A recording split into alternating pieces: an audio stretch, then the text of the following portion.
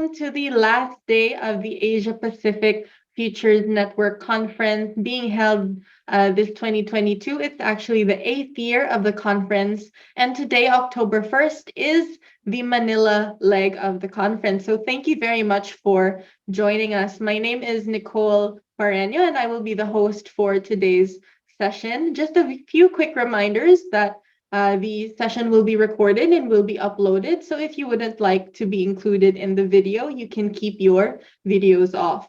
For any questions or comments, please feel free to type them into the chat box or raise your hand when the floor is open for any questions or comments. To begin today's session, I have the pleasure of introducing the Executive Director of the Center for Engaged Foresight, who is also the chair of the Association of Professional Futurists, the UNESCO Candidate Chair for Anticipatory Governance and Regenerative Cities, and co-founder and organizing team member of the Asia Pacific Futures Network. Please, everyone, join me in welcoming Sherman Cruz for our welcoming remarks. Over to you, Sherman. Thank you very much, Nicole, for that kind introduction. Again, welcome to Manila, for the 8th Asia Pacific Futures Network Conference. And we've seen in the several days it has been happening, and it's happened for almost like 4 cities all over Asia Pacific, from Taiwan to Seoul, Bangkok, and Kuala Lumpur. And today we will be having a full-length program, until this afternoon to unpack and explore the future and figure out ways by which and how we can remedy, to create opportunities for us, a healthier futures for the Asia Pacific region. And of course, for the last day, I would just like to perhaps share as well some of the insights that I had, in the conversation that we had in the opening of the Asia Pacific Futures Network. And some question came to my mind when we were discussing about, remedies and what healthier futures would look like for the region. And of course, for the country, that would be, imagining alternative and transformative world in a post-COVID scenario. And my questions were, can remedies be anticipatory? What exactly is a remedy? Is remedy merely a reaction or action after the fact? When you have perhaps, acquired the disease and you are in a crisis situation, you get to call your doctor, and the doctor, prepare some remedies for you in order for you to recover. But of course, there are these own future, that we normally use to anticipate and imagine what a worst case scenario could look like. And we've been doing this when we use futures and foresight tools. And of course, we learn that when we start having conversations about the disowned future, is that this is the future that we do not want to connect with. Or we wish that, a future that we do not want to happen, but apparently they always occur in one way or another, perhaps because, we're not really into foresight, and we just do foresight for the sake of it, and there is no planning and action that occurs after the scenario. But then Swahil has always mentioned that, of course, a foresight is a knowledge, a capability, and a tool that we can use as an asset and resource to change today. And there are tensions between the system and the agency, and through foresight, it gives us the ability to actually find ways and figure out, how we can actually reduce this tension and build on it. So for the Manila leg, I think we need to figure that out together on how we could really make use of a foresight and futures literacy and futures thinking as an asset, to drive collaboration collectively and collectively, not just in Manila, of course, but at the regional, state, organizational, corporate, policy, and more importantly, at the planetary level. And of course, we've seen this, that foresight practice and communities isn't just emerging now. It's basically has, I would say, influenced, key stakeholders and decision makers in policy, in the corporate, and that awareness, perhaps not necessarily the capability to use it at this point, but awareness has been at an uptake, that we wished it to be when the Asia Pacific Futures Network was created. So just to close, perhaps this remark is, the learning that I got from the conversation that we had at the opening of the Asia Pacific Futures Network is that what exactly is remedy, right? And more often than not, we associate it with disease, with worst case scenario with disowned and trauma. But apparently, when I tried to check on what the word remedy actually means, is that the word re in the word remedy means seeing anew and seeing again. To see anew and to see again. So in the context of a healthier futures for Asia, does that mean restoring health? Does it mean restoring hope? Does it mean restoring each other and everyone's confidence that you and I can contribute to restoring our faith that we could obtain environmental justice in a climate change world, and do the damage through a series of regenerative actions, and of course, more importantly, is to sustain the effort for the long term, to influence, of course, the short-term actions that we need today. Does remedy mean transitioning to an opposite state that we expect the future to be? Like, for example, are we moving really into a disowned future scenario? Can we turn it back? I think, yes, of course, futurists and foresight practitioners are optimistic, incorrigible optimists, in fact, I would say, and can we gain the upper hand? I think so, yes, if we do this together. So remedying isn't about regret, I would say, but rather it is all about restoration, regeneration, and allowing ourselves to have a conversation and accept that there's a way to get better, to transform and evolve. And that is what we will be having a conversation about or talked about for the entire day. Again, thank you very much for joining us, and welcome to the Asia Pacific Futures Network 8th Summit. Nicole? Thank you very much, Sherman, for those opening remarks. So we're very happy to be here with everyone. We're seeing more people joining the room, and I'm very glad to be here with fellow incorrigible optimists. For our first session, I have the honor of introducing our moderator for the fireside chat called Anticipatory Governance, What Exactly Is It? So please allow me to introduce Attorney Ferdinand Nicolas, who is the president of Northwestern University, the UNESCO Chair Candidate Institution for Anticipatory Governance and Regenerative Cities. Attorney Nicolas, the floor is now yours.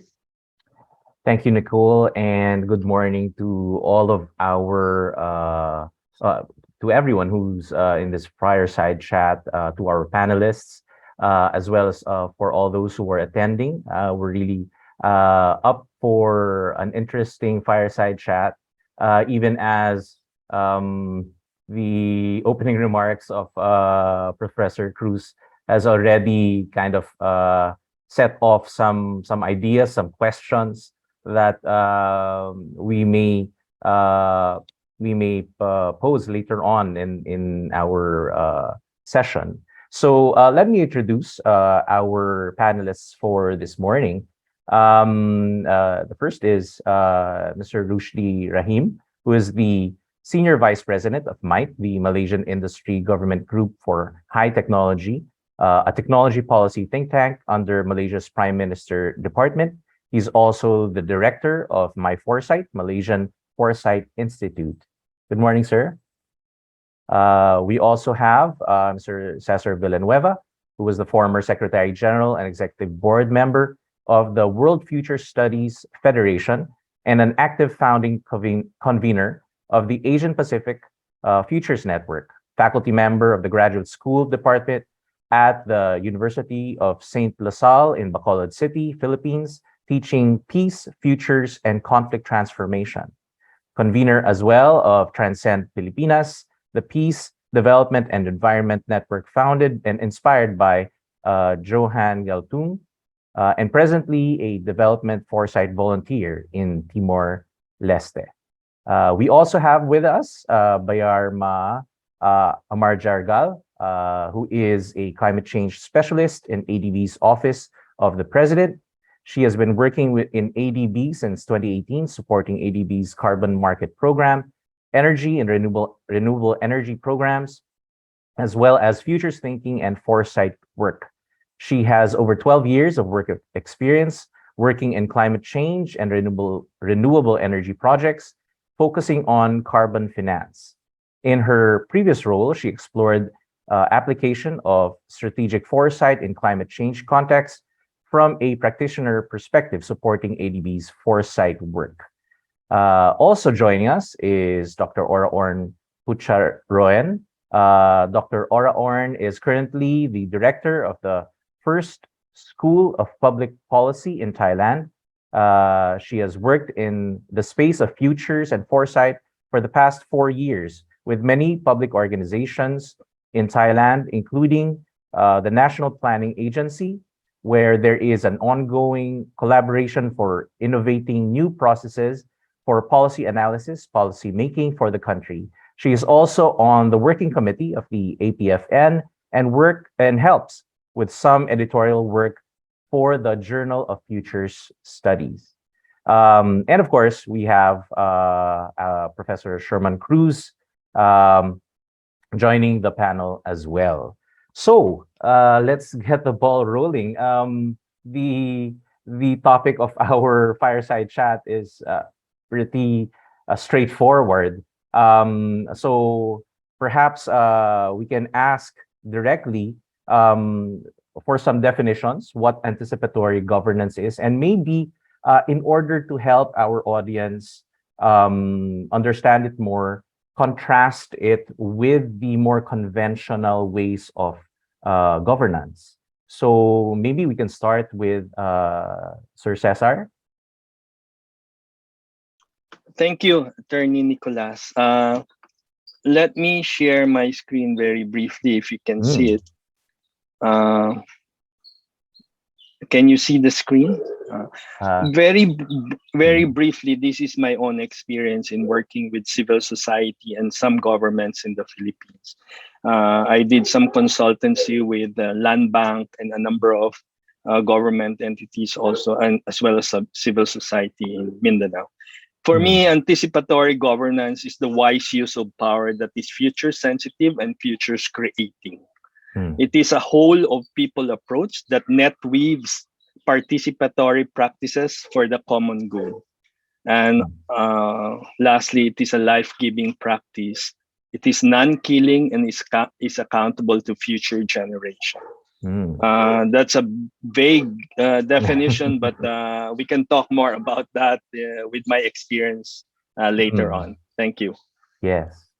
So how about for the others? Mr. Rahim, how would you define anticipatory governance? Well, I'm bringing my own experience with regards to this. Well, I think it boils down to intent of the government to govern better at all levels, whether it's national, state, organizational, or at personal level. So the idea of anticipatory governance is actually the ability to anticipate challenges and change to be better prepared, plan. So the idea is actually to be proactive rather than reactive in the like facing, a VUCA world, or if you've gone to Oxford, they'll tell you that it's a tuna world. So so as a policy think tank, the idea is actually using all the available policy levers to be better prepared. So I think that is the intent why we create this anticipatory governance. Yes, thank you, Dr. 𝗪𝗿𝗁. Maybe some more insights on anticipatory governance. Sure. Yes. Good morning, everyone. For me, in anticipatory governance, I'd like to piggyback on what Sherman said in his opening remarks, that it's not only about anticipating I can't say the word. Anticipatory. Anticipatory thoughts about the future, but rather having the capacity to deeply observe the past and be willing to be open about all the traumas, all the wrongdoings that we have done, government or not government, and this ability to come together to not only observe, but willing to re-narrate the past so that we can shape the new future together. I think that's very hard, especially for places where there is colonization, whether it's nation within the nation or capitalism that has led us to destructive paths towards the environment, for instance. The growth of the population and now depopulation problems. Many things we have to accept, again, the wrongdoings in the past to be able to anticipate a better future. That's what I wanted to add. Wow, that really resonates.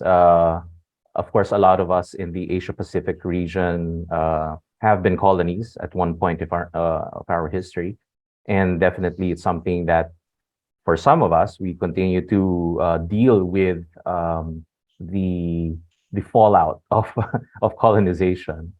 𝗵𝗁, can we hear some insights from you on anticipatory governance? Sure. So there might be different kinds of definitions on anticipatory governance, but I think we are talking in the context of futures thinking and foresight approaches. So if we're talking about like what is foresight and what is these kind of approaches that is helping us to do better governance, is firstly it's about how can we be better prepared for future shocks, disasters, crises that we're facing, which are rapidly changing, and how can we be more resilient to these rapidly changing conditions? Are we ready? Do we have one plan, or do you have a plan B and C? And then how do you test these assumptions that you have designed that will work? And how do you know that the decisions you're making is right? And how do you know if the approaches you applied and worked yesterday will work to fix the issues from tomorrow? So that's where the foresight comes in, and that's where we're talking about this anticipatory governance. And we can talk more about the value and then how it works and so on in our next conversation.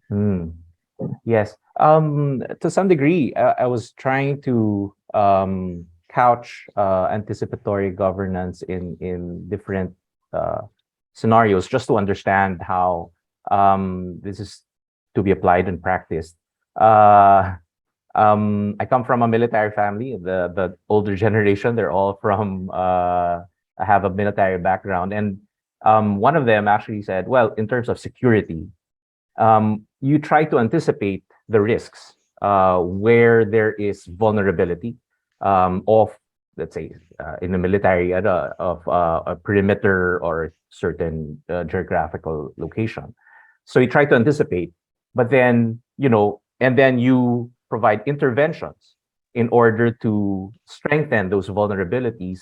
But then, of course, you don't know now whether it was vulnerable in the first place, because there has to be some sort of measure in order to say that a particular direction or initiative to remedy a vulnerability actually works. So yes, I think that coincides with the measures, testing the different practices in order to see whether these are effective or not. Professor Cruz, insights on anticipatory governance?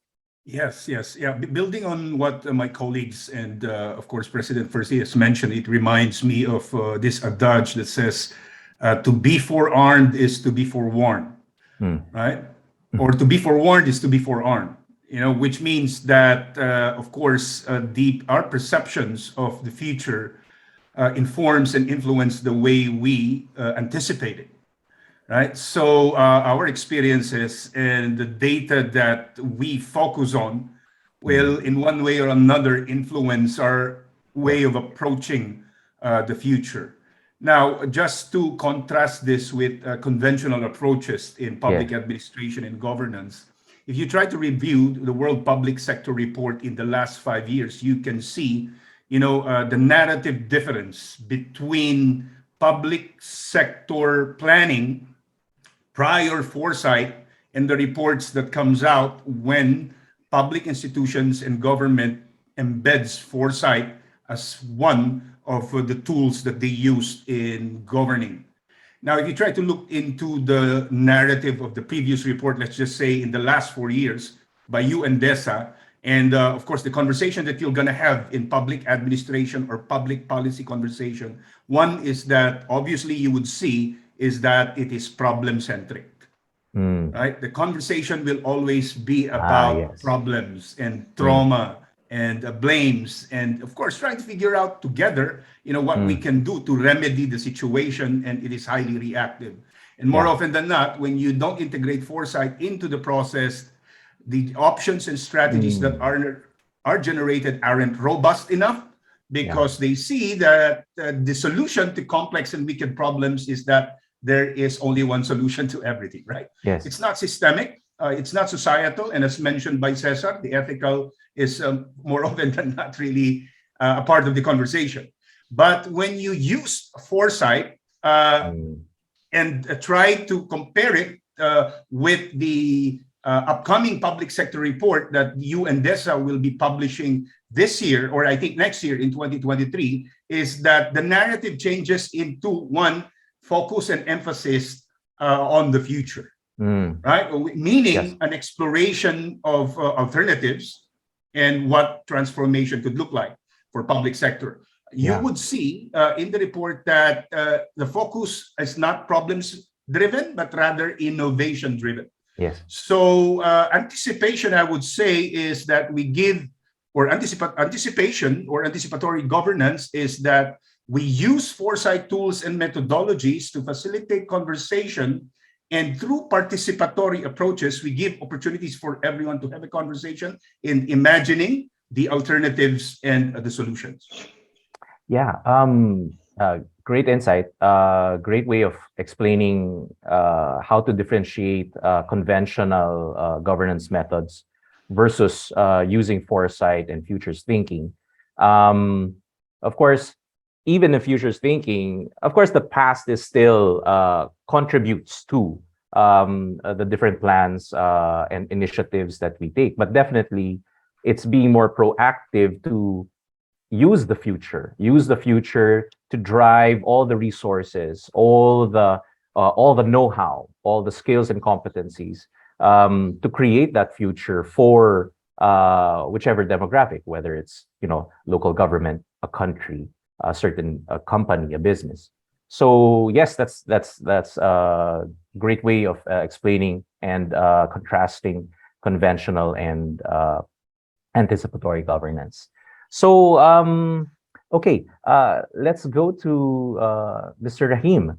So, if there was a learning or insight that you have gained over the years of knowledge and practice, what exactly is anticipatory governance in the government context, and what has been the Malaysian experience regarding this? Well, again, I'm relaying the Malaysian context. Yes.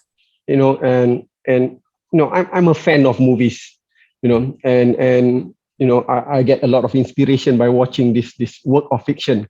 There's this Grandmaster Yoda. If you're a fan of Star Wars, he'll be saying, difficult to see, always in motion is the future. So the idea is, putting foresight in the government mechanism does not solve everything. I mean, I think there must be. I think whenever new people comes into the realm, and I always said it's not a panacea to everything. And I would also like to say, careful with the word future, because everybody seems to be organizing a lot of things and just tag the word future to that and said, we're doing foresight.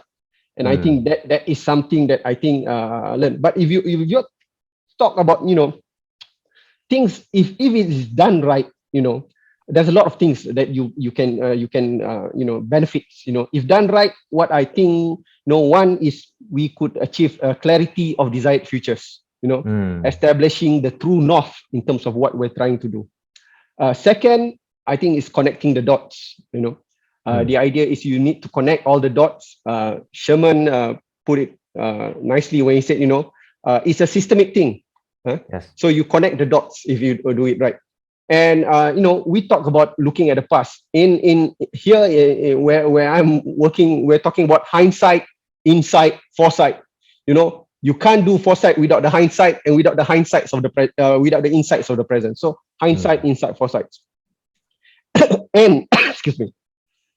The idea is actually we could provide prescription and framework for actions. That's the idea. Because if not, people will just start moving along and do not understand what is it in it for the big picture. Yes. So provide prescription and framework for action.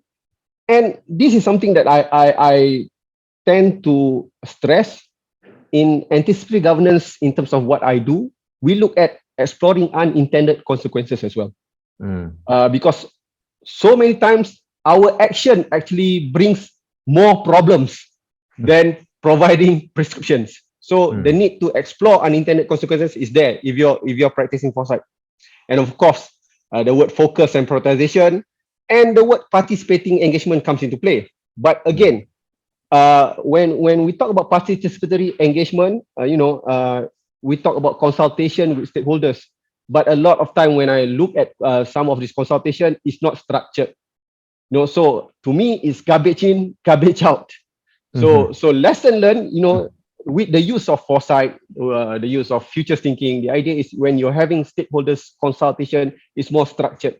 Yes. You're instigating these people to think about the future in not the normal way. So those are some of the things that I said lesson learned for us as far as I'm doing this for the last 15 to 20 years. Wow, that's a long time. I wonder if there's some specific initiative that a certain aspect of your work that you can share, in which it provided for a certain direction, the framework for stakeholders to decide in a certain manner, and how it has turned out over those years. Yeah, I mean, when we're doing this, it's always been at two levels. One is establishing of formal structures and systems via organization or platforms. And the second is via the personal touch, human capital, where we ingrain this into people, leaders, whereby they are able to anticipate change and plan better. The funny thing about foresight and anticipatory governance is actually you live in hindsight, then you realize that some of these were successful. Yes. I give you an example for in one of it is in Might. One was we were looking for moonshots for our country way back in the 90s, and then we were saying that Formula One was it.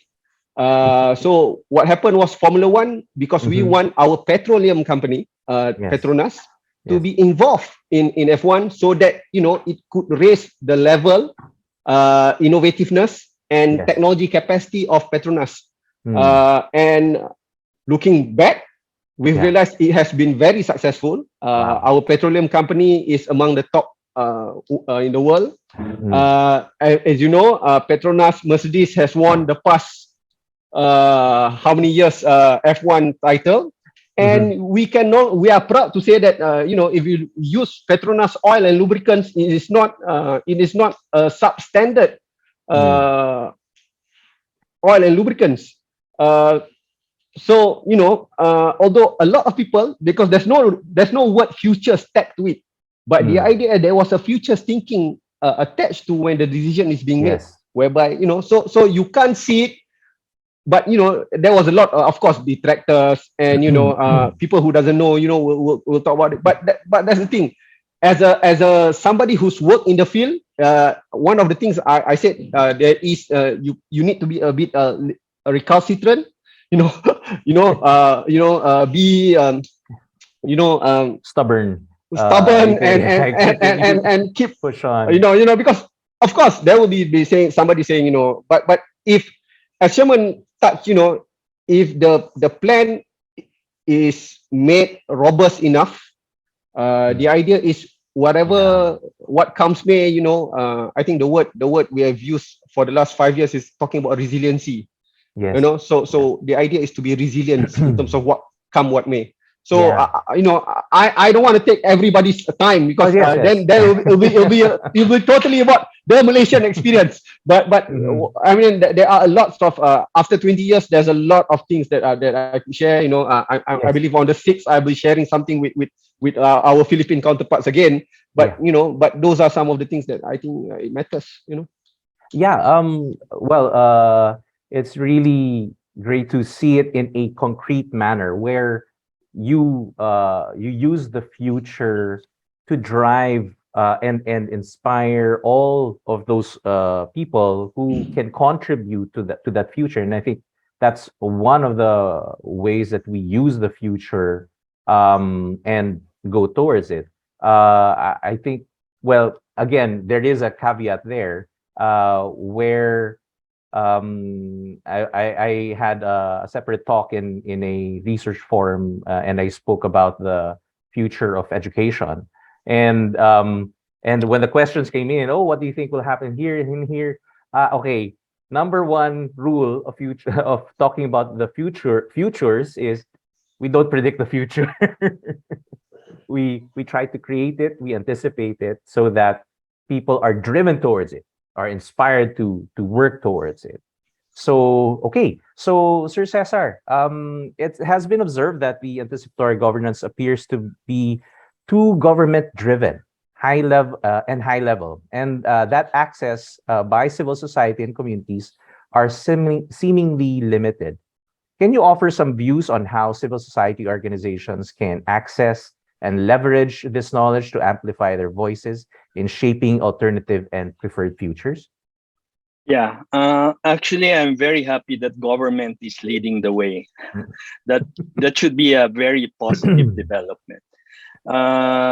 Personally, I tried to introduce futures thinking among civil society in the Philippines. In fact, I was talking to Sherman that Sohail was facilitating a workshop last year with 𝗪𝗿𝗁𝗵 coordinating it before she died. And she, as we know, she's the former secretary of the Department of Welfare and Development. And yes, I think civil society, especially in the Philippines, still caught up in the immediate and medium-term concerns. Poverty, justice, climate concerns, and so on. It is also basically caught up in the linear strategic planning paradigm. I think, and I think there's a big challenge there. But I would like to share and say that communities are more forward-looking. I work with the fisher folk community here in my island, and in fact, they were awarded the WFSF a few years ago because they were protecting their coastal areas, especially their mangrove areas, because they see the future generation has to benefit from this. So from local communities, foresight is there. What the problem is this, and which is one of the item I identified as a obstacle in mainstreaming future thinking. There are structural and political underpinnings that does not allow futures thinking to flourish. I think what we need to do is to free this space so that communities that are already there are allowed to practice, because then what can you do if coastal areas are nightly being eroded by big fishing boats that just reap the coral reefs and does not respect coastal waters. We had a study forum on reconciliation in Mindanao with the indigenous people. The indigenous people says, if we have a conflict, we sit down until we resolve it, because we know that if we don't resolve it, the implication to future generation is the carrying of this conflict, and we don't want future generation to inherit what we have not resolved today. So their foresight is very strong. Now my problem is this is not allowed to flourish in this country. I think we have to have the humility to respect and to allow this net weaving of foresight practices to come in and lend and allow government to learn in the process as well. So I go back to my usual rice cake metaphor. It is important to have enough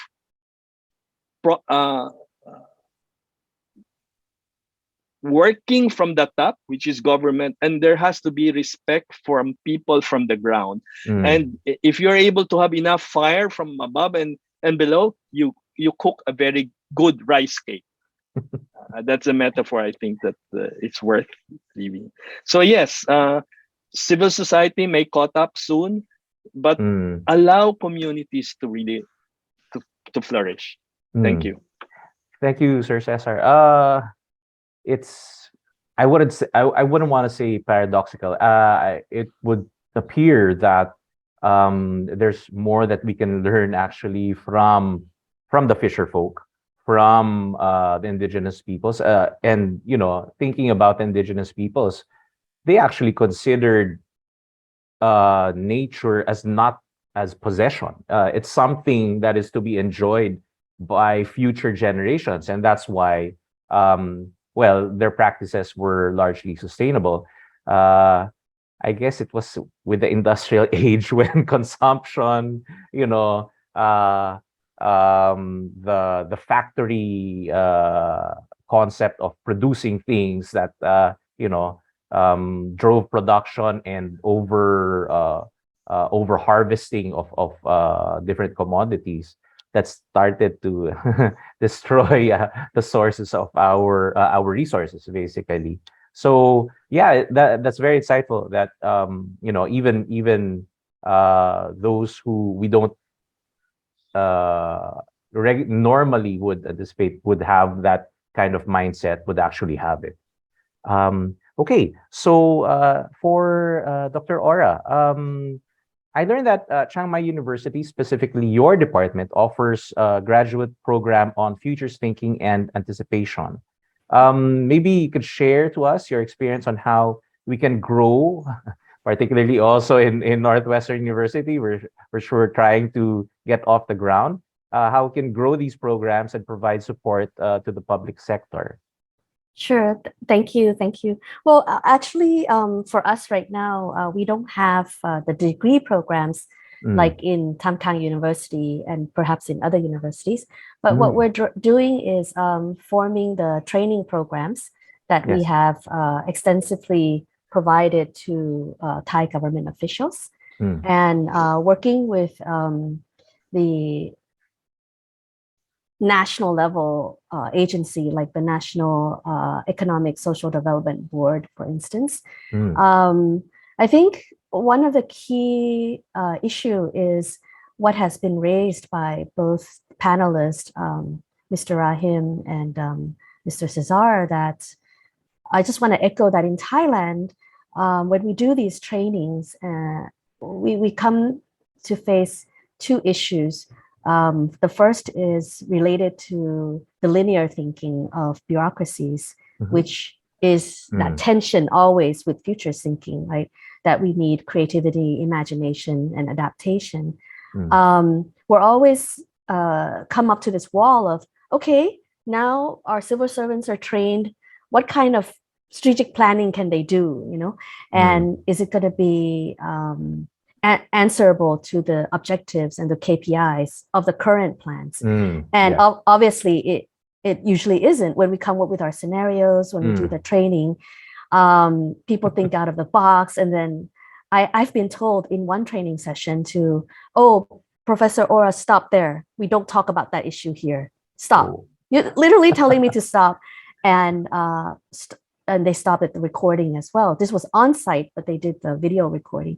Mhm. So this is an example of what Cesar was saying, how certain structural violences are so embedded in our cultures that it actually prevents us to be comfortable to talk about the uncomfortable topics in our societies. And I think that's, the training programs we can do all we want, but without really pushing the boundaries, of the structural issues, then it's difficult to move forward.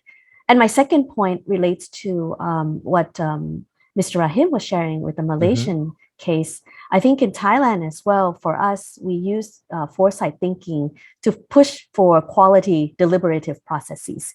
And one wall that we came up with the policymakers is this question: Ora, how can we bring in layman people? How will they know how to solve our problems? How can they make policies?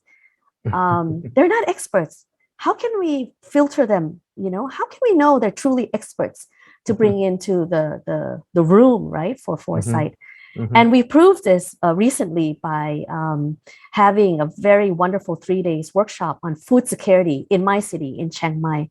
And we invited one of the invitees among the government officials and so-called experts and civil society.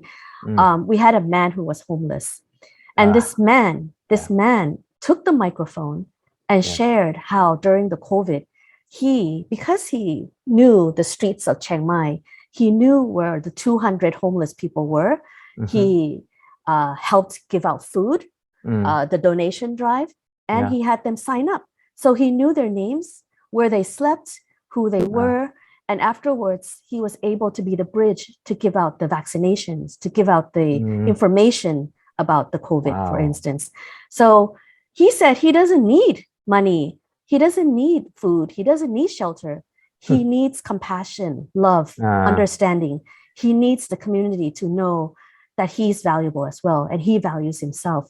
So that point that he made at the workshop shifted the mindsets of all the policymakers in the room, and who then became our voice, to the higher ups, that, hey, when we do these events and workshops, we have to be very open, and we have to be very vulnerable to accept everyone who might have very different views and different backgrounds than us. But that's the beauty of futures thinking. So I just wanted to add that we have to keep on doing it and proving it, in our work. Thank you. Yeah, that's a beautiful example. We don't. Sometimes it's even the experts who have those mental reservations and barriers to imagining what our future can be. Being too much informed creates the barriers to the obstacles that may pose as a challenge for really expanding what the future can be, and what future we can create for ourselves. So yeah, that's such a beautiful example, Dr. Ora. Bama, we have seen in many conversations and publications of the Asian Development Bank that foresight matters in achieving prosperous, inclusive, resilient, and sustainable Asia-Pacific region. Why does foresight matter in governance? How can governments and its stakeholders build the capacity to apply foresight? Right. So I think I will build on the previous points from the panelists. So we talked about the anticipatory governance and then the value of foresight. And so strategic foresight is really considered as the essential competency of this century to be able us to better plan and do better decision making and implementation. And so if we talk about before we talk about why it matters, like the current our context that I mentioned before is that the level of uncertainty that we're facing on a daily basis, especially from this pandemic, is enormous, right? And it's unlikely to reduce. So we have to cope with these uncertainties and plan our work and strategies. And secondly, the issue is getting more complex. And then the speed of all these evolving changes is too rapid. But the speed of our work, how we work to address those issues, is not as fast to keep up with these changes. So that's why, I mean, we constantly have to kind of rethink the approach we're using to address these complex issues. And so if we kind of try to unpack why it matters. So firstly, I mean, if we compare it to the traditional approach, firstly, we really try to bring everyone, all different kind of stakeholders in one room and encourage them to consider multiple scenarios, right? Compared to what you've got so far or what you've planned. And then what's the alternative scenario? What's the better version or what's the preferred version? And if you kind of level up the efforts, what could be the transformative scenario? And then you can kind of plan from minimal change to radical change, consider all the risks, opportunities, like factors affecting shaping that scenario. And then at the end, kind of try to make all the people agree. So, okay, what's the final preferred, the ideal scenario that we all want? And in that way, we kind of try to bring them in the longer term vision where we want to land, right? End goal. Then once we identify and agree that, and then this comes connected to the emotions, the images, imagination, people approach, consultation, participation that we discussed, right? So it's about when we do these tools, we kind of bring in the images, make people understand and feel how it is to live in that scenario of that future. And so we try to make it experiential. And that's where the power comes in. It's not like, the hard black and white textbooks that we're reading or talking. So in that sense, it becomes very, powerful. Yes. Then when we kind of agree, then we think about the backwards. So what do we need to do to reach that end goal, to reach that vision that we all want? And then here, the key question is, what are we trying to achieve? I mean, whose interest is it? Are we talking? It's the people, right? It's the citizens, the governments, the clients of the governments are the people. So it has to benefit the majority. It's not the interest of the minority people or of who have the power or who have the influence. And that's the critical that we all have to, and that's why we need to change the narrative. So for example, if the world was ruled by men in the past, then now we should change the story that the future is female or the future is inclusive, it's equal. And that we sit at the table and turn this table so that it benefits the people and us.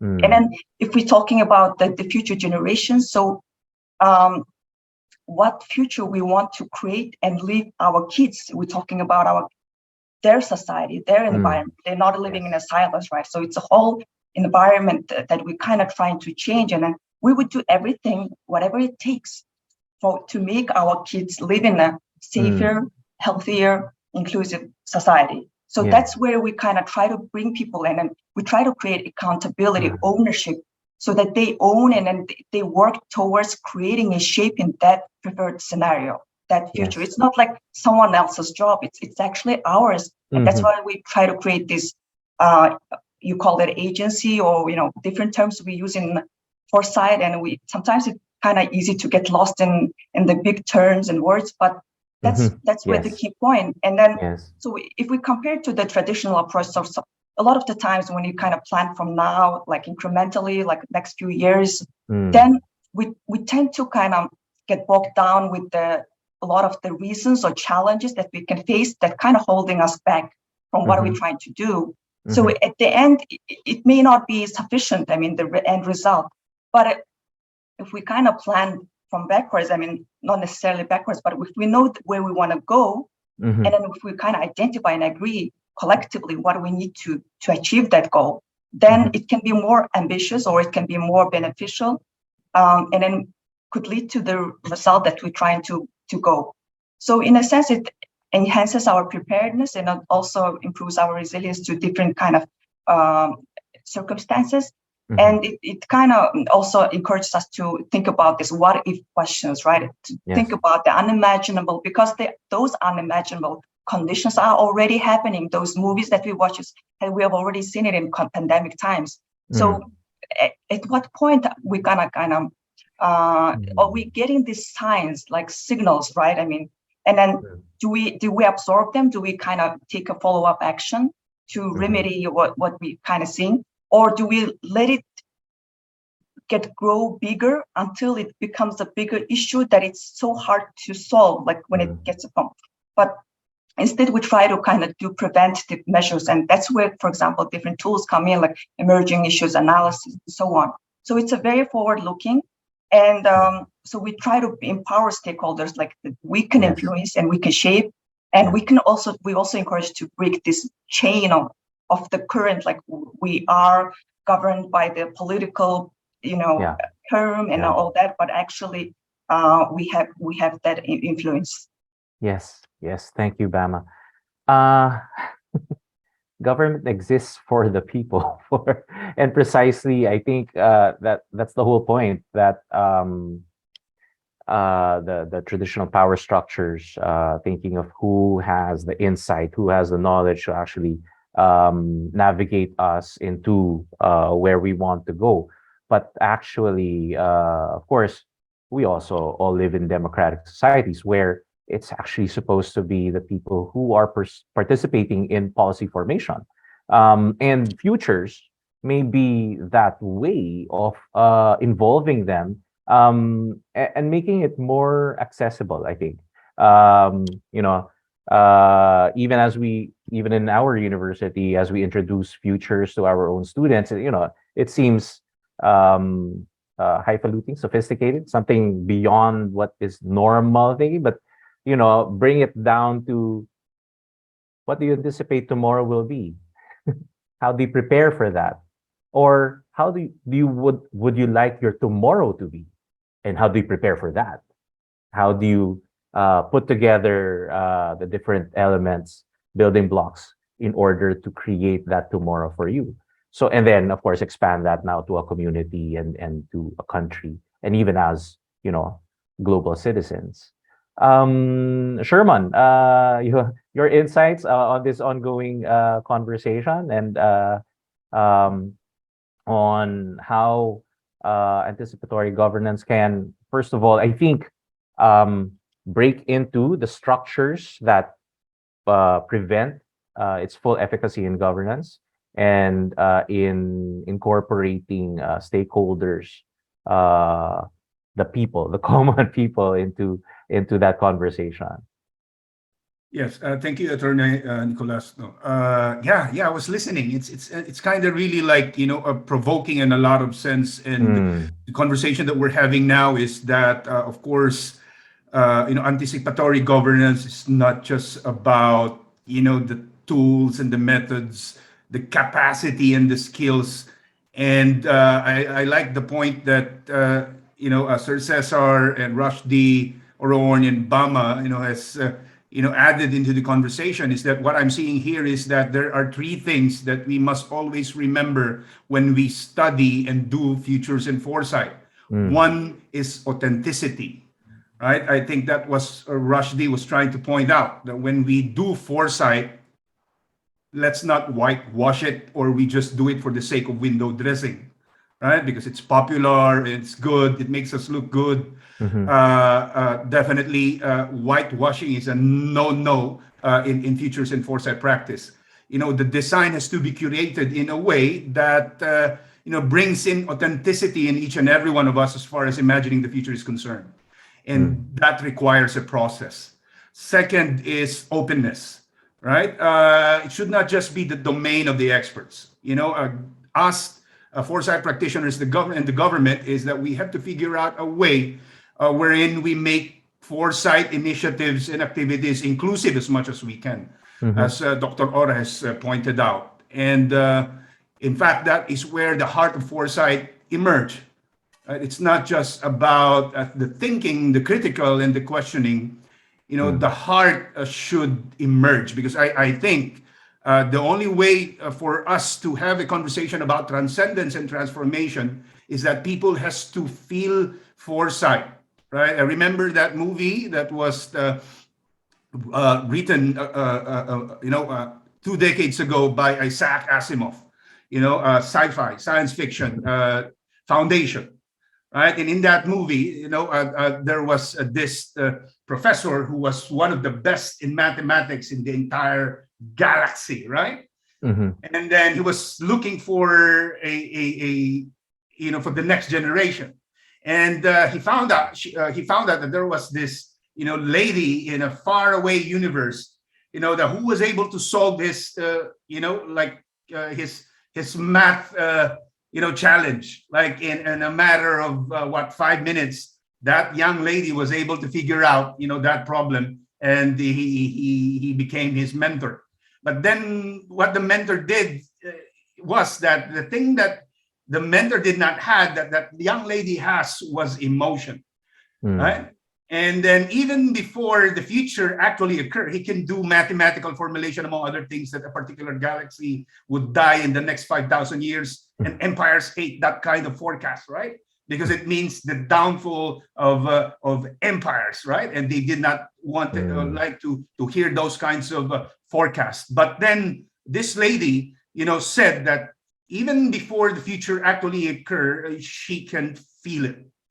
Of course, together with mathematical formulation, among other, which is science. And she always says that, I think I can feel the future.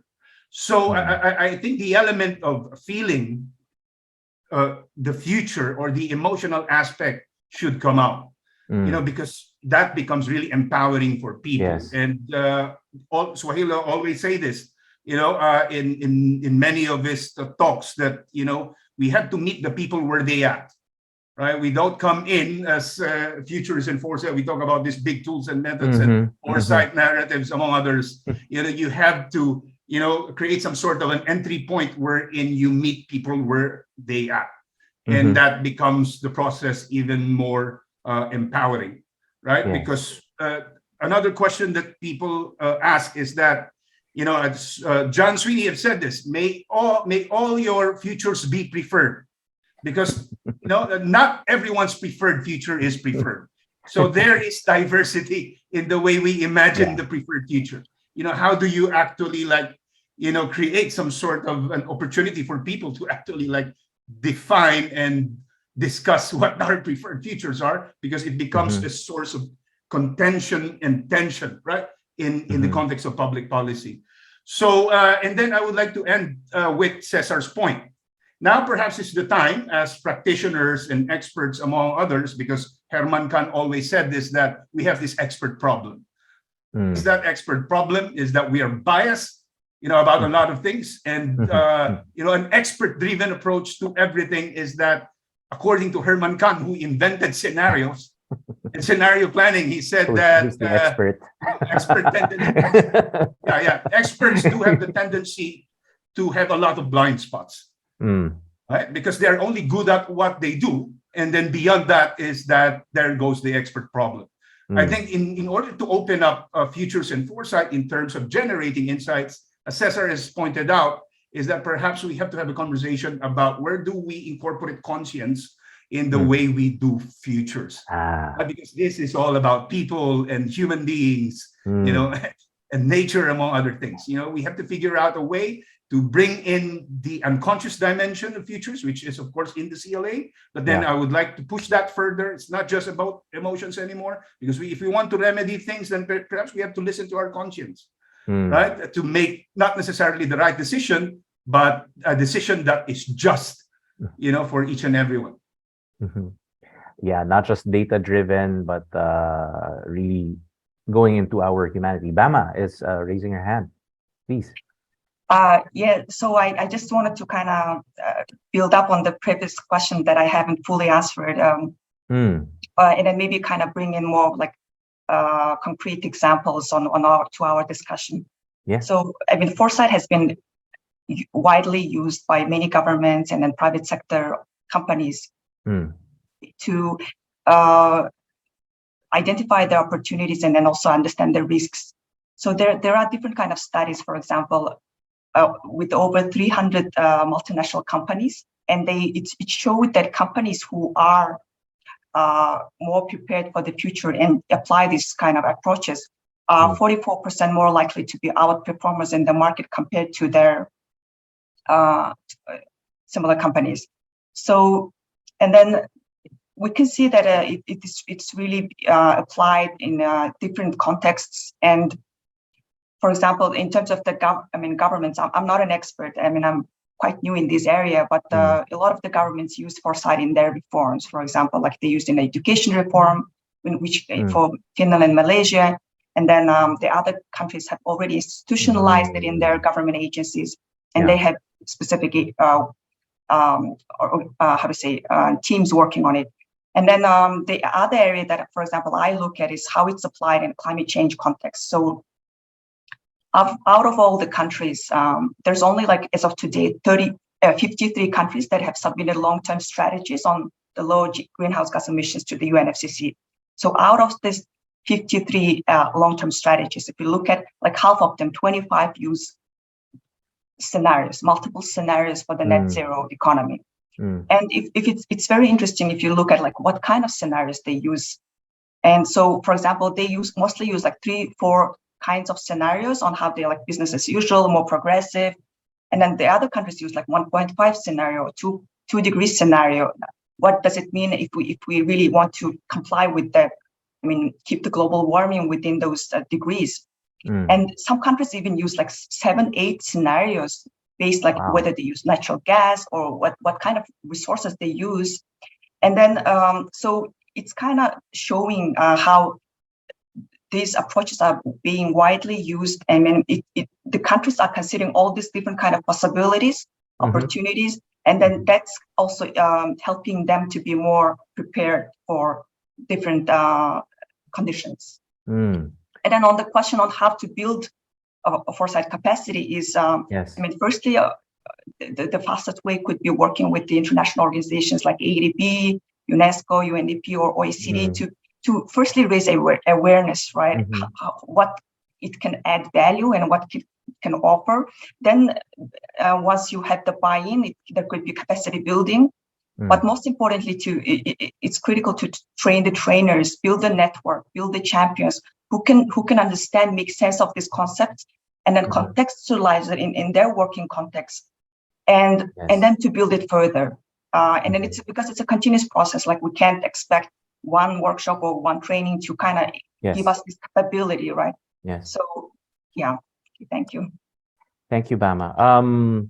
We're on our last 5 minutes. One of the questions that's playing in my head is that, of course, we have different experiences of how futures has been adapted by our own governments, our own, whether it's private sector or government units.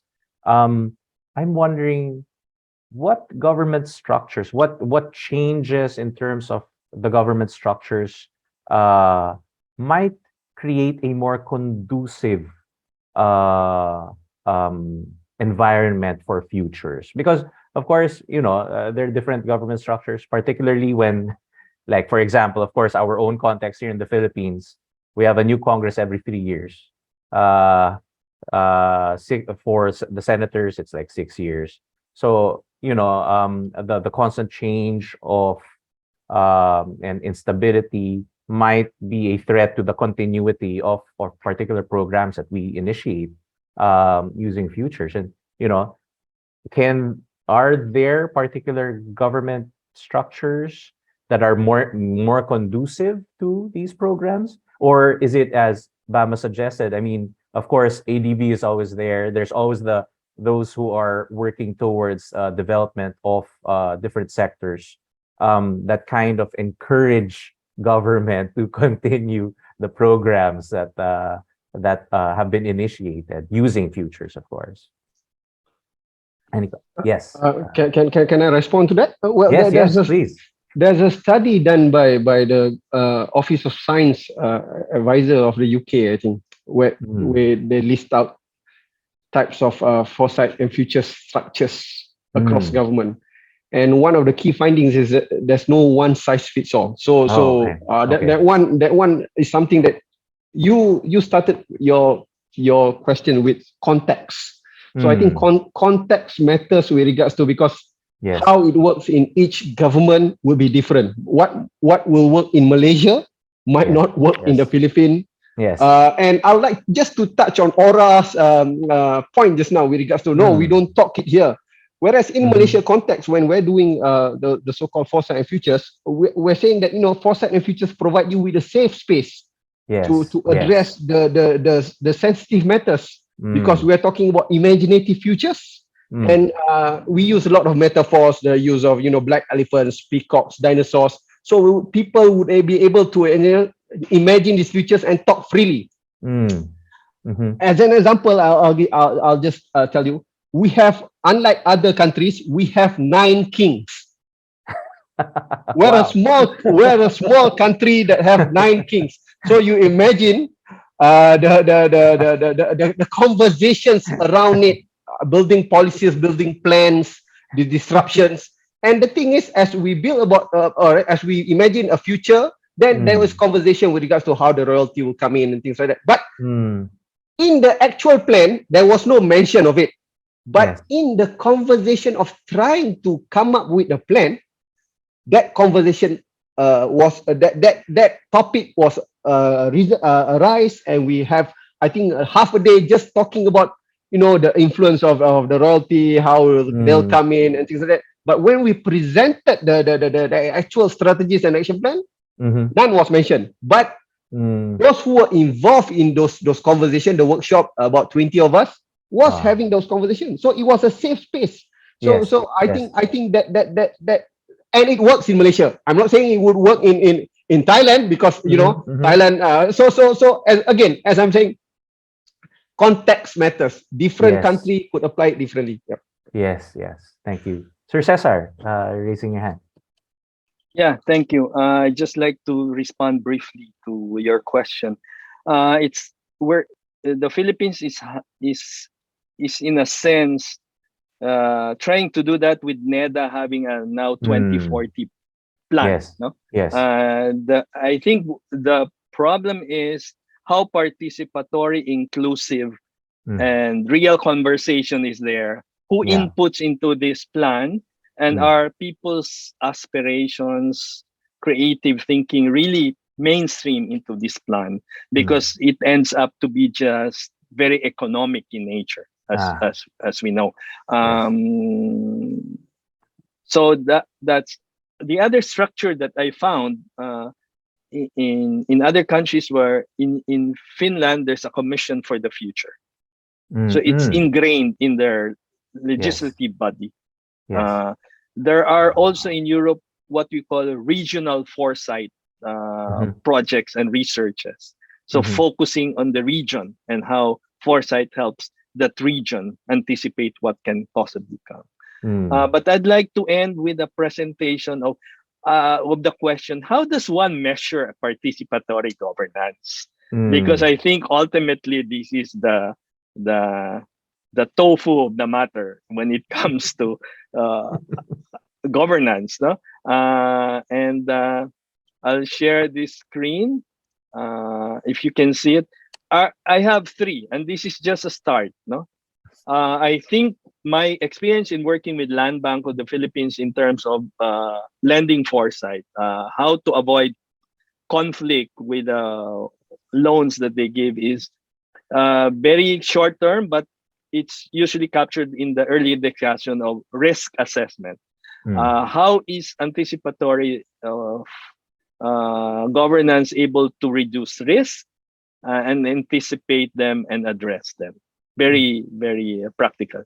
But there are 2 others. By the long term, collective and owned articulation of visions, but linked to present day decisions. How are your long-term visions able to link to present-day decisions? Because there might be a lot of gap and, you know, disconnect. So that for me is important. And last is by the creative, innovative spaces it creates, allowing the net weaving of foresight practices to flourish. For me, those are 3 important measures of a good anticipatory governance. Thank you. Thank you, Sir Cesar. So our time is actually up. Really, it's been an insightful and even inspiring fireside chat with all the experiences gathered at this virtual table.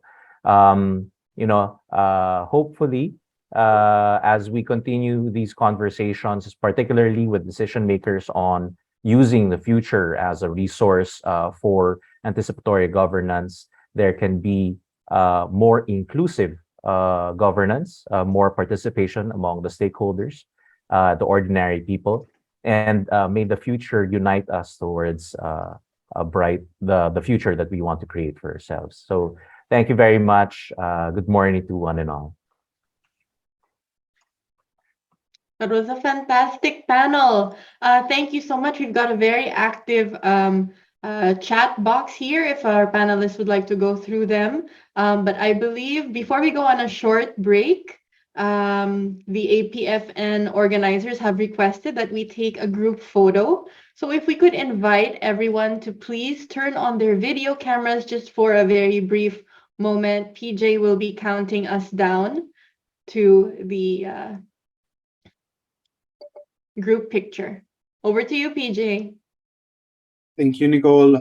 So let's just give maybe a few seconds before for our friends to turn on their cameras. All right. And I'll be taking the picture. So big smiles from everyone here.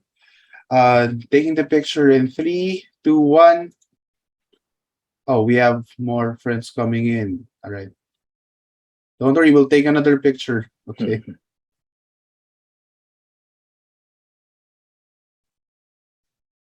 All right, I think that's it. So taking the picture in 3, 2, 1. Big smiles, everyone.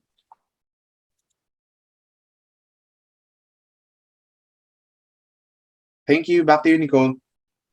Thank you, PJ, and thank you everyone for joining our group photo.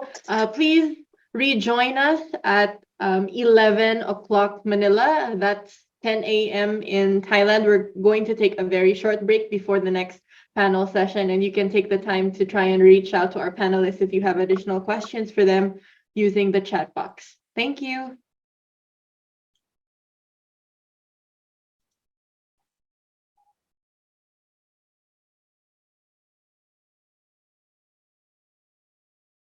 Thank you, everyone. That was such an enjoyable panel discussion.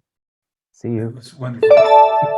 Thanks, Bama. Thanks, Aura. Thanks, Thanks, you, Rushdie. Dr. Aura. Thank you, Cesar, Sherman. Thank you. Thank you, Bama, Ferdinand. and Attorney Rushdie. Nicolas. So our next for session facility. is on Pagtanaw 2050, together with the National Academy for Science and Technology. Okay, this is an interesting case of how foresight is used in science, technology, and innovation in the Philippines. Welcome back, everyone, to the Manila leg of the Asia Pacific Futures Network Conference organized by the Center for Engaged Foresight. My name is 𝗪𝗶𝘁𝗵, and I am your host for today. We just finished the anticipatory governance fireside chat, and we're about to move on to our next session, which we're very excited to share with you. And it is my honor to introduce our session moderator for the panel discussion, Pagtanaw 2050, a science-anchored development foresight. So please allow me to introduce Dr. Maria Aura Castillo-Matias, who is an academician of the Engineering Sciences and Technology Division of the National Academy of Science and Technology of the Philippines. She is a director of the University of the Philippines Diliman Quality Assurance Office, a professor of the Department of Industrial Engineering and Operations Research in the same university, specializing in human factors and ergonomics, quality assurance, and productivity. Over to you, Dr. Matias. The floor is now yours. Hello, good morning to everyone. It is my pleasure and honor to serve as your session moderator for this morning. And our session is entitled Pagtanaw 2015, a science-based development foresight. This session will give prominence to science as an anchor for the sustainable and resilient development of an archipelagic nation as the Philippines. Key operational areas such as talent retention and development, water and energy, food systems, shelter, communication and other infrastructure, climate change, and other environmental hazards and governance, and how they interact and interrelate in development foresight and strategic planning will be discussed by our experts using aspirations of the people, opportunities, risks, and other drivers and challenges locally and globally. This session is going to be presented by our main speaker, Academician Rodora Asansa, whom I will introduce formally later before she speaks. And together with her, we are joined by very able panel discussants in the persons of Academician William Padulina, who will give his insights on science, talent, and retention. And on water and energy, we have Academician 𝗪𝗿𝗁𝗵𝗀𝗪, and on shelter, communication, and other infrastructure, Academician 𝗪𝗿𝗁𝗵𝗪𝗀. And then, of course, no less than Professor Sherwin Cruz, who will also provide us with his own thoughts about the pagtanaw. Now, we will start our session with our main speaker, Dr. Rodora Asansa, who is currently our president of the National Academy of Science and Technology Philippines. She is a professor emeritus of the University of the Philippines in Diliman, and is also a member of the APF Network Board of Visionaries. Good morning, Dr. Asansa. You may now proceed with your presentation. Good morning.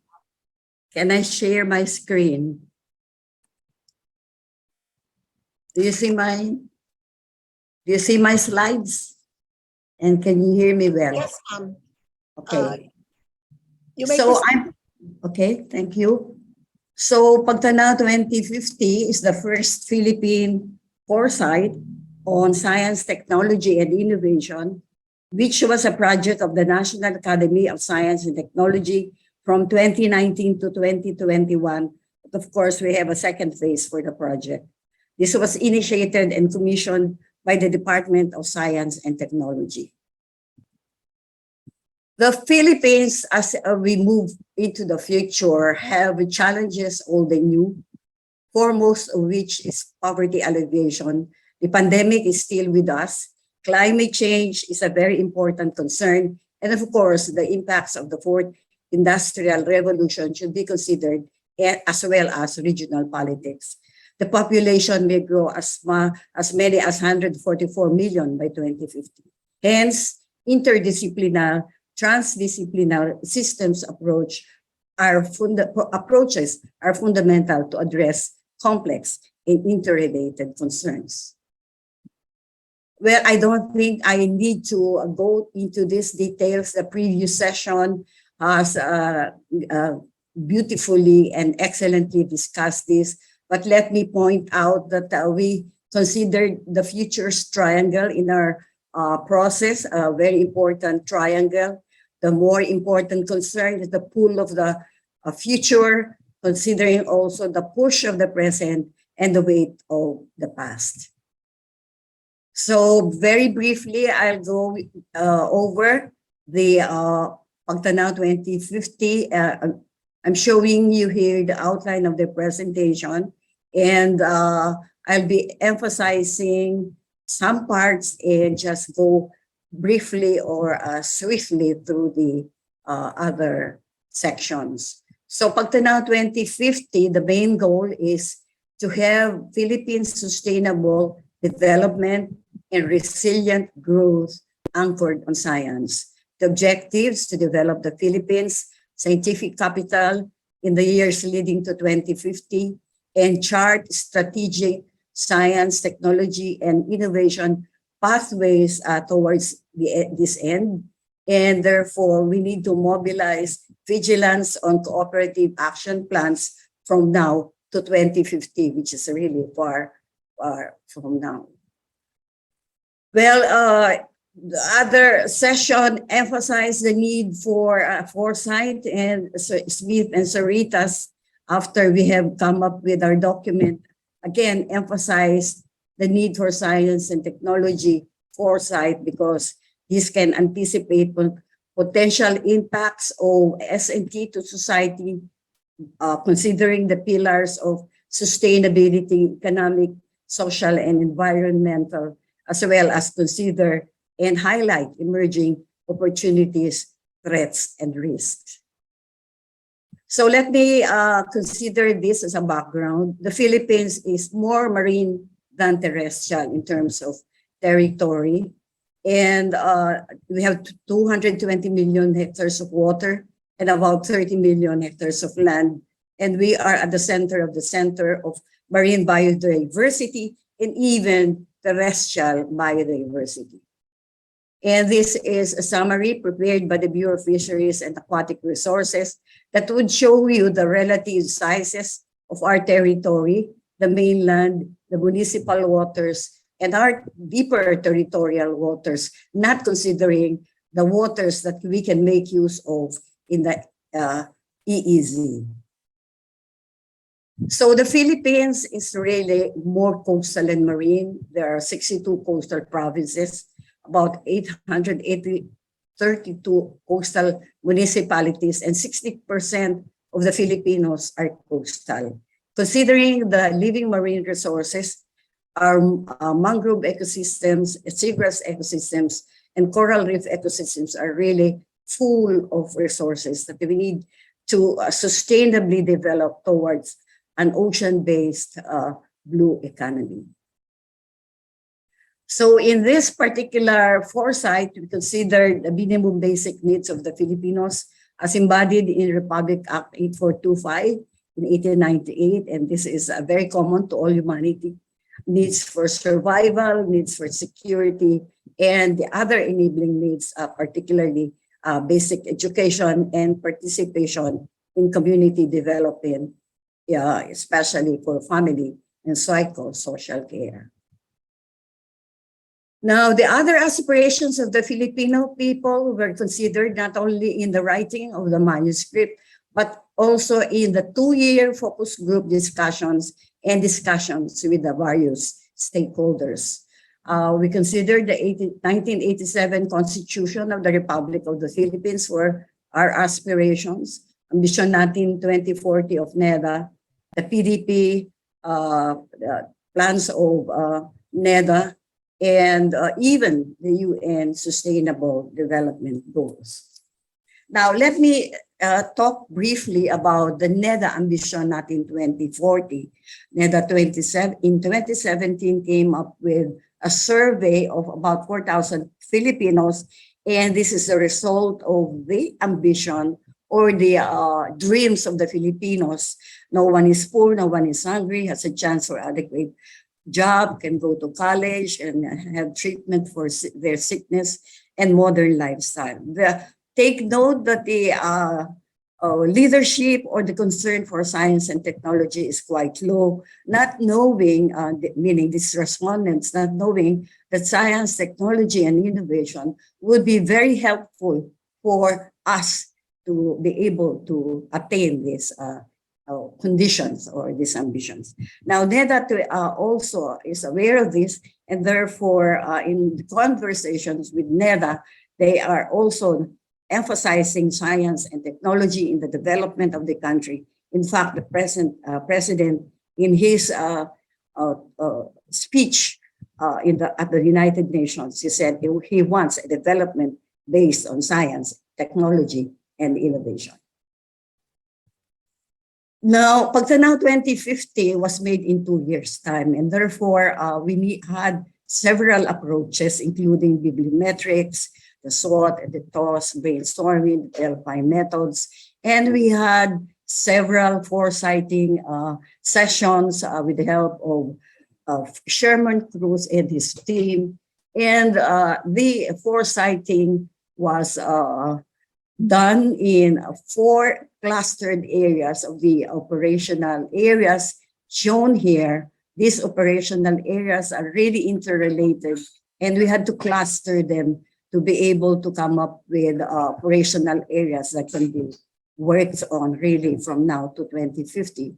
And so the importance of science, technology, and innovation was emphasized, and the input and output from STEM are emphasized in this particular technique.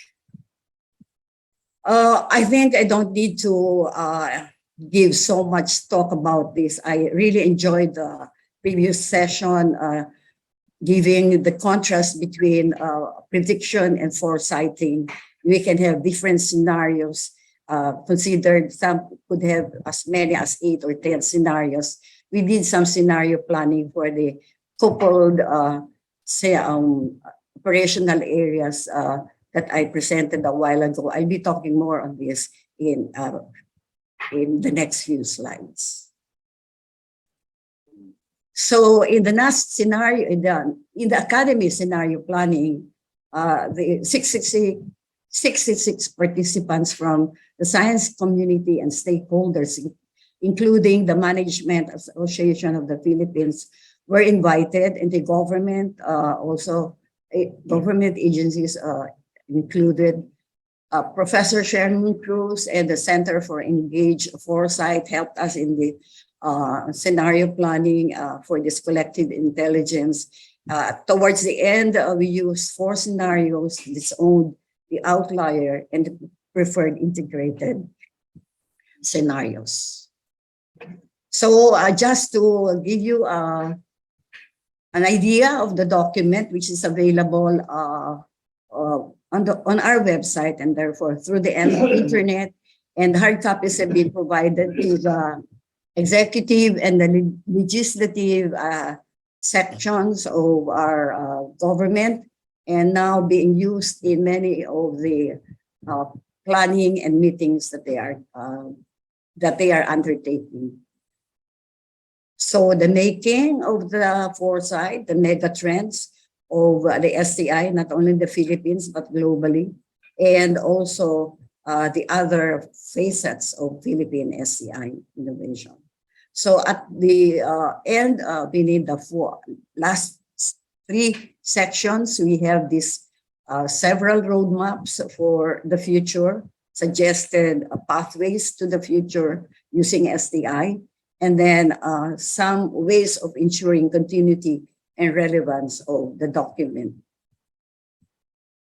Now, these are the 12 key operational areas that we decided on: blue economy, governance, business and trade, digital technology and ICT, science education and talent retention, food security and nutrition, health systems, energy, water, environment and climate change, shelter, transportation, and other infrastructure and space exploration.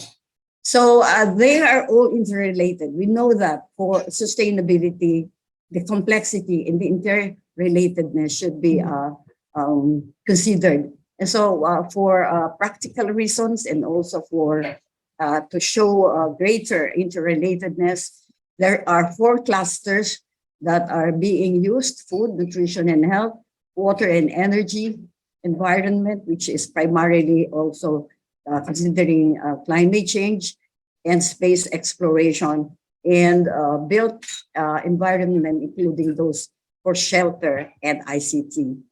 So the integrated preferred vision after the 2 years of study and discussions and foresighting, the integrated preferred vision is to have an inclusive, prosperous, sustainable, and resilient maritime or marine archipelago. So this is the document, how it looks at the hard copy, the now 2050, the Philippine foresight showing the map of the Philippines. Now let me show you the recommended integrated STI, science, technology, and innovation roadmap. Okay, so the 4 clusters are shown on this roadmap, and we did not include the years that they can be achieved, because they can vary in terms of how we can do the specific strategic plans per cluster, and how the government and the other members of the society can help us achieve these different stages. So the integrated science, technology, and innovation plan, stage 1, is a dream for a responsive human, animal, and plant disease and disease management, so responsive management for all those that matter in the Philippines and the region. And then revived economy, high growth development, and competitive economy towards this integrated and preferred future. Now let me go to the next slide, which is showing one of the 4 clusters, and this would show specific stages for the clusters. And this is more on climate change and the environment. And again, some of the stages is shown in the integrated preferred future roadmap is seen here, but there are specific concerns like the approach to have the highlands to the ocean ecosystem management, meaning considering the ecosystems from the mountains to the coast to the ocean. And then take note that at the upper part of the pathways, the pathway is the science and technology enabler that we have considered. And on the right side, you could see that governance is included, blue economy, business and trade, and talent retention, development and retention. Now, this particular pathway or future intelligence or future preparedness, again, considered our natural endowment and all the things that we need to achieve for that preferred future that we have decided on. And then below the pathway, the main pathway for environment and climate change, we considered specific drivers and opportunities, risk and hazards specific to this area. And you can see some considering even the socio-economic and environmental concerns. So why I gave a concentration on the blue economy? Blue economy is a recent platform that says that this is a use of sustainable development of our marine resources and environment for economic growth and improved livelihoods, at the same time preserving the health of the marine ecosystems. This was decided upon, suggesting a sustainable blue economy because of the fact that the archipelago is more marine than terrestrial in terms of natural endowments and potentials. So I am using this from Euractiv.com, showing that a sustainable blue economy would restore and protect, maintain diversity, productivity, and resilience. It is based on clean technologies and would provide social and economic benefits for current and future generations, contributing to food security, poverty eradication, and all the other benefits of the society. So we are recommending this to the present administration and generation, becoming future generations in administration.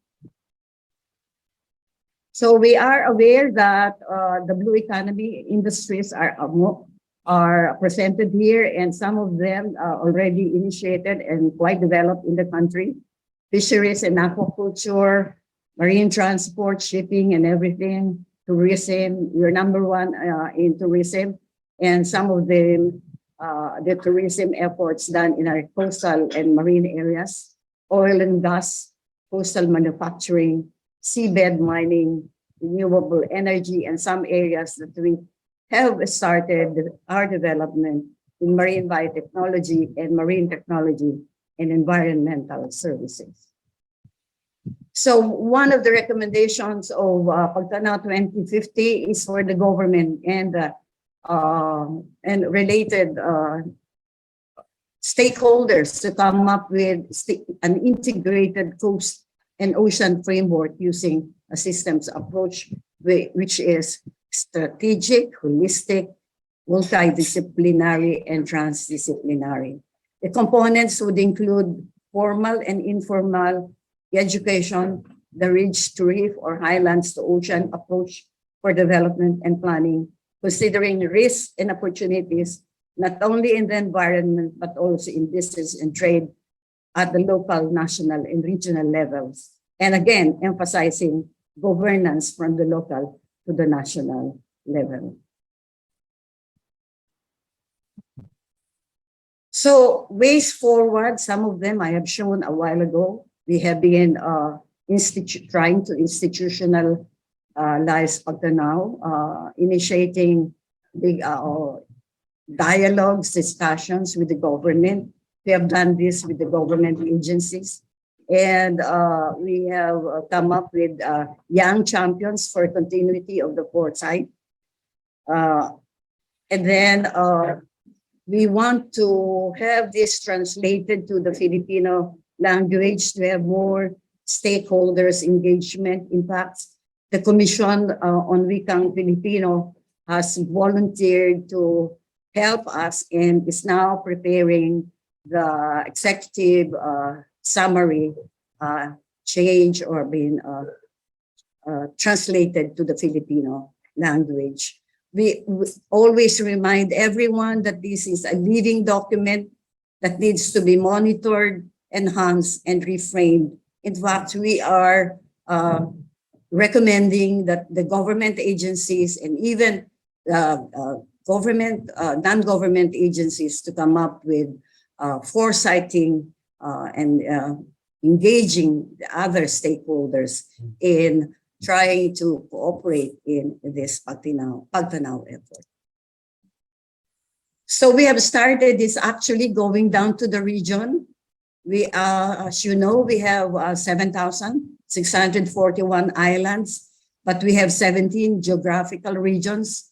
We have, I think, fully discussed this with the 12 regional research, development, and innovation clusters. Academician Padulina and I have been doing this for the last 6 months or so.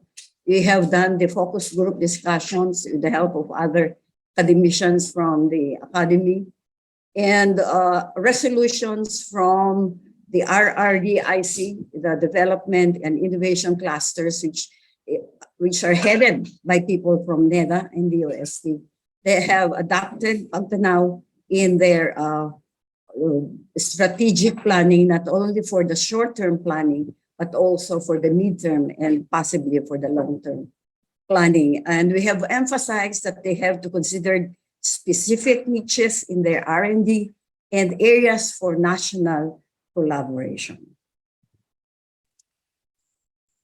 So we are also grateful that the past president, Duterte, has included in his Memorandum Order 2022 the mention of Pagtanaw 2050 as an important tool in the strategic planning.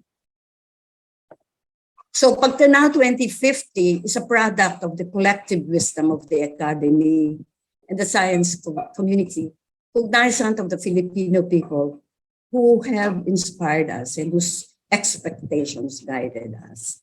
Hopefully, Pagtanaw 2050, through its compendium of technologies that can interface with the development of the operational areas, will enhance our lives, inspire our spirits, and resolve towards more progress on the way to 2050.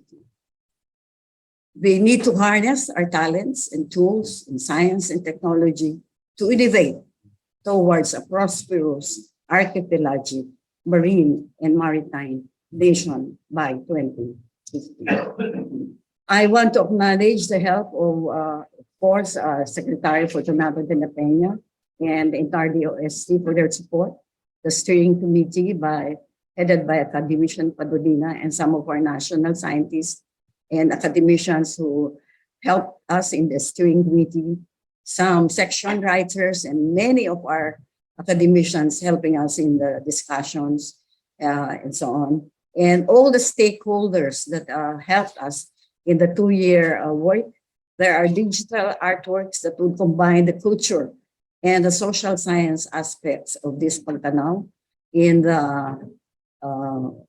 report for Pagtanaw 2050. I am grateful also to the editorial team and the project support staff and the entire NAS Secretariat.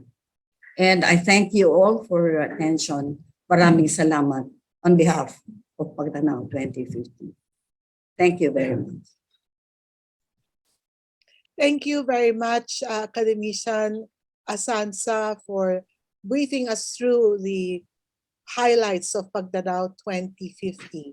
We will now proceed with some responses and additional insights on specific areas of the Pagtanaw. And among our first panelists to respond and provide his own personal insights is Academician William Padolina, who will talk about the aspect of science, talent development, and retention. Dr. Padolina is an academician and was part of the Pagtanaw Steering Committee of the NAS Philippines. He is a retired professor of organic chemistry from the UP Los Baños campus, a former DOST secretary during the Ramos administration, and part of the Estrada administration as well. Dr. Padolina, you may now have the floor. Thank you, Academician Matias, and thank you to President Azanza for the excellent introduction about Pagtanaw 2050. My assignment for today is to give you some views about the human face of Pagtanaw 2050, the human elements that will push this foresight document forward, update it, enhance it, revise it, so that it will always serve the interest of society. I prepared a few slides, which I hope I can finish in 10 minutes. And just to guide the discussions, Pagtanaw 2050, the concern for talent development and retention is that the human resource will provide insight, intuition, and anticipation. Next slide, please. Foresight need talents. And as I said earlier, to provide the intuition and insight to anticipate, develop, and harness the science and technology that enhance our abilities to see more, to sense more, to detect more, to know more, and communicate more, to enable innovation to flourish in the interest of society. Talent will also identify market trends, forecasts, and opportunities to compete, to detect potential threats and design interventions to mitigate threats, and provide insights and craft strategies to enable growth opportunities. Next slide, please. Developing human capital has been studied by many distinguished economists. This is a excerpt from a publication by Acemoglu and author that human capital and access to education of the most talented individual in society is probably the most important factor underpinning technological progress.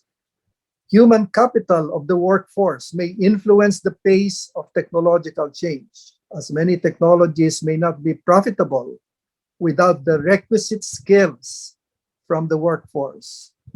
And lastly, the composition of human capital of the workforce potentially affects the direction of technological progress. Next slide, please. Foresight needs talent. You cannot just build that science when you think you need it. This is a quotation from Jeremy Farrar, who is currently the director of Wellcome Trust. You need to invest in people, teams, and infrastructure over the years to provide the bedrock that is so important in a crisis. Next slide, please. Furthermore, for those of us who are engaged in teaching, in training, this is a very interesting insight from Professor Westheimer, Professor Emeritus of Chemistry in Harvard.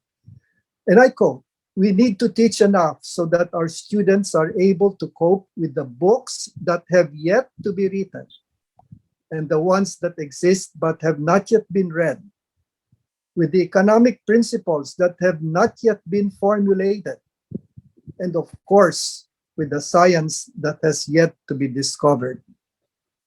What an interesting insight for the future. Next slide, please. This is where the enclosed red box positions the human element in harnessing the biophysical inputs that will produce the social outcomes. We call this in our Pagtanaw 2050, the operational areas. And the provisioning systems are the science, technology, and innovation tools, which may be physical, it's infrastructure. You have the social part, which I am most concerned with now because this is the human element. The state, the markets, the communities, the institutions, norms, culture, and the distribution. Next slide, please. Currently, this is a data from PSA. We have from 42.7 million school-age population. This is the base that we think we should enhance, train, so that we can be prepared for the year 2050, because the 5-year-olds now by 2050 will be about 35 years old. The 24 years old will be about to retire. That's the 59 years old. But the projection is that at 2045, this is a PSA figure, there will be about 42.3 million school-age population. So we need to prepare for that. It's a slight reduction. It is expected to probably be reduced some more as our birth rates slow down and diminish. Next slide, please. But we have a problem in that we need to make sure our children and those who will be our leaders for the next generation are properly nourished and fed. It is a matter of great concern that the rate of stunting in Filipino children under 5 years old is still about 20 or 35.4, 33.4 nationwide, but you can see the variance as you go from one region to another. The highest being in BARM at 45.2. So we need to do something about this, because without proper nutrition and without being fed enough, the talent that we need to develop may not materialize. Next slide. This is what I got when I woke up this morning. The Philippines is short of almost 200,000 health workers. We are at the cusp of a talent deficit. Next slide, please. Only 14% of the doctorate degree holders in our universities and colleges hold degrees in science, technology, engineering, and mathematics. And we don't have time to go through the details of this, but you can see this is a very, very low number for a nation of about 112, 115 million at this time. Next slide, please. Furthermore, a very recent study by the AusAid Supported Assessment Curriculum and Technology Research Center gives us some alarm signals. The retention of knowledge as you go up from grade 4 to grade 10 diminishes. Those who are tested for a pre-grade 10 chemistry could retain only 11% of what they were taught the previous years. 89% not ready. How will we correct this? Next slide, please. Talent development will always be a very challenging task. And let me just go through some of the elements. Access to adequate and affordable nutritious food, as I discussed earlier, should be an important factor in making sure the base is prepared to accept the knowledge and information that will be shared with them. And this is going to have to be coupled with access to universal health care, because as you know, it's not just being fed enough, but also being taken care of enough in terms of your health.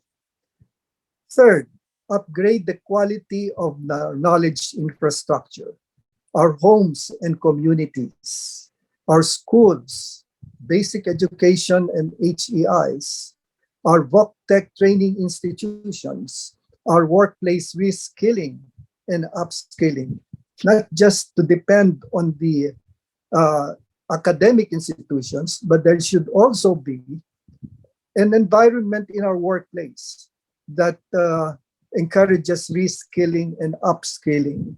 And lastly, just to point out a very serious problem that we now face, we need to improve the pre-service training of basic education. If you look at the numbers of the past LET exams, that is for teachers in elementary and high school, there are more repeaters than first-timers who took the exam. This is an indication of the weakness of our pre-service training. We can also enhance our in-service training, but it's a little bit too late. It's got to be done at the pre-service side when they're still studying to become teachers. And remove the mindset ng mag-teacher ka na lang. Next slide, please. Talent retention is another big challenge because of the competition that we now face globally. There is no country that will claim it has enough talent, and therefore it is a very important factor for us to properly recognize and attract Filipino and foreign knowledge workers by providing recognition and attractive compensation schemes. Also, to provide conducive working environment to enable discovery and innovation. And lastly, to empower our R&D workforce. As you might be able to read today's news clip on shortage of health workers, acting OIC 𝗪𝗿𝗁 says it's not enough to put a cap on outward flow of our health workers. We need to also make sure that there is a conducive working environment for them here. I think this is the last slide, and thank you very much for listening, and I hope that we can have a good conversation later. Thank you very much, Academician Padolina. We will move on to our next panelist to talk about water and energy this time. We have Academician 𝗪𝗿𝗁𝗵 III, who is a Professor Emeritus of the Institute of Civil Engineering at the College of Engineering in UP Diliman, and is also a member of the Academy, the National Academy of Science and Technology from the Engineering Sciences and Technology Division. Dr. Tabios? Thank you very much, Academician Aura, and then of course, President Rod of our Academy. So let me just share first my slide here. And I'd like to talk about,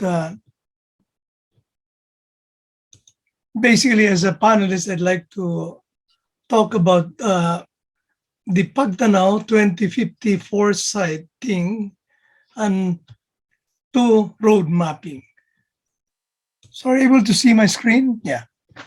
So I'm going to talk about water and energy, and let's just really pick on the materials in our pagtanaw.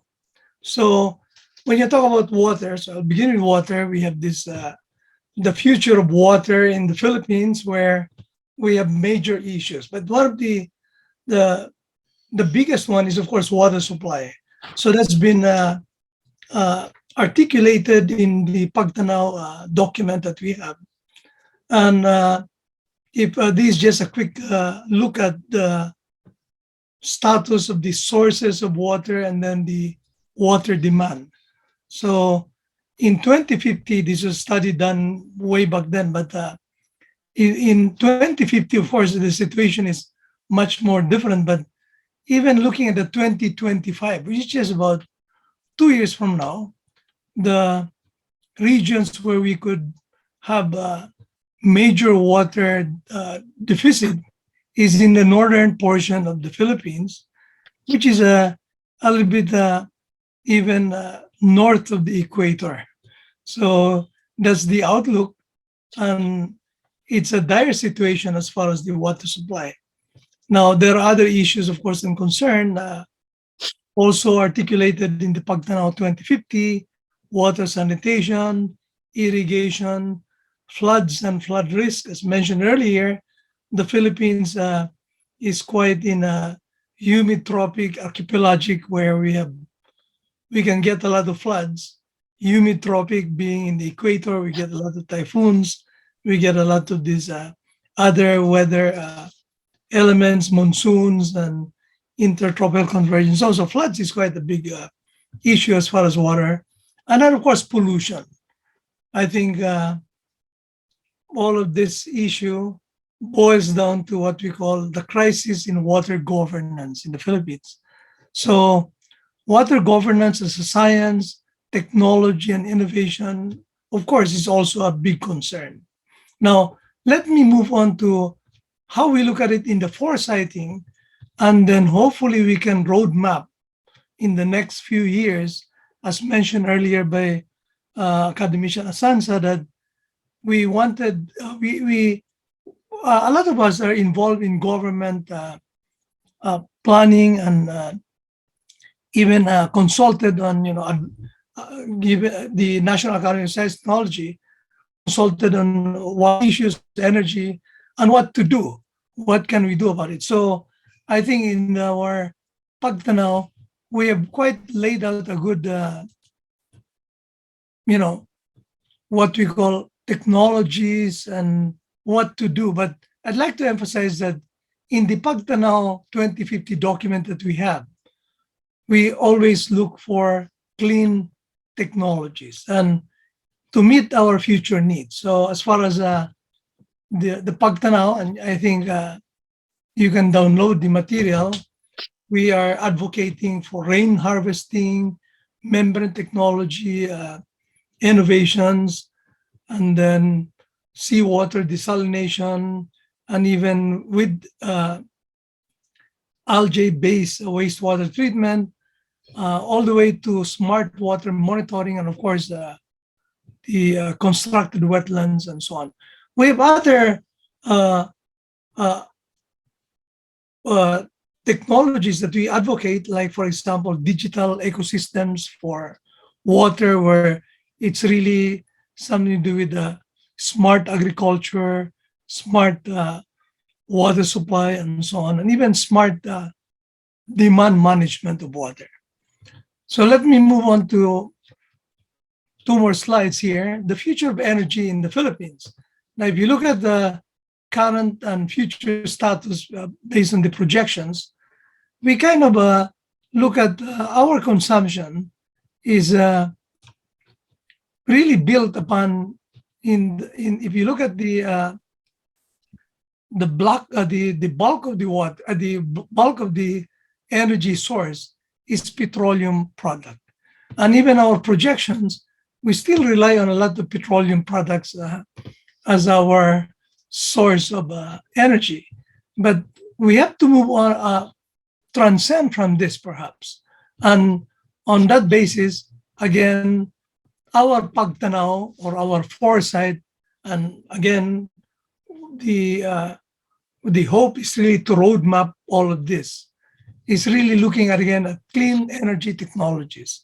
So from solar to wind to ocean and ocean energy, and then even, of course, all of this, if you look at these technologies, they really need energy storage. And then you can look at thermal, hydrogen, now this, of course, you have pump storage system as far as hydropower.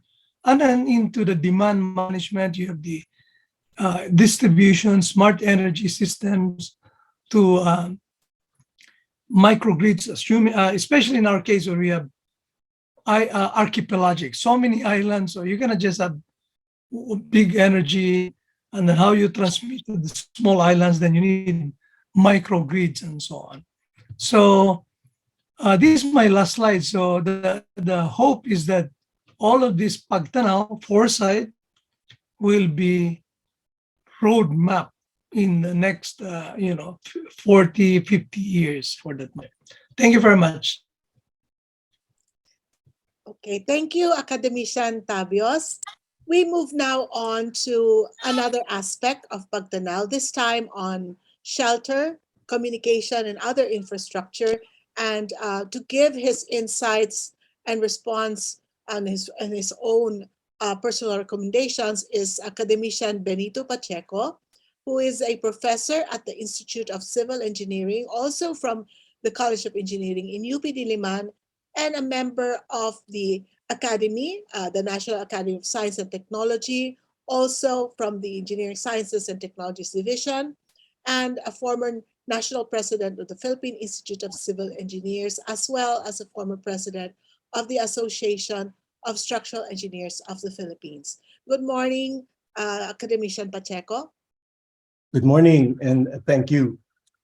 I will be the most low-tech panelist this morning by choice, but I will use 3 keywords to make my reaction, and the first would be futures, or F.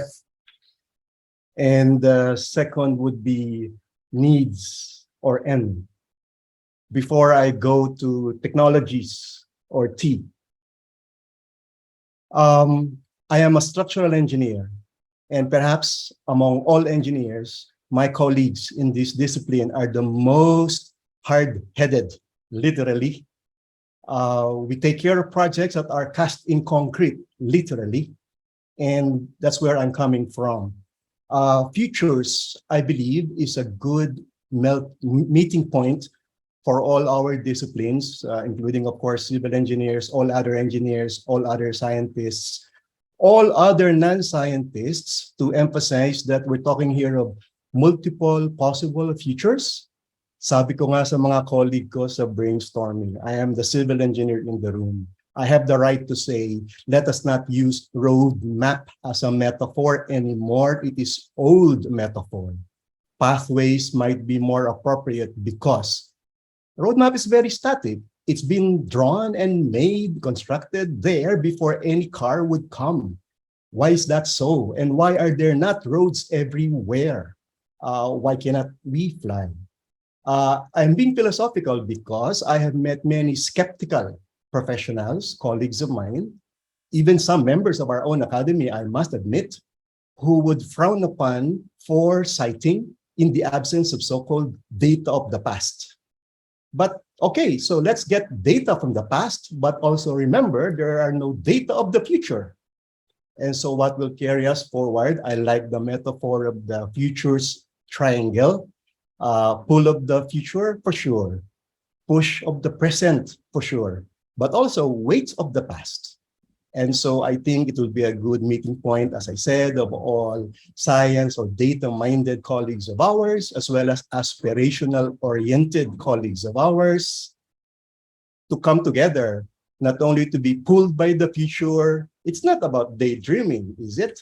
But being open-eyed about the present, as well as wide-eyed open about the past. And so if you ask us about shelter, other infrastructure, I would like us to see not only a 30-year or so infrastructure development plan. And people are working on that in Congress, and they're battling with the budgeting issue because to make things concretely happen in the future, you need to fund them in the present. But also, I would like to see that there would be 30-year or longer, well, hindsighting. It's different from backcasting for sure, although there are similarities, so that we could trace back what went before, what went right before, what went right or wrong before. And so that we could hope that in the future, whatever we aspire for will lead to the preferred one. A lot more can be said. Academician Azanza, I admire for pointing out that this is a living document. I would like to think this is more than a document. It's not only a product, but indeed a process. And Pagtanaw is a good choice of title because to me, it means also the act of looking forward as well as what we see or the vision. It's both a noun as well as a verb. So futures, I think, should be exciting for all of us, not only for NAST or STI-oriented people, but of course more so for economists, development workers, or just anyone. We should be foresighting our preferred future rather than relying blindly, helplessly on so-called forecasts, because foresight, as Dr. Azanza pointed out very accurately, is much more, foresight is much more than forecast. Then I'd go to needs because we tend to forget basic needs. And I appreciate also former Secretary Padolina for making sure to put on the radar that shelter of all things is part of what we're looking at because we tend to forget simple basic needs. I have heard in the past in my career as civil engineer, structural engineer, being told, leave such things to private business and that will be all. But it's been 30 years, 50 years, 100 years, and no, not everything has been well. I think it's a good room for us to speak frankly about what partly went wrong in the past, right? It's part of our futures triangle. And so I dare to say that even the simplest of things like shelter, or even perhaps like food, we're not quite there in the near ideal state. So we should balance our aspirations for the future with, of course, making sure that even the basic needs are met. So I'd like to say futures or foresighting, it's not about dreaming only about the big things, but also making sure, not only dreaming, but making sure that the basic things are happening or being acquired. Which leads me to technologies. I am happy that our work on Pagtanaw 2050 was very open-minded, broad. Therefore, whenever we spoke, we scanned and we spoke about so-called technologies. We were not blind to so-called even the simplest technologies that could be reinvented or reintroduced. And so I would like to say that we did a good job saying that while we are aware of what new or cutting edge or emerging technologies there may be out there that could therefore be instrumental in achieving some or most of our preferred futures, there also are even pre-existing technologies that are worth, well, reinventing or seeing in a different light so that they can serve a better purpose. So in short, even as a civil engineer, not even a social scientist, I welcome very much this exercise, as well as the product of foresighting together as an interdisciplinary, activity, as well as product. It's a high time that our NAST, although we have a division of social scientists, it's a high time that we are opening our discussion, not only among ourselves, our members, but the bigger community. And conversely, I believe that people appreciate that we are not only aspiring for good science, technology, and innovation, we're aspiring for a prosperous nation, of which probably STI could be tools. So there you go. I appreciate that we have this discussion, that everyone, even outside NAST members, would share with us what more they think NAST members should do so that we can improve the so-called living document as our president referred to. Thank you. Thank you very much, Academician Pacheco for that very, very insightful responses. And of course, our final reactor, of course, we will now give the opportunity for the chair of the Association of Professional Futurists, Professor Sherman Cruz, to give your take on the items in the Pagtanaw 2050. Professor Sherman? Yes, thank you, ma'am, for that, and thank you for the presentation. Of course, the Pagtanaw 2050. If you wish to read it, you can actually download it. There are many points and conversation that has been taken, and considering the fact that this issue are really big stuff issue, and they're pretty complex when you try to shape it in a way that science and foresight is communicated to policymakers is not an easy job to do. I would like to, of course, share my experience, in being a part of this journey that was, of course, started by and developed, designed by the National Academy for Science and Technology. Really, as mentioned by Dr. Azanza, the process took several months and years to do. And the fact that they started it pre-pandemic and then the pandemic hit us makes the process even more challenging and complicated, but at the same time exciting. And what I've seen in the process is that the National Academy for Science and Technology and all of the people who were involved in this process really was pushed for it, despite the pandemic.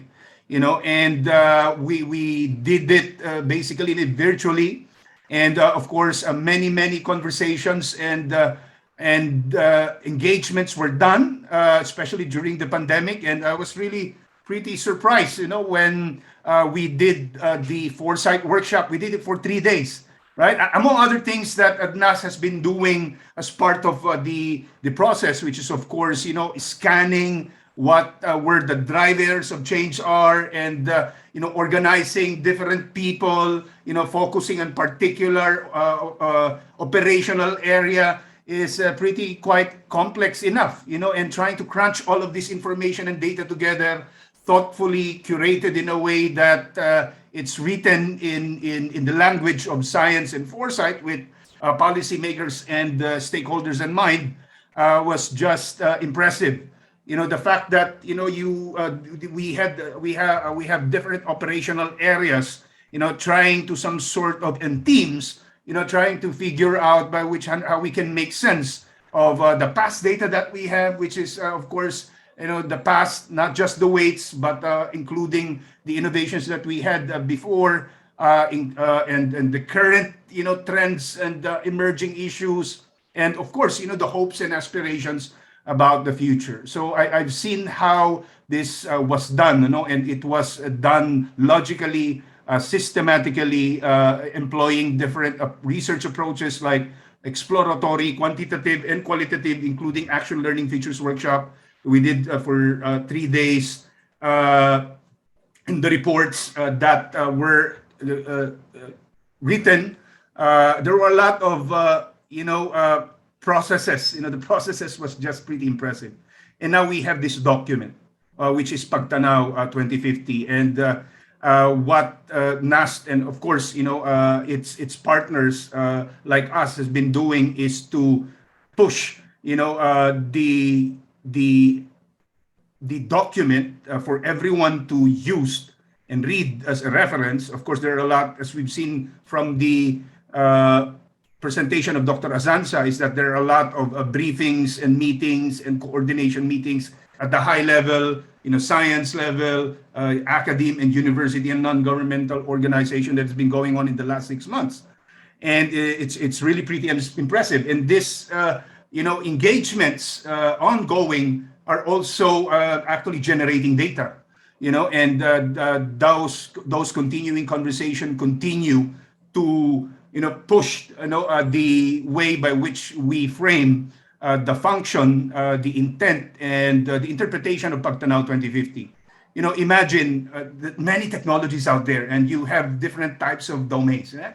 That's even unthinkable to do. But with the design that the National Academy for Science and Technology created, and with the support of the Department of Science and Technology, particularly before, Secretary 𝗪𝗶𝘁𝗵, I've been observing, about all of these things. I'm really, really impressed with the way this was done.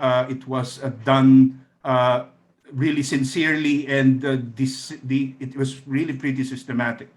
And of course, building on the point of Dr. Benny is, of course, the keyword pagtanaw, di ba? So he mentioned about the pagtanaw as the act. There is the word act on it.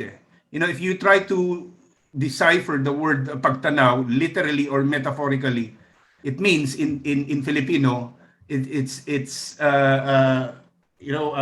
tried to check some linguistics research here. It says the act of seeing, the action of pagtingin, so basically when you try to look at pagtanaw as the act of seeing, you in the process that the NAS did was like, seeing the past, seeing the present, and seeing the future, and with these different aspects and ways of seeing technology and how the future of science, technology, and innovation in the Philippines could emerge, makes it really like an imperative approach, to look at science and technology.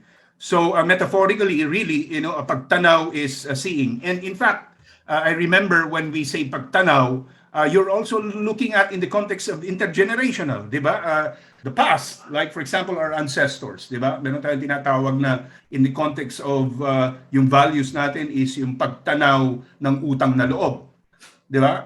I think that is a values that is really, really important to us as Filipinos, yung pagtanaw ng utang na loob. In that context, like, pagtanaw ng utang na loob sa ating mga magulang, that has given us, these opportunities, among others, whether it's personal or societal, that we have today, our ancestors. And then, of course, in Pagtanaw 2050, it's some sort of placing the conversation of science and technology and innovation na yung pagtanaw ng utang na loob, sa susunod na henerasyon. Kasi hinihiram din lang natin ito sa mga magulang natin at papasa natin ito in the context of legacy. Now, it's a good thing that Dr. Willie, mentioned about talent, human resource. And in fact, if you try to see into his presentation, tinitignan niya kung paano mag-evolve, how talent can enable us to actually achieve the preferred future of an inclusive, sustainable, and archipelagic nation, which is the country that is resilient, sustainable, and inclusive. But then Dr. Willie was good to point out that to make this happen, you need to build talents. And the only I wouldn't say that that's the only way, but I would say that is the compelling way, of making sure that the legacy is passed on to the next generation by helping out them, our kids, and those who hasn't been born yet, to have the opportunity to access, the opportunity and build the skills that they need in order for them to benefit from the technologies that are emerging and that we wish to create in the future. And in fact, I would leverage from what Professor Benny has also mentioned about the idea of pathways, pamamaraan. Hindi daan, di ba? Kundi pamamaraan lamang, kasi yung daan, sinabi niya, roadmap, ano yan. So metaphorically, and of course, at least in the context of framing, is creating pathways. So it means that when we have a conversation about pathways, it means that we're creating multiple alternative and plural opportunities for our future generation to develop and have the opportunity to build their talent. So, tumatanaw tayo ng utang na loob sa ating mga magulang at sa ating mga nakaraan henerasyon, yung ating ancestors, which is very important, in history. And then, of course, tumatanaw rin tayo ng utang na loob sa susunod na henerasyon. Kung hindi dahil sa kanila, hindi nila tayo matatandaan, or they won't be able to see what we've done. Which is, of course, in fact, looking at our ancestor, particularly Dr. Sehjatera, Sinabi niya, sinulat niya yung, I'm sorry, I'm speaking in Tagalog now. He wrote an essay called, what was that? I forgot his essay. I'm sorry, I always say this, but lots of information right now. The Philippines a century hence. The Philippines a century hence. He wrote that in the 18th century, and then it was translated by during the American period into English, and it was called The Philippines a century hence. The message that Jose Rizal was trying to convey to us is that he wants us to remember, not just him, of course, but our ancestor, that even in darkness, iniisip nila tayo because those were colonial period. And he wanted to convey to us that what he was writing back then, it was not purposely made for that generation, but it was meant, he said, for an educated generation that who will understand him. Yung a little bit in Tagalog is yung para maintindihan ito, kasi yung educated generation definitely will be the people who will understand him, because in the first place, walang nakakaintindi sa kanya during that time. He was imprisoned and then he was shot.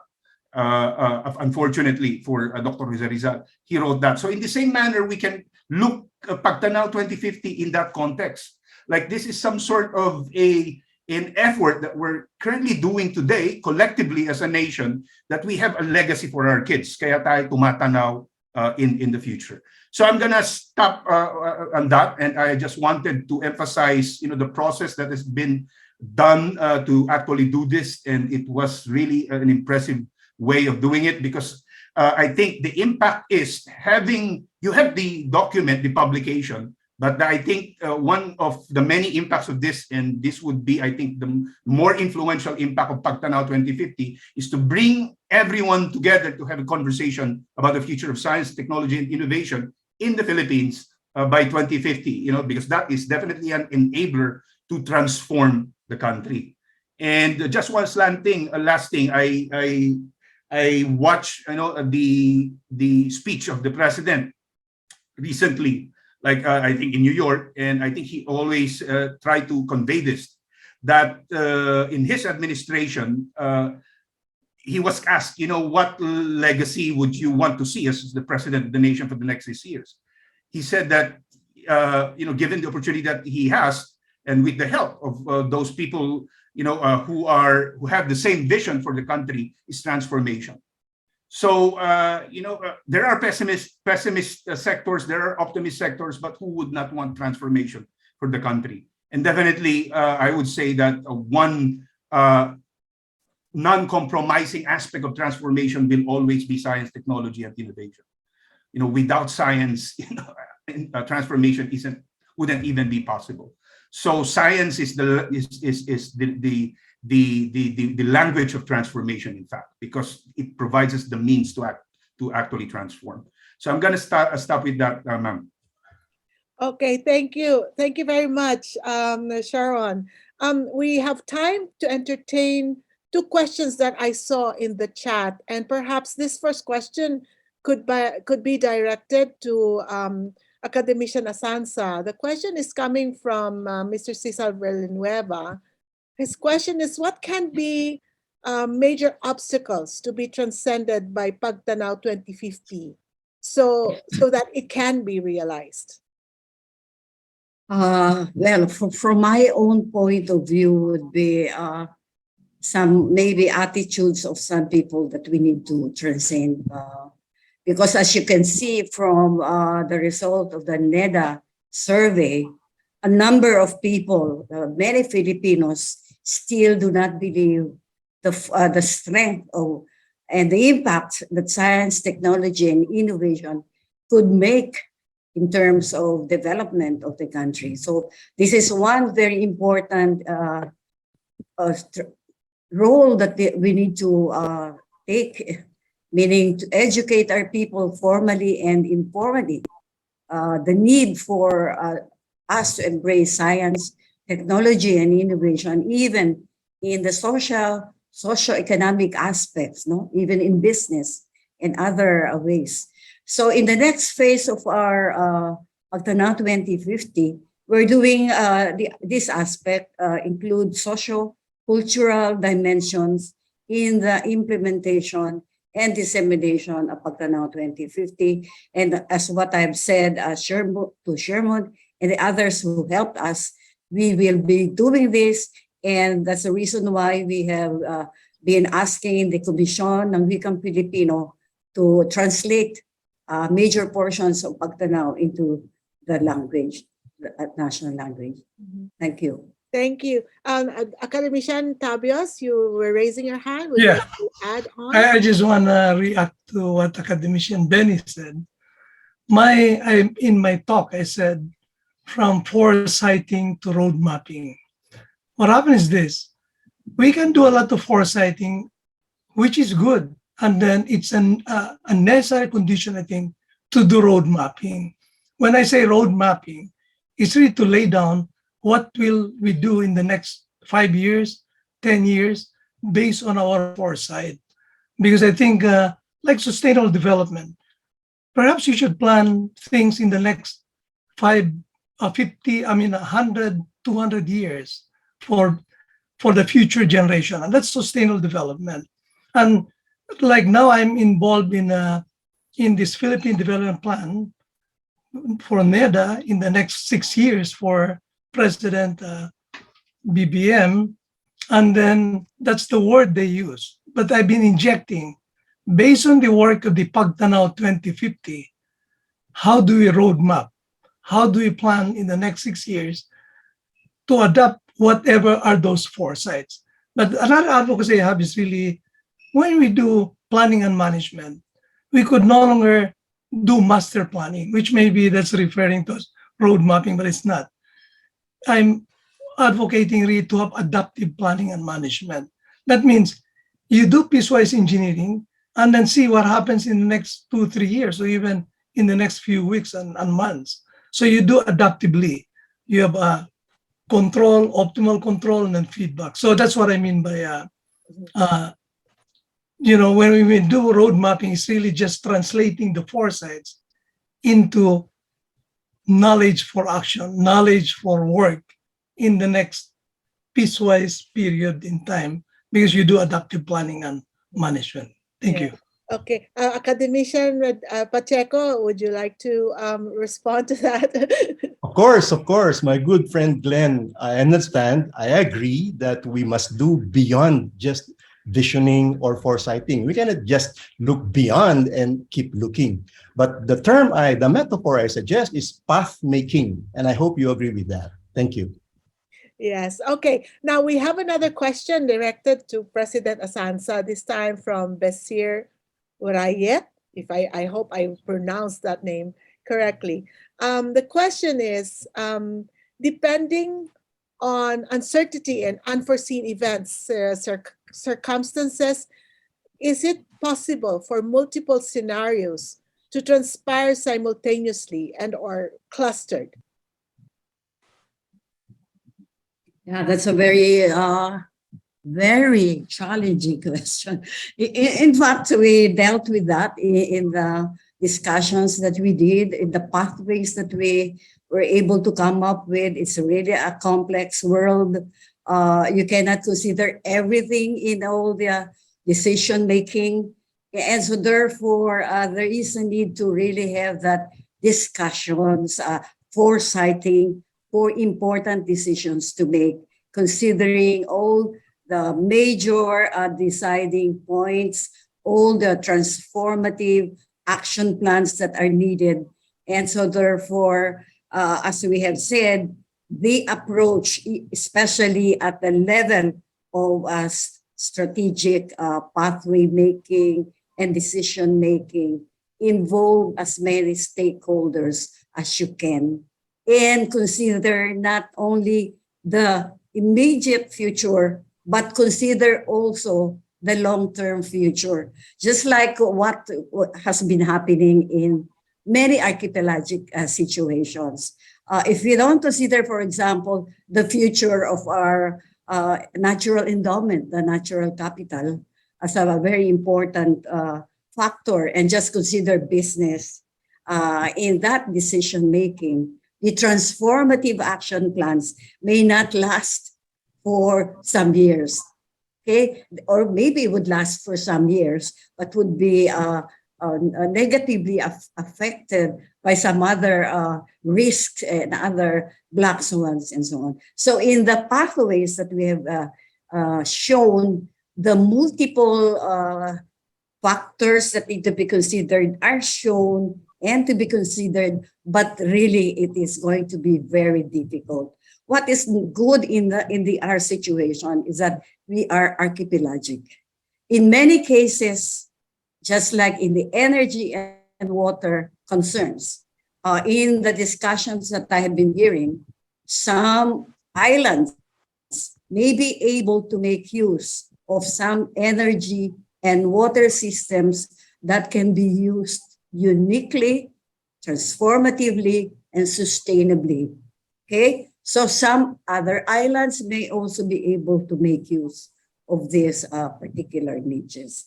So really, as what Sherman has indicated, it's a multiple, really complex future becoming really hard, especially for decision makers. And I am quite happy that the president, according to the Department of Science and Technology Secretary, I was able to discuss with him last week. The National Economic Development Authority will be leading an executive meeting to consider Pagtanaw in the medium-term planning. So at least we were able to have this accepted by the previous administration. Hopefully, this is being used by the present administration at the regional level and maybe at the national level. Indeed, it is very complex. And as what I have said in my previous presentation in the Futures Conference, we not one size fits all. We need to consider the intricacies of the problems and the situation. Thank you. Thank you, Academician Asansa. We have one more question, and I think this is a little bit of something that we've already, it's been a ticklish question, if I may call it. The question is about nuclear energy. This comes from 𝗪𝗿𝗁, and perhaps Academician Glenn can, or even Academician 𝗪𝗿𝗁𝗪𝗶𝗁𝗁 can give a take on this. No, she says, considering does Pagtanaw consider using nuclear energy as its alternative energy source? The context she's saying here is that Congress has formed the Nuclear Energy Committee to focus on nuclear energy production, utilization, and conservation, as well as the development of nuclear power infrastructure. We've been doing a lot of conversations about this, and we have not really heard on a policy yet quite from government of where we are going to go for it, or just maintain our current policy of not going for nuclear, but rather moving more towards renewable energy. So, yeah. We had, of course, plenty of discussion, and in fact, one of the slides I showed is really microgrids, you know.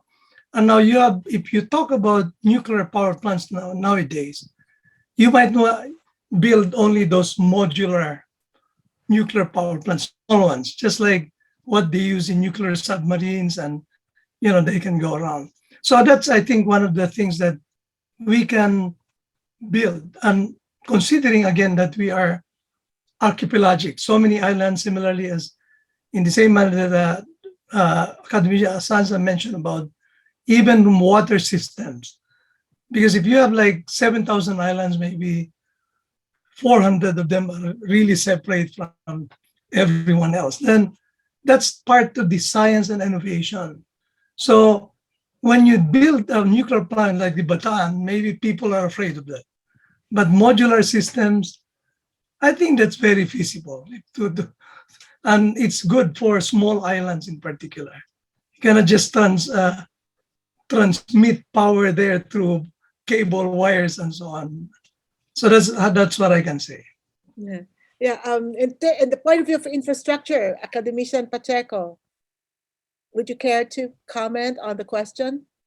Let me try. I know that our NAST already has a paper on this, and in general terms, we're being open-minded, keeping it or putting it in the so-called choices or possible sources.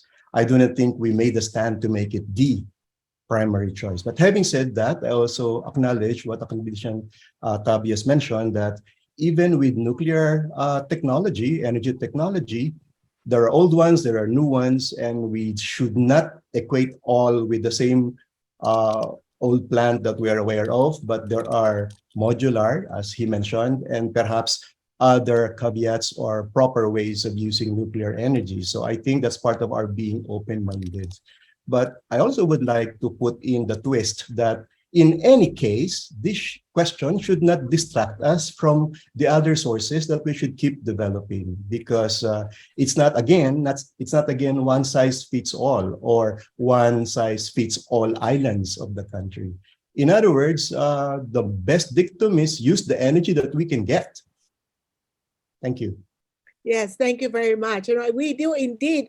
The Philippines is very much endowed in terms of renewable energy sources. We have sun, we have water, we have geothermal, we have tidal wave, we have wind, and all of that. So maybe those are, I think, purposely, or not necessarily purpose, but because we are more endowed with those resources, that the Pagtanaw project or the technologies that were considered as primary, as a priority, would be in the aspect of renewable. So we are about towards the end of our time, and I would like to give the opportunity for Academician Padulina to give, you know, some more your take on how do we do this. You know, can you elaborate on the pedagogy, the new paradigm of learning that you mentioned a while ago? So for me, my learning was pedagogical. So now I'd like to learn how to be more pedagogical. So could you tell us more about that? Well, I would base it on the discoveries in neurosciences and the knowledge that we're gaining on how the brain functions is becoming more and more available and more understandable, although still very far from being able to monitor the billions of signals that we can monitor even as I speak now in my brain.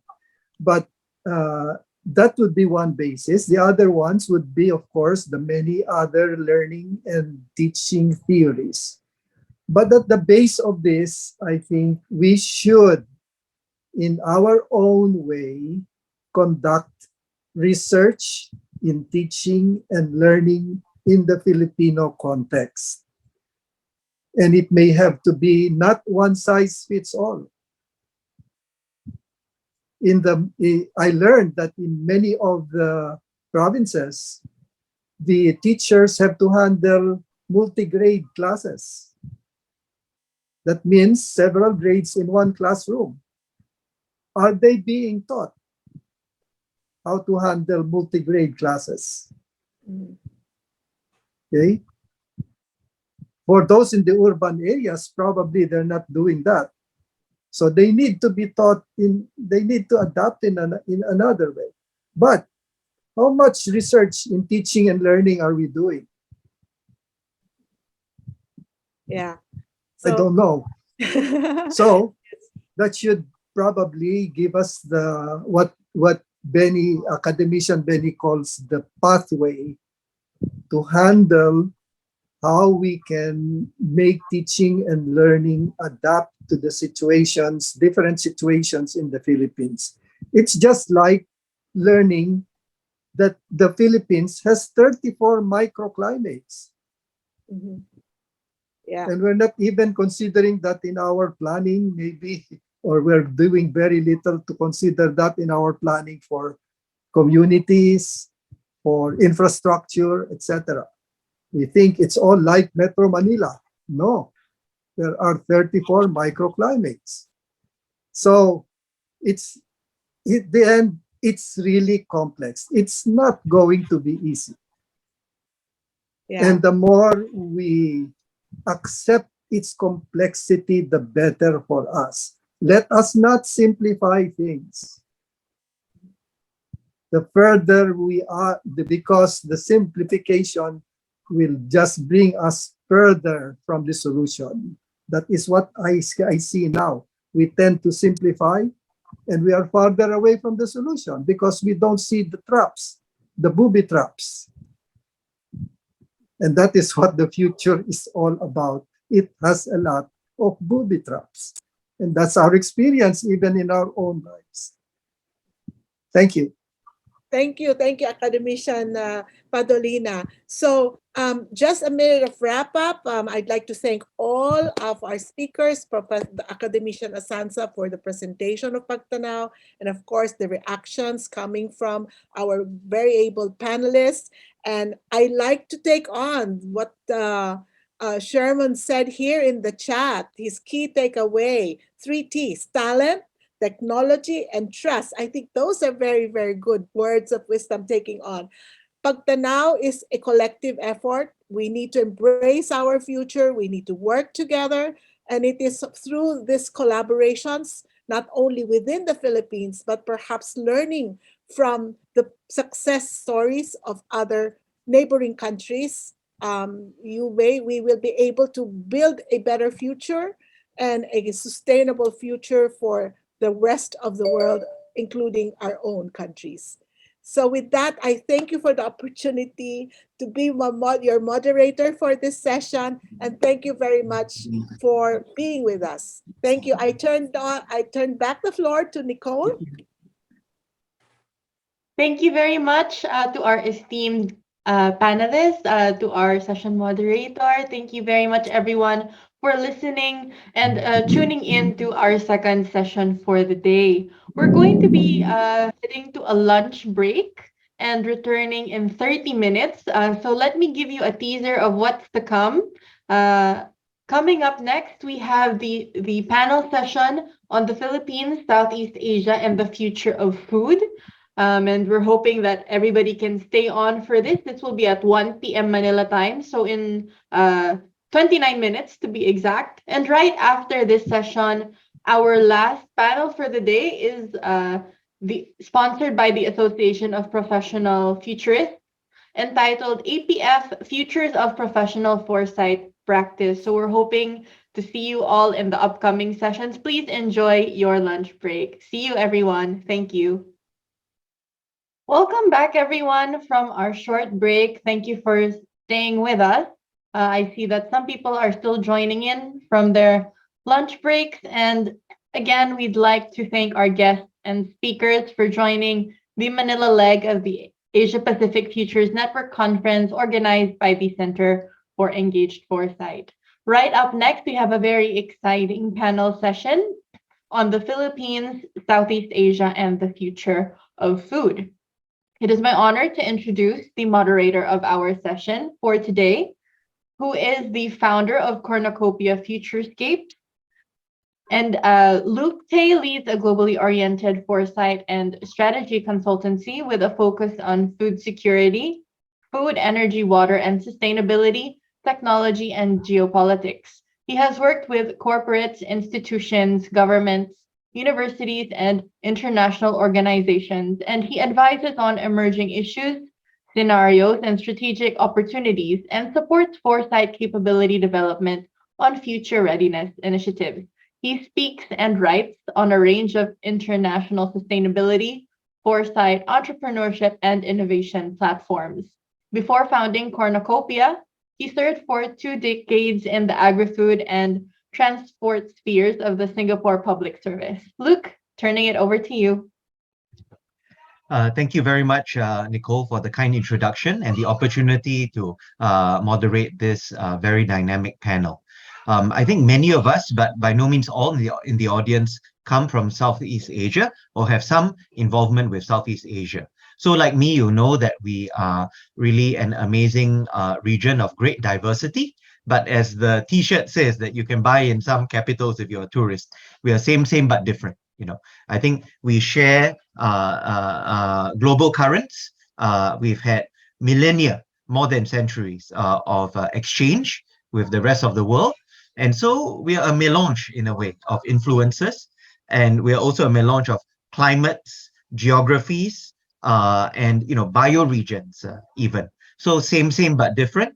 And like the world, but in a unique, inflected way, we've also been buffeted by all that's been happening as well. And all that, I think the APFN, the rich week of discussion to date has been engaging with.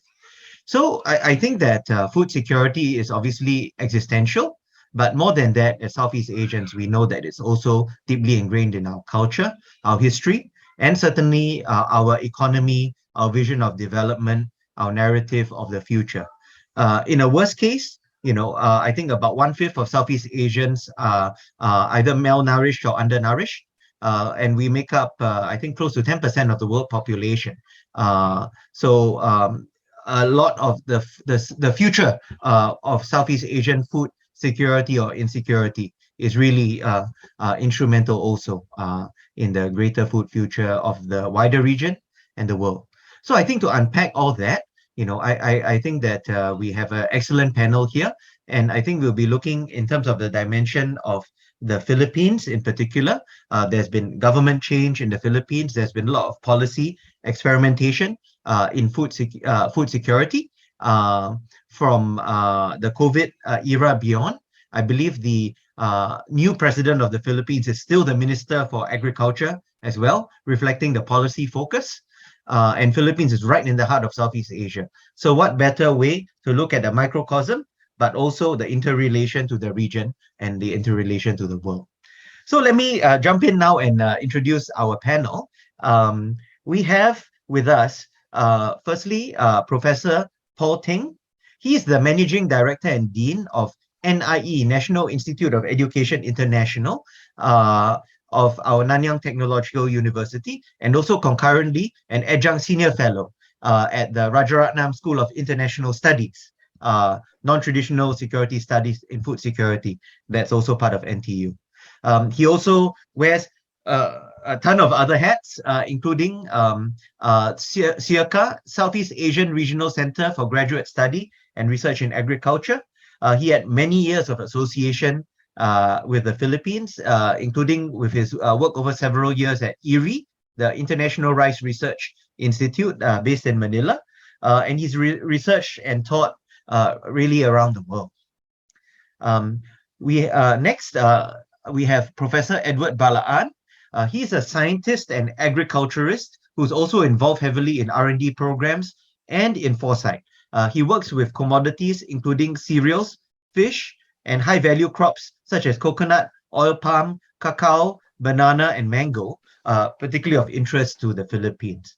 And in his R&D projects, he's looking at something I'm very interested in myself, the future of carbohydrate sources, cereals, and proteins as well, and high-value crops as well as halal. And one of his visions and projects is to make futures thinking a reality through his R&D initiatives that are meant to make the food system future ready. Next, and I hope she's joining us soon or has joined us already, we have Professor Annabella Tulin. She is one of 3 outstanding university professors at the Visayas State University, VSU. She obtained her BS in Agriculture major in Soil Science in the then Visayas State College, now VSU, and her Master's in Science degree at UPLB, I think that's University of Philippines, Los Baños, and her PhD in Iwate, Japan. And she's done pioneering work on the survey and identification of soil constraints affecting root crop production in major producing areas in the Philippines. She's also done research on technical areas such as micronutrient biofortification on crops like sweet potato and yam. One thing she's working on currently, an exciting international project on developing a smart and sustainable disaster risk management model for the Eastern Visayas. She's also working on a resilient kamote project that I think she'll be sharing more about later. For our final 2 speakers, we have Ms. 𝗪𝗍𝗍𝗪. She is a 2021 Next Generation Foresight Practitioner Fellow and SWAF alumnus. Incidentally, I've just become affiliated with SWAF as well myself. And she works at the intersection of agriculture, technology, and futures. She's a co-founder of a farm in Nigeria, agribusiness there, and is passionate about changing the narrative of foods through collectivism and storytelling. And very interestingly, currently she's doing foresight research focused on AI for development in Africa. And she's working on a project on African food systems with projects such as the Farmers Futures Program, which leverages on a participatory futures approach and dialogue to facilitate long-term thinking and collective action. And in this regard, she's actually also done some comparative fieldwork in Southeast Asia, I believe in the Philippines. So she'll help illuminate the global Southeast Asia angle from beyond, so to speak, but from our world of futures. Last and certainly not least, in this very crowded but dynamic panel, we have Mr. Dexter Doherty. Dexter is Canadian-Irish, and he works to strengthen strategic foresight and long-term thinking at the OECD. And governments, and OECD, if you know it, it's Europe's think tank, I would put it that way.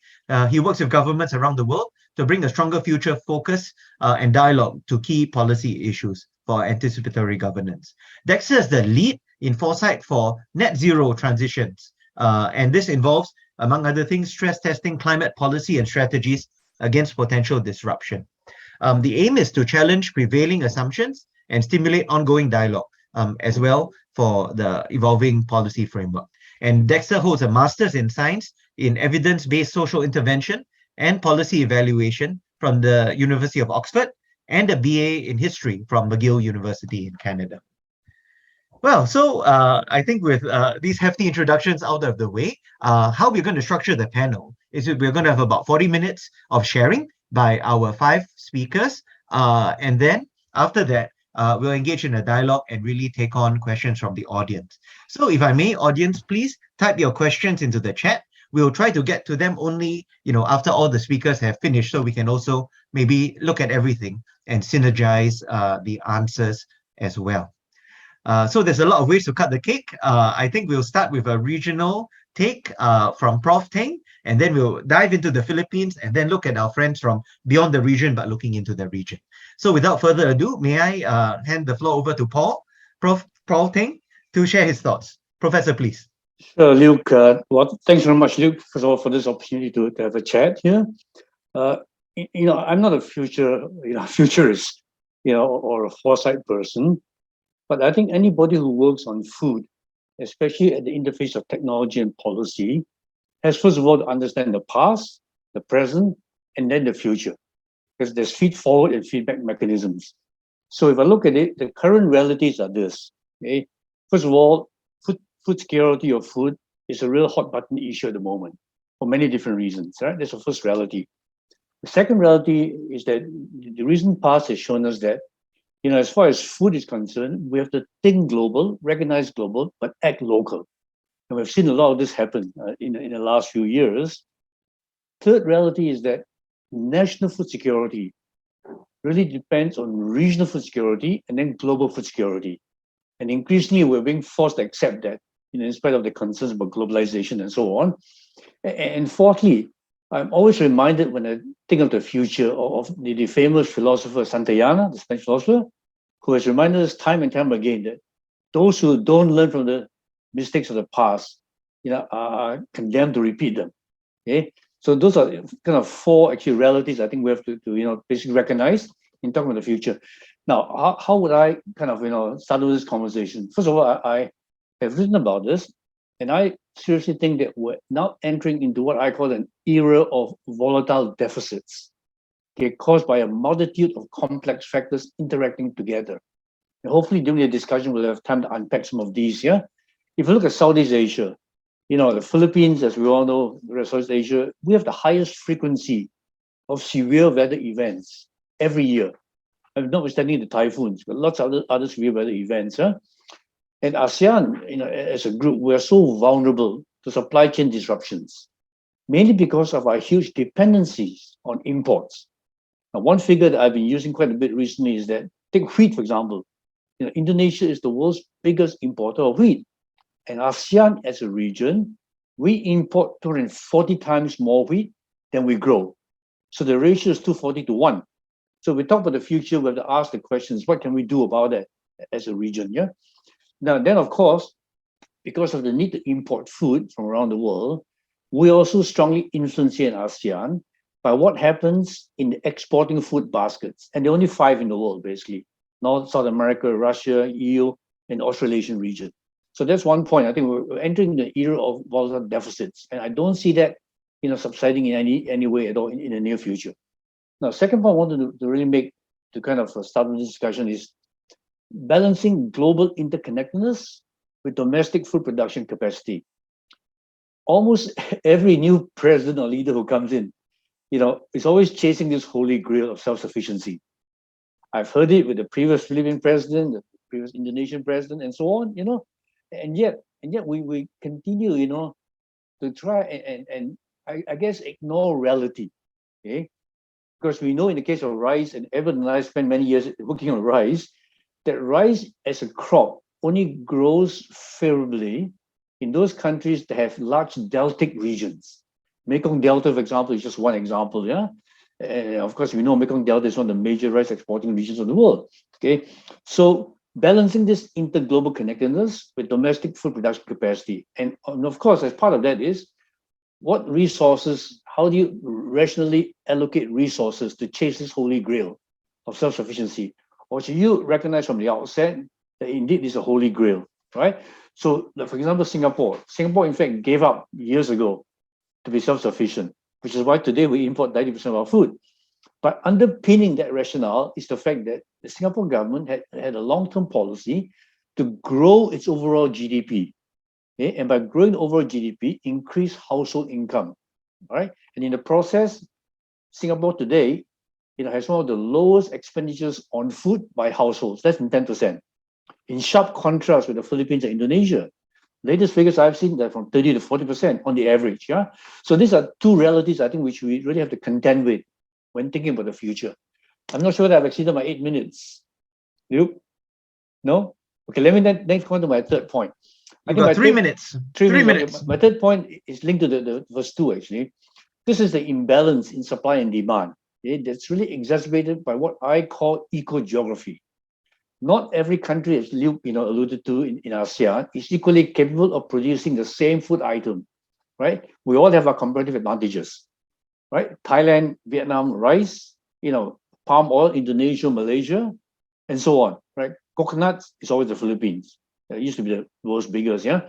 So we need to basically also think regional at the same time as we think global, okay? And ask the question, within the ASEAN mechanism, what are the sub-mechanisms that enable us to work much better together so that we can coordinate as a region? And hopefully later on, I may have some time to give some examples of some of these current mechanisms, because I've been involved quite heavily with the ASEAN Secretariat in thinking through some of these processes. So I think I've used up my 8 minutes. Luke, back to you. Thank you. Well, thank you, Professor. So again, I think we have a very diverse panel, and Prof spent many years in the Philippines. In fact, I was talking to him, and that's one genesis of a suggestion that we invite ourselves into the Philippine Day.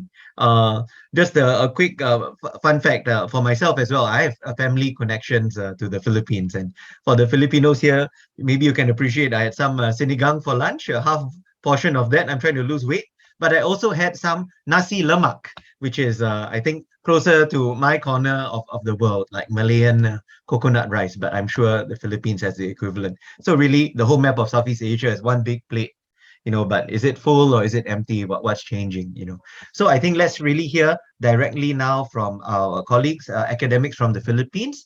I think starting with Professor 𝗪𝗏𝗏, who again is doing a lot of foresight work, but also applying that in technology. Look forward to hearing from you. Prof. Okay. Good afternoon, everyone. Thank you for this opportunity to share about the food futures. And I'll be sharing not only the Philippines, but it's also linked with ASEAN countries. And I'll be sharing to you is about the Philippine agri-food futures, and particularly the gaps, the needs, and to make the futures thinking a reality. We are creating a future, but we'll make it a reality with some efforts. And first, I will share about this future thinking for food security, systems, innovations, and sustainability in which we are working in the university now. And particularly for food, the need is particularly in the Philippines, because this future thinking in the Philippines is some about quite new to us. And we thank for the effort of Senator 𝗪𝗿𝗁 and Noel and Sir Sherman to share with us. And in a way, what they have invested to us has grown now. And we have shared this with the other agencies as well. And the need is this commodity-based food futures. We have here, we categorize the food into the carbohydrate source, the protein source, and then the high-value crops, and then the halal for the Muslim community. First of all, the cereal, because we look at the future because of the population build-up and the scarcity of food. So aside from rice, we look forward to another source like the corn or adlai. And so much eating in rice actually causes you to have diabetes. So we're looking for that source of food which has what you call is good nutrition. And so we are focusing on the corn as well as the adlai. And then we have low glycemic index. Then for the protein source, we have this animal and plant-based protein source. And then for high-value crops, we have, in Philippines, we have different crops like this coconut, banana, the cacao, and all these things.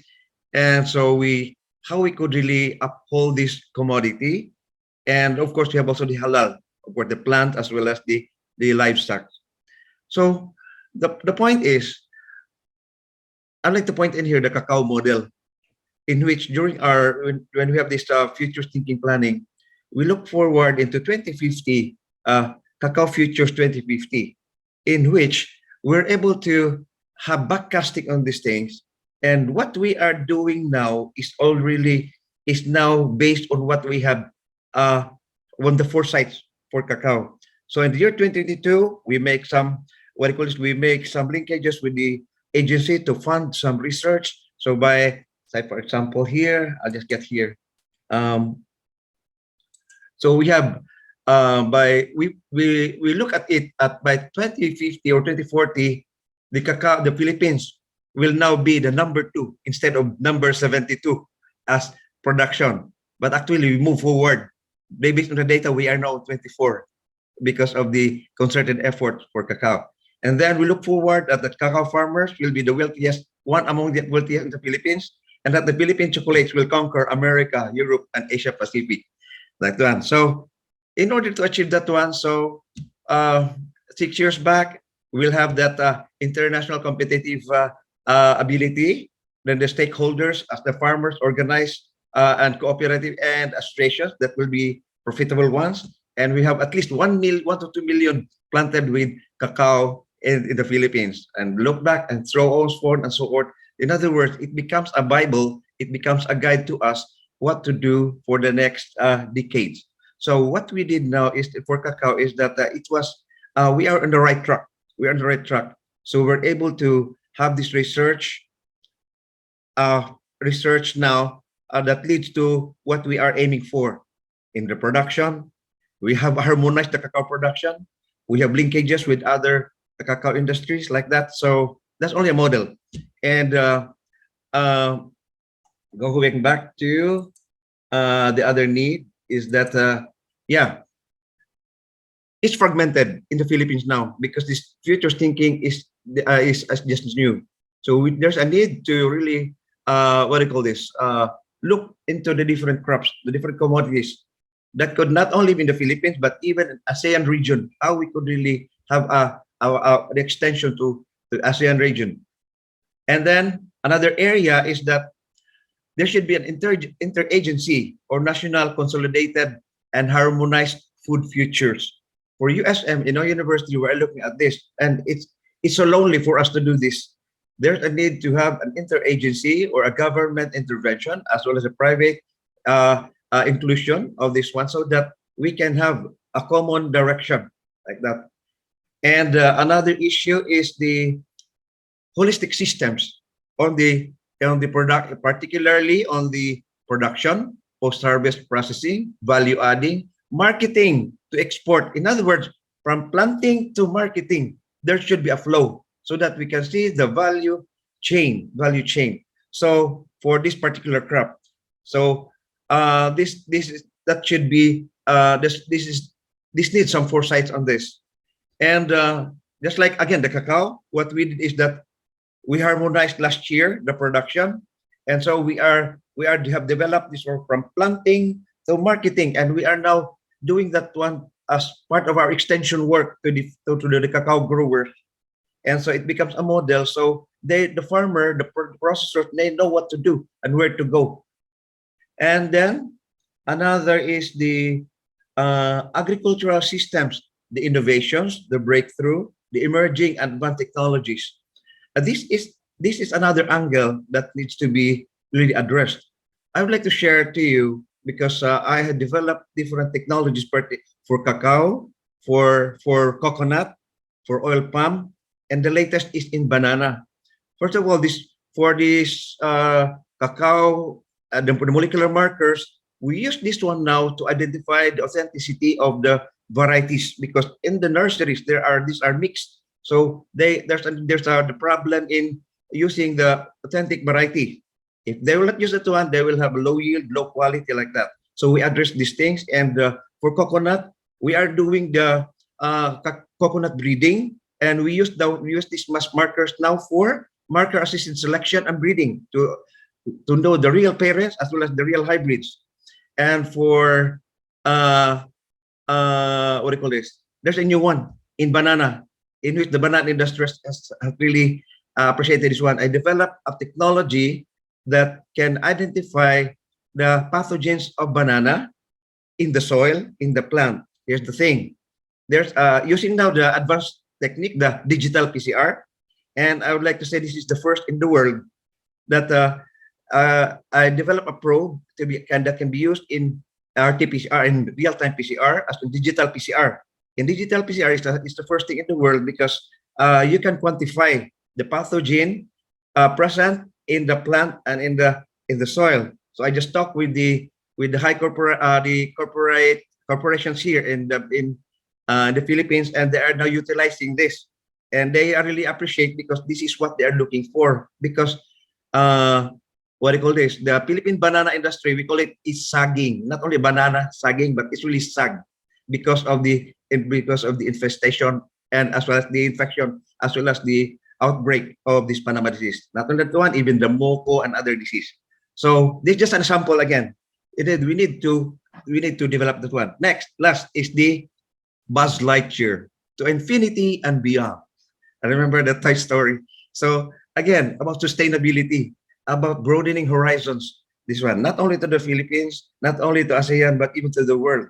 The flow of the market, etc., interlink, as what Sir Paul Teng has mentioned a while ago. So thinking and doing local, going globally, acting globally. And sustainability. Yes, there's a problem, particularly in the Philippines, not the sugar, lack of foresight, too much politics, like that. So that's just an example. So we look forward to this one as the sustainability, because this is one of the dimensions that we have to look at, to that this in the commodity, the food production, sustainability, security will be attained. We may be talking theoretical things here, but we really need some actions to make things happen like that. In other words, we are creating the future today, and we have to create the future also today. We are moving forward of creating the future. Thank you. Thank you, Prof. Balaan. And my reflection on your sharing really is that I think certainly farmers, people in the food industry, and I think agricultural academics really need a view on the future. It's whether it's a prediction, a forecast based on traditional knowledge, received understanding, which other things being equal may be valid year in, year out, and foresight, which the Philippines seems to be greatly adopting, where I guess more factors are considered, including those that are beyond the understanding or even awareness at times, if you just focus on the domain field. So I think to carry on sharing about the practical foresight that's happening, it's my pleasure now to hand the floor to Professor 𝗪𝗿 to share her perspective and some of her futures-informed research. Professor 𝗪𝗿, over to you. Please unmute yourself. We can't hear you. Thank you. Okay, good afternoon, everyone. So can I share my screen?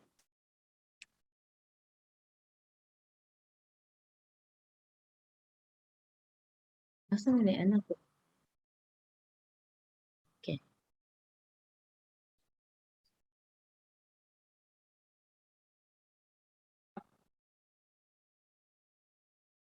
So this afternoon, I would be talking about climate change and the food future of the country.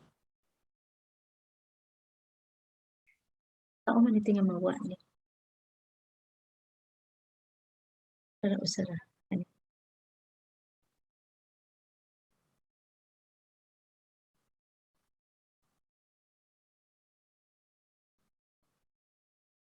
So, okay. Now, so the Global Hunger Index for 2021 is presented in this graph, wherein the Philippines reached 16... Professor, so sorry. I'm afraid we still can't see your slides. Why don't you try one more time? And if it doesn't work, I'll trouble you to do a Viva. Okay, we will try to put it again. Yan ako sa kilid.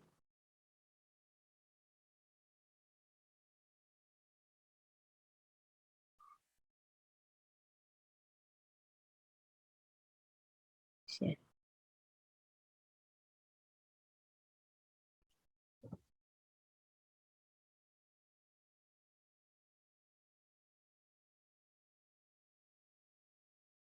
Great. Okay. Yep. So at the outset, I'd like to thank Dr. Sherman Cruz for inviting me in this afternoon session to be one of the panelists so that I can share with you what we did at Visayas State University regarding our activities on future thinking. So here, so basically we'll be talking about the food security in the Philippines. No? So from this graph, we can see that here, from the Global Food Security Index, the Philippines lag behind.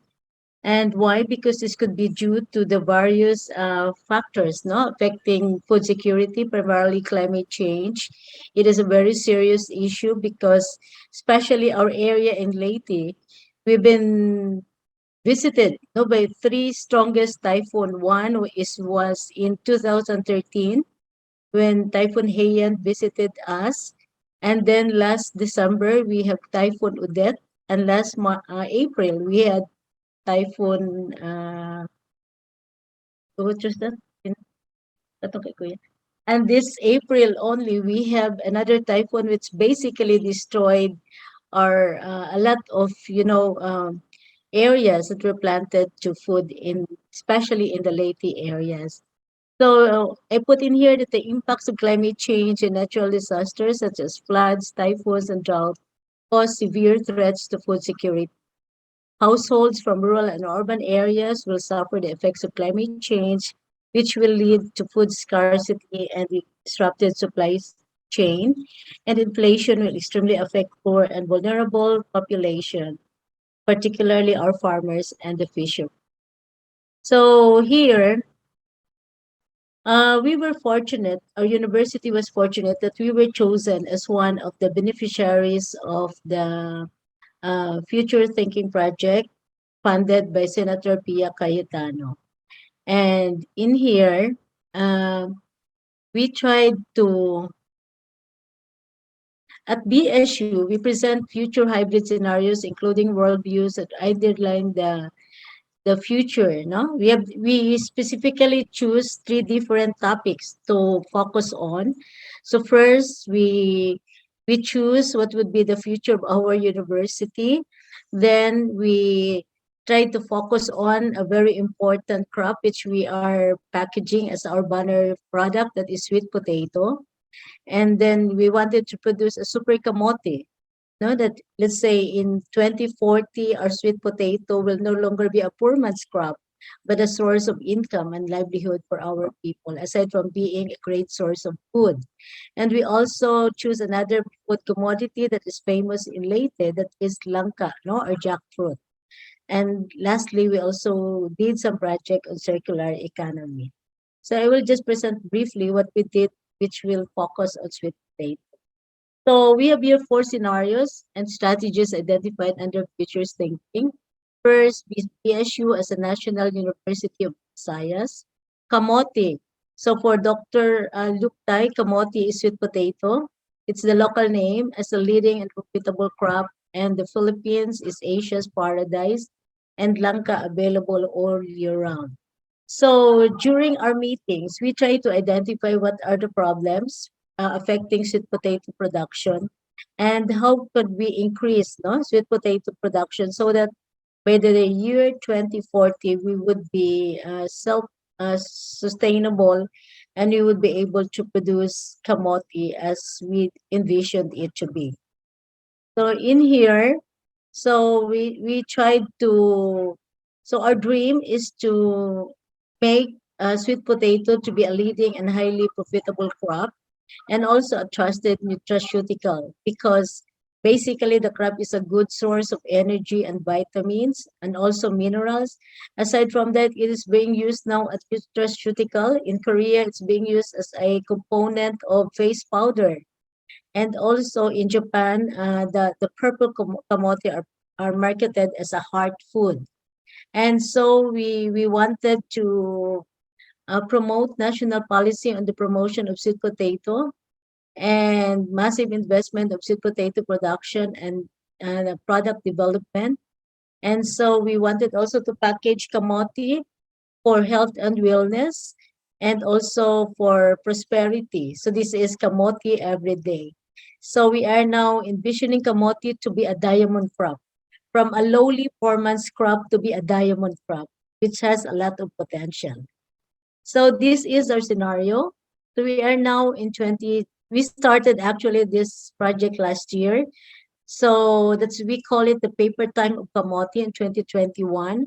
So what are the things that we left behind? So we have here, we need to conduct more research to make sweet potato profitable under the impact of climate change, under drought condition, and also when there are so much water. And then the copper time of kamote, this would be in 2023, wherein we would be starting already the project that we got funding for. And also in 2025, silver time of kamote, and eventually in 2030, we call this as the diamond time of kamote, wherein during this time, it should be 8 years from now. So it wouldn't be too long. We can address problems of food security and malnutrition, and the Philippines could become one of the top sweet potato producer in the world. So what are the things we did? So basically, from last year to this year, we tried to conduct researches that would answer the research gap that we have now with sweet potato. Unfortunately, I also have a project on sweet potato biofortification, that is to answer the response for the demand for establishing crop that will solve the malnutrition problem, not only here in the Philippines, but also in Asia. So we wanted to promote sweet potato as a resilient and versatile crop for the future. So why sweet potato? So because it is the 6th major staple food crop, it is reserved and a survival crop in times of calamities. So because this can be grown in all types of soil. And now, based on our literature search, there are already 570 noble foods from sweet potato and 66 nutritional. Top of that, we also have 21 functional foods from sweet potato. And so in here, so sweet potato can be grown in any type of soil. even infertile and drought, and it is also easily grown, huh? And for the farmers, we are now trying to promote it as a substitute for rice. So the sweet potato in the future, this is our vision to be, so we can position it as a health food, which is a nutrient-rich food, and that is why we have to ensure productivity despite adverse growing environment. So I just want to run through this. So we have the 4 component researches, which we started last year. So that is first, the development of concept for smart sweet potato production and processing technologies, survey of the consumer preferences of sweet potato and other processed products, functional property and nutrition facts, analysis of selected products from sweet potato and the effects of drought on the root system architecture and nutrient assimilation during early growth stages of the different registered sweet potato varieties. So what have you done so far? Hi, Prof. So sorry to rush you, but if you could try to sum up in the next 1 minute. So we try Thank you. to introduce some technologies that would answer the different problems that we have with sweet potato. So these are some of the greenhouse and then we also have respondents to help us select the most demanded sweet potato in the region. And these are the different varieties. And one thing beautiful about our research is that the city of 𝗪𝗪 put up a sweet potato processing technology, which should help us in producing sweet potato ice cream and other products. And so these are some of the processed products from sweet potato. And for the functional property, we also try to have a project that would analyze the functional property of sweet potato, and we produce a 𝗪𝗿𝘁𝗵, so chocomote beverage, meaning to say it's a combination of chocolate and kamote, which is a highly nutritious beverage for school children. And these are our research on the effects of drought in different sweet potato varieties. So why we do this? Because this is very common in the Philippines with the La Nina phenomenon, wherein there is or the El Nino, wherein we have very limited supply of water. So we try to select varieties that could grow under adverse climate change condition. And then we have here, we try to do some root system imaging analysis, trying to see how the roots of sweet potato would respond to this different condition of drought. And another growth yield, another research study which I'm conducting is the enhancing the growth yield and tuber quality of 2-purple sweet potato through macro and micronutrient biofortification. Primarily, the purpose of this is to increase the quality of sweet potato for health and wellness. So, because here in the Philippines, we have a lot of varieties of sweet potato and we are selecting the best that could answer the vision that we wanted to achieve for sweet potato. So we have here the various challenges for food security and sustainability. We all know that our population is increasing very fast and the demand for food would continuously increase, but there is also a higher risk for food production and security because of the advent of climate change. So what I'm initiating now is the application of micronutrients on sweet potato to improve its quality. And we are marketing it as a micronutrient enriched sweet potato is very good source of nutrients for our school children when we develop nutritional snack products. So here, we know that the problems in the Philippines and Asia is the burden of hidden hunger, which is primarily due to specific nutrient deficiency. So, and there are 30 plant species which would help us solve this problem, and sweet potato and other root crops such as cassava and yam are part of this plant species.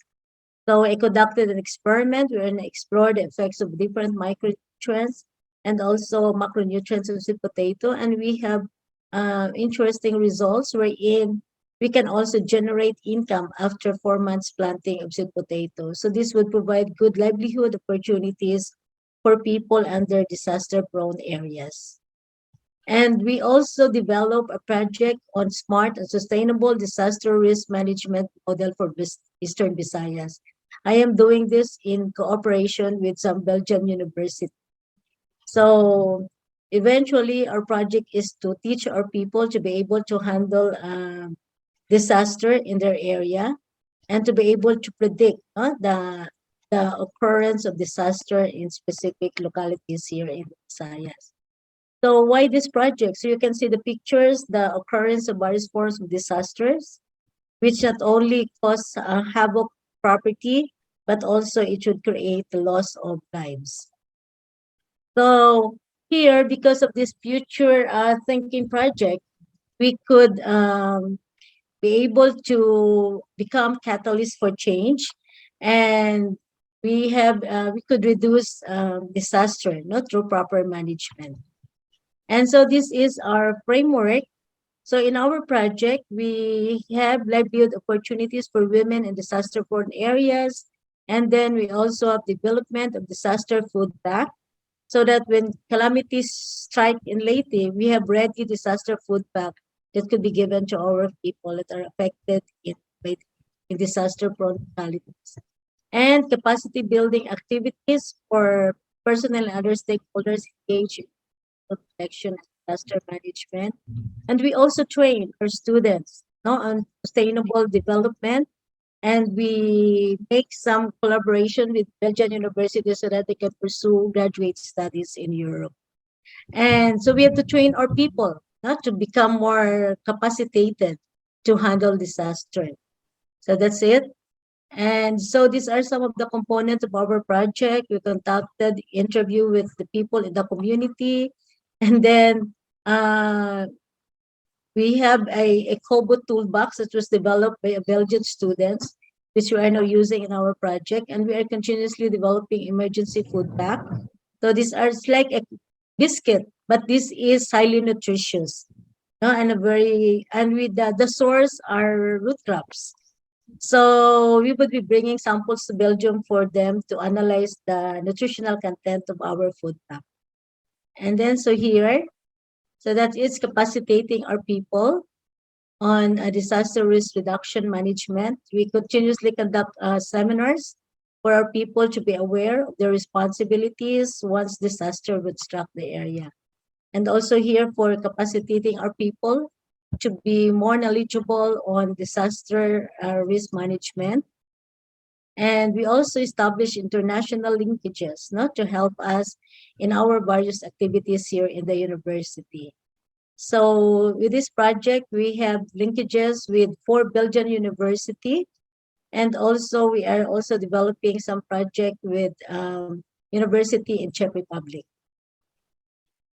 So these are the two students. So sorry to chase you again, Prof. Tu Lin, to really wrap up so we can give our other speakers time for their sharing. Thank you. So the most important thing we are doing now is capacitating our women for livelihood opportunities in disaster-prone areas. So we expose our women for trainings, and then we teach them how to develop products from bootstraps so that they can earn some income. So these are the trainings we did, and these are the products we produce.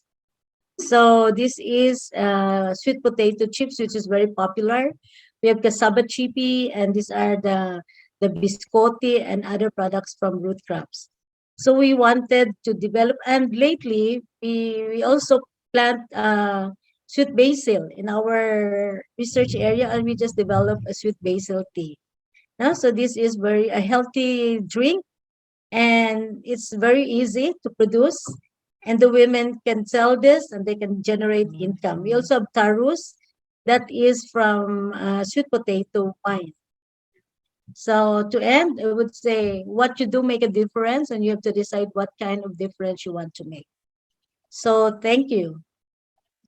Well, thank you so much, Professor, for that very rich sharing. And I think that it really covers many of the themes across what we look at in terms of pivoting the food system for the future. From the very practical, like starch diversification, carbs, sustainability vision of the future, and your timeline, and using various futures tools, consideration of biofortification, consideration with the demand side, like rebranding from poor man's crop to a diamond, and so on. So I think that let's hand over to another speaker, very interesting out of region, 𝗪𝗍𝘁𝗵, to share her perspective and tell us more about her project and how it connects with Southeast Asia, please.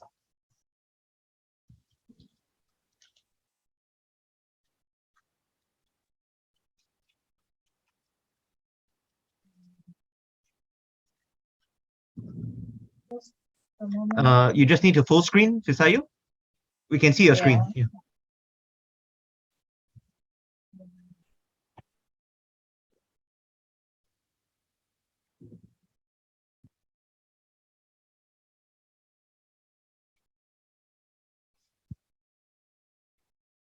All right.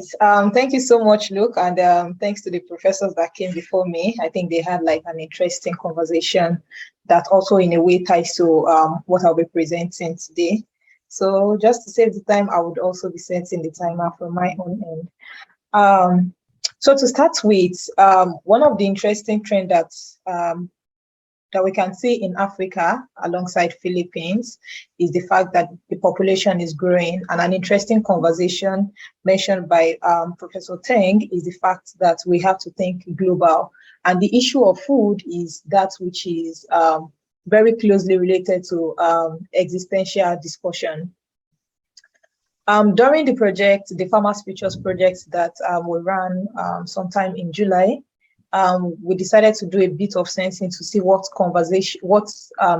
narratives, what adjectives do they use to describe farmers all across the world. I mean, considering the fact that the profession is that which is noble, and then they contribute to our food system as custodians of nature, as it were. But interestingly, some of the keywords that kept popping up was these farmers are poor, uneducated, rural, backward, conservative, and just with very few, positive words coming from the aspect of scientists, excellent, and all. And so moving on, we decided to look into what are like some of the key drivers and issues that we can come across along the knowledge and value chain. And we see that a major issue is the aspect of rural to urban migration. Considering the fact that most of the practitioners of agriculture are rural-based, and the trend of rural to urban migration is on the rise, then that means that this migration is taking a toll on our food system. Then we also looked at the aspect of education of small, older farmers. And what this would mean is that because most of them are actually not literate, the type of agronomic practices that they engage in sort of have an effect on the output of the produce that they have. For example, I would say that a person is not food secured until we have all the nutrition that is required from that food, and then people have access to it at the right time. And then this also points us to the direction of access to markets and the activities of middlemen. So another reason why farmers are, I would say farmers are a bit withdrawn when it comes to production is the fact that once they produce, how does it get to the market? And one of the things that Professor Balan also mentioned is that it is very important that we look at the aspect of the complete value chain. So I call it a farm to fork model, wherein the production does not just end on farm, but also gets to the market and in good condition. But even when it gets to market in good condition, we then ask the question of how does it get to the market? What incentives do farmer get for the production of these activities? Who is even making most of the profits? That will begin to raise questions around what are the major activities of these middlemen. To enhance the production of food system, we also looked at the aspect of technology uptake. And this sort of also ties directly to rural infrastructure, because for these farmers to have access to technology that even enables the current food system practices that they have, there is need for certain infrastructures like road network, internet access, use of smartphones and all, just to ensure that these work. Because of the level of literacy, most farmers actually think that it's still business as usual. Meanwhile, there are emerging issues around climate, and which is also taking the toll on food production. And taking into cognizance some of these issues that I've mentioned, we decided to look into what are the possible visions that we could have for farmers. And we think that increased financial and technology access would be very key in driving our food system. Also, the aspect of sustainable practices in boosting productivity and sufficiency is that which cannot be overemphasized. Looking at the aspects of policy making, whereby we have the top-bottom approach, we think rather than having the top-bottom approach where the people that are really that are supposed to be in the room as far as conversations about food system is concerned are being exempted, we should be looking at the aspect of the bottom-up policy approach. And then the last aspect is that which speaks to the structured approach to market, such that we're able to lower post-harvest losses. And this also speaks directly to the fact that there is need for us to have a value addition. So moving on, we have a number of themes coming on. We have the fact that farming is noble, that farmers are needed every day. I mean, as long as the human race continue to exist, it is also important that we acknowledge farmers for the work that they do, and farmers should be at the decision table. And for us to achieve most of these visions that we have stated, policy is an enabler. And most importantly, farmers need to realize the agency that they have as long as food system is concerned, which is why we have mindset shifts being central to this. But however, there are several questions and curiosity coming on around what are the futures of food. On the aspect of farmers, we ask the question of how many farmers are there, because there is this migration from the occupation of farming into another occupation, especially among youths, because of the rate at which they are not well incentivized. And then when we look at the aspect of food, we ask the question of, has post-harvest loss problem been completely solved? And the amount of food that is consumed based on the production of food now, are we now rationing? And when we look at the aspect of policy, we ask, are farmers actively involved in decision making process? So I would take a pause there and then hand over back to Luke. Thank you. Well, thank you so much, 𝗵𝗍𝘁, for that succinct sharing. I'm sure there are a lot of themes, especially on your narrative and the positive traits that and the Philippine angle that we can take up later. So last but certainly not least, let's hear from Dexter from the OECD, I guess, European Global Perspective, looking in. And I think you've done some interesting work in the Philippines. Over to you, Dexter. Hi, thank you for that. Yeah, so I work at the OECD. We read this, which is an international organization for developed democracies based in Paris, France. It's conducting cutting-edge research in a whole bunch of social policy areas, economic policy areas, technology policies, and things like that. I will reference later some of the work the OECD has done on food stuff. But we recently completed a process with the so I have to unmute myself now. We recently completed a process with the National Economic Development Authority of the Philippines. It's meant to be a large-scale foresight process to feed in to some of the medium and long-term planning in the Philippines. We based this around a toolkit that the OECD built as part of the OECD's horizontal project on building economic and climate resilience. This toolkit uses foresight to expand awareness of a bunch of possible future game-changing disruptions, sort of in the 2030 to 2050 range, and to look at some of the new opportunities and challenges those could bring for green transitions. And one of the sort of subsections we were looking at was food security and food systems. What we wanted to do, as I mentioned, is to help governments and organizations around the world to stress test their long-term strategies in the face of high uncertainty and rapidly changing conditions. And this process of building long-term strategies is something actively underway in the Philippines right now because of the shift to the new administration. So the Foresight Toolkit was built with extensive backgrounds research from across our network of strategic foresight experts around the world, as well as subject matter experts within the OECD.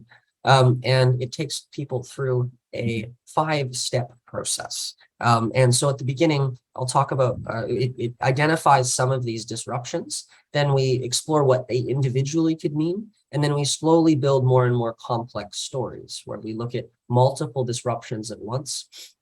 And then we come to scenarios that are specifically designed to challenge core assumptions about the future that are held within organizations. So we solicited some of these core assumptions about how the Philippines would evolve. And we wanted to design a future very deliberately where some of those core assumptions did not hold. And then what we do is we move into a sort of vision and action components in the 4th and 5th module. And in that, we develop first a strategy for success under each of the specific scenarios. And then we look at the linkages between them and try to identify some sort of good bet and no regret strategies for action in the present that would help position the organization, in this case, the Philippines, or the government of the Philippines, to be better positioned regardless of which of the scenarios were to play out.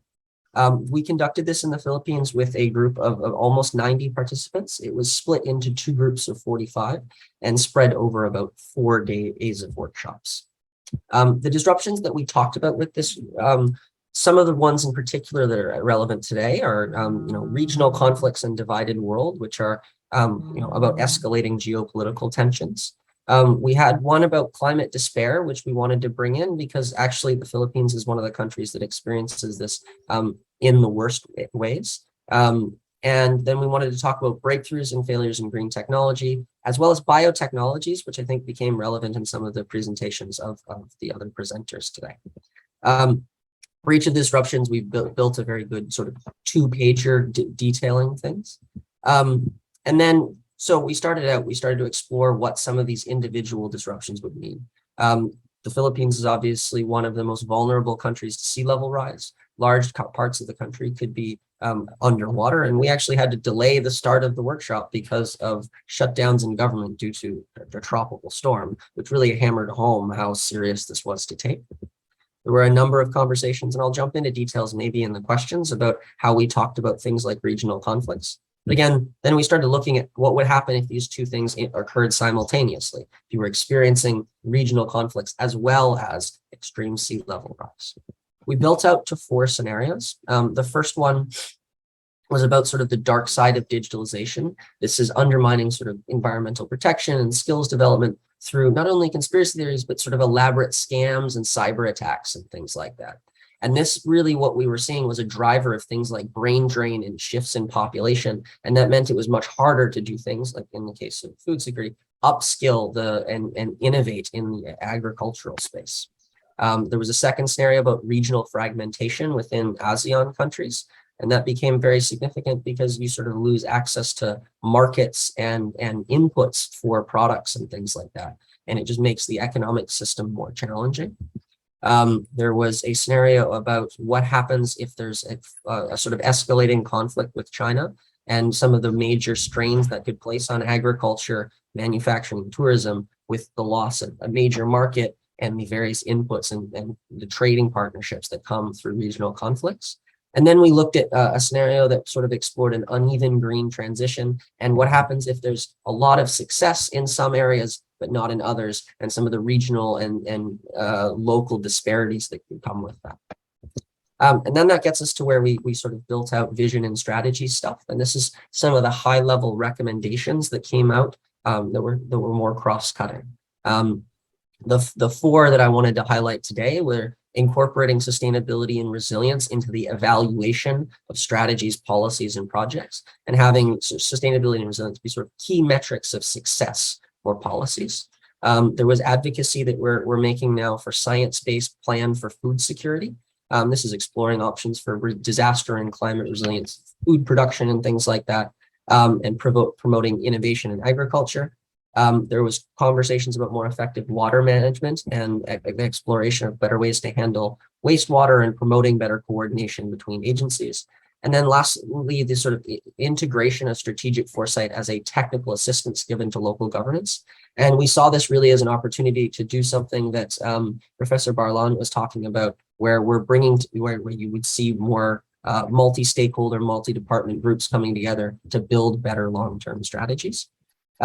And so this we did a survey afterwards of participants. They were happy with this. They were seeing it as valuable. One of the things, to get back to Paul's point, this was an opportunity for people to get to think globally, and then through the process get to the point where they could develop some plans for local action. I can say more about this afterwards. I wanted to also highlight, and I can share these in the chat, some of the other work that the OECD has done on food systems, for those wanting to get into some of the more subject matter specific stuff. Some of the takeaways from this first report on making better policies for food systems. So food systems are complex. There's growing demand in some areas, may benefit producers in poor countries, but may also bring negative environmental consequences. There's a whole lot of trade-offs that people have to bring, but then changes in the price of food in one direction could be beneficial for producers, but not beneficial for consumers, or the other way around. So, and food systems are very, very idiosyncratic. There are difficult challenges here, but I'll share those links to some of the OECD's work. There is some pretty impressive stuff going on with that. And I'd also be happy to take questions later on more of our process and the work that we did. It was a really lovely time. And we actually had Sherman participating along the way as one of our third facilitators, which was a really nice collaboration that went quite well. So thank you for that. And I appreciate the opportunity to get to share some of our work with you. Yes, well, thank you so much, Dexter. I always appreciate the OECD's, scenario method, but then really rigorous translation into policy and strategy takeaways that can be used as best practice by different states around the world and other actors as well. So I think we've really had a full plate. Let me give you some dessert, and then let's jump in to the discussion. I guess you guys can see my screen. So this is my own quick take, moderator's privilege, that maybe will string some of the themes we've discussed together, and then let's plunge into discussion of the remaining close to half an hour or so that we have. So I myself recently, in certain workshops I was involved in with different Asian policymakers, really worked on this question of scenarios for the future of the Southeast Asian food system. So I think, just in terms of the meat and potatoes of it, these were the driving forces that we looked at.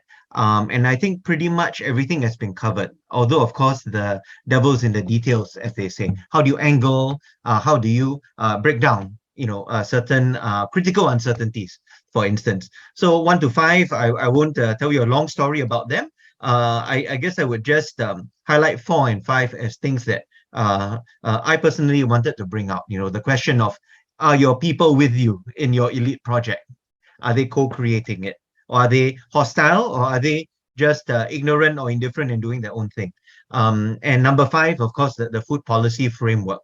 Easier to think of, I guess, talking about currents in regional policy across different actors. Of course, it's an abstraction. And then the also rans 6 to 15. Of course, there's a lot more we can think of, but that add spice to the mix, as it were, and we can also argue maybe decisive if you flip it the other way. So these were the scenarios we generated, and I won't dwell at length on them. I used a kind of abridged inductive approach. So among the 5 top DFs on the left, and then thinking of how some of them may branch. So the working, so to speak, is above, but in a gist, the scenarios that are proto-scenarios that I'm kind of launching here also to crowdsource for dialogue and to spur the dialogue. One we came up with is the so-called carbon sink, where geopolitical stresses somewhat ease. There's a kind of moderate reglobalization, and there's significant but uneven climate effects that in a positive way, you could say, spur more trade and regional cooperation and green growth investment. So there's an ESG focus. Agri-tech development goes at a brisk pace, and crucial to that is that there's social buy-in to co-transform an augmented food system.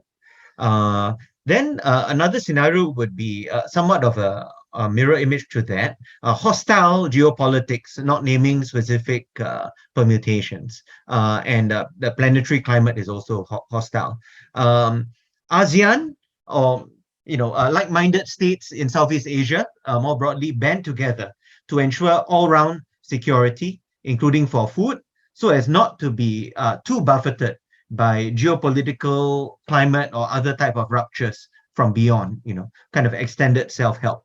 And at the national level, there's you could call it a garrison food security state type of approach, mobilization, nationalization even of the food economy, means of production, and so on. And also maybe implementing personalized nutrition rationing type of regime, using advanced technology to have a nutritional optimum that, of course, is inflected by policy. And lastly, distant plates. This is the kind of more new agey scenario, maybe.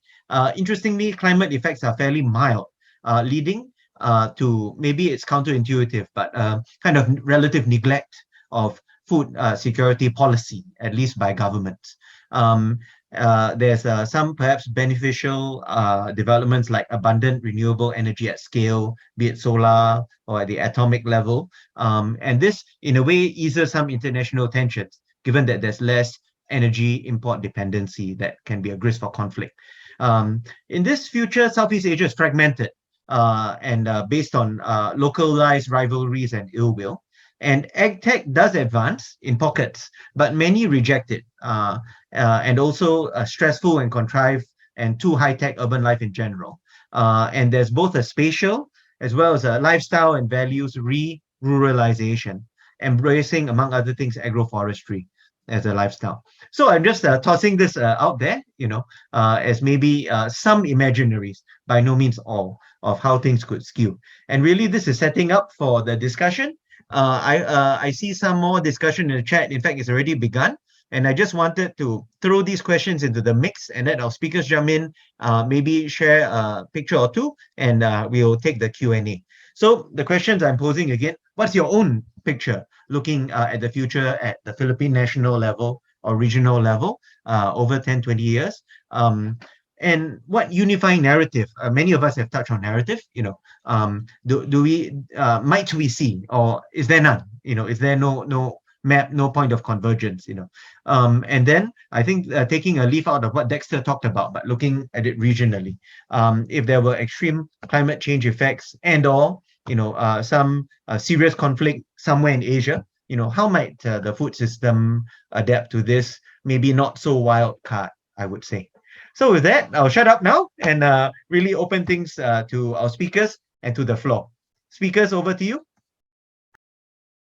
Luke, you're muted. So sorry. Oh, so sorry. Yeah. So I was just inviting speakers to start if with any reactions or just elaborating on your own presentations. But if there are none, I will just task or request Fisayo maybe to, since you've been working on farm narratives, farmer narratives, and also maybe Prof. Tulin, what might you see as something connecting between your research or your national narrative and a future Southeast Asian narrative? Yeah, thank you, Luke. I think an interesting narrative that is really coming on is the fact that is the agency on the part of the farmers about how they see themselves as being responsible for as custodians as far as the food system is concerned, and then that initiative taken in really contributing to food system. I think that's an interesting part, especially considering the fact that previous narratives is really around, farmers are poor, they are withdrawn, and then they operate in isolation. Now it comes from a more dignifying position whereby they see that the work that they are doing as like a global significance, and then they're able to hand that down to a newer generation, and that just really continues. And then there is this work that is being contributed to the preservation of food system, and then that also directly ties into food security and sustainability. Oh, thank you, Fisayo. Prof. Tulin, any thoughts as well? I liked your diamond CLA analogy, for instance. what might you see at Philippine or regional levels in terms of a new image for a new era? So I want to start my discussion on the third question. If extreme climate change affects rabid Southeast Asia and or if armed conflict occurs in Asia, what could this look like on the agri-food front and how we could cope up to stay resilient and anti-fragile? So we have witnessed how Typhoon Yolanda or Haiyan ravaged our area. And it was terrifying because there was really a shortage of food. And when we just want to share with you our experience that when we give food along the streets, people would run after us. And the very sad scenario is when we give a pack of biscuit to the children, the child who got it would run as far as he could, and they wouldn't share it with the fellow children. So meaning to say the demand for food is terrible. No? If there is some extreme calamities that would occur here in Asia. So I think what we have to do is like what we are doing in preparing the disaster food fact.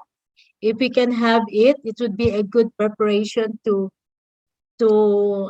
prevent hunger among our people, because we try to envision that the one pack of disaster food could last for a day. No, and so if we have enough supply of it, and during disaster we can distribute it to our people, there wouldn't be much panic. And also what we are doing now is we are trying to teach, to empower our farmers, to teach them how to plant resilient food so that by the time of calamities or pandemic, they have something to harvest in their own immediate surroundings.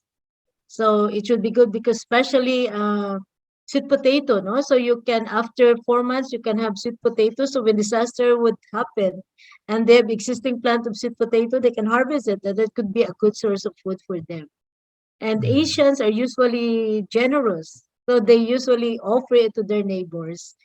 So we could basically prevent people killing because of the shortage of food. So that's just it. And what we did also, we at the center, we are a research center, we call it Philippine Root Crop Center. During disasters, we distribute planting materials, to different localities within here in Leyte. And once the people would plant it, they have already source of food. We are even promoting sweet potato in home gardens and also in condominium wherein they can plant it in their terraces. So it's just a matter of educating our people, teach them some of the new technologies in advance so that they would be ready when disasters happen. Although I'm sure nobody, if there is a terrible disaster, that would happen. But if we have it available, we can easily distribute it to our people. Yeah. Well, thank you, Prof. Tulin. I think let's process some of the questions from the audience.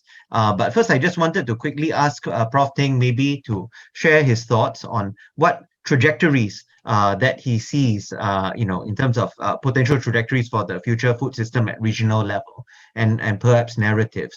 And then I'll open the floor to, I think, 2 people who've raised their hands. Professor? Well, just very briefly, Liu, I think because I think others have probably much more to say than I have, I think as a region, that's where our biggest challenge is. Because we don't have consistency and harmonization across countries of policy imperatives. Okay? Even though we try to collaborate as a region in ASEAN, we find that individual countries eventually will implement policies that best benefit their own domestic constituency. We've seen this time and time again across ASEAN.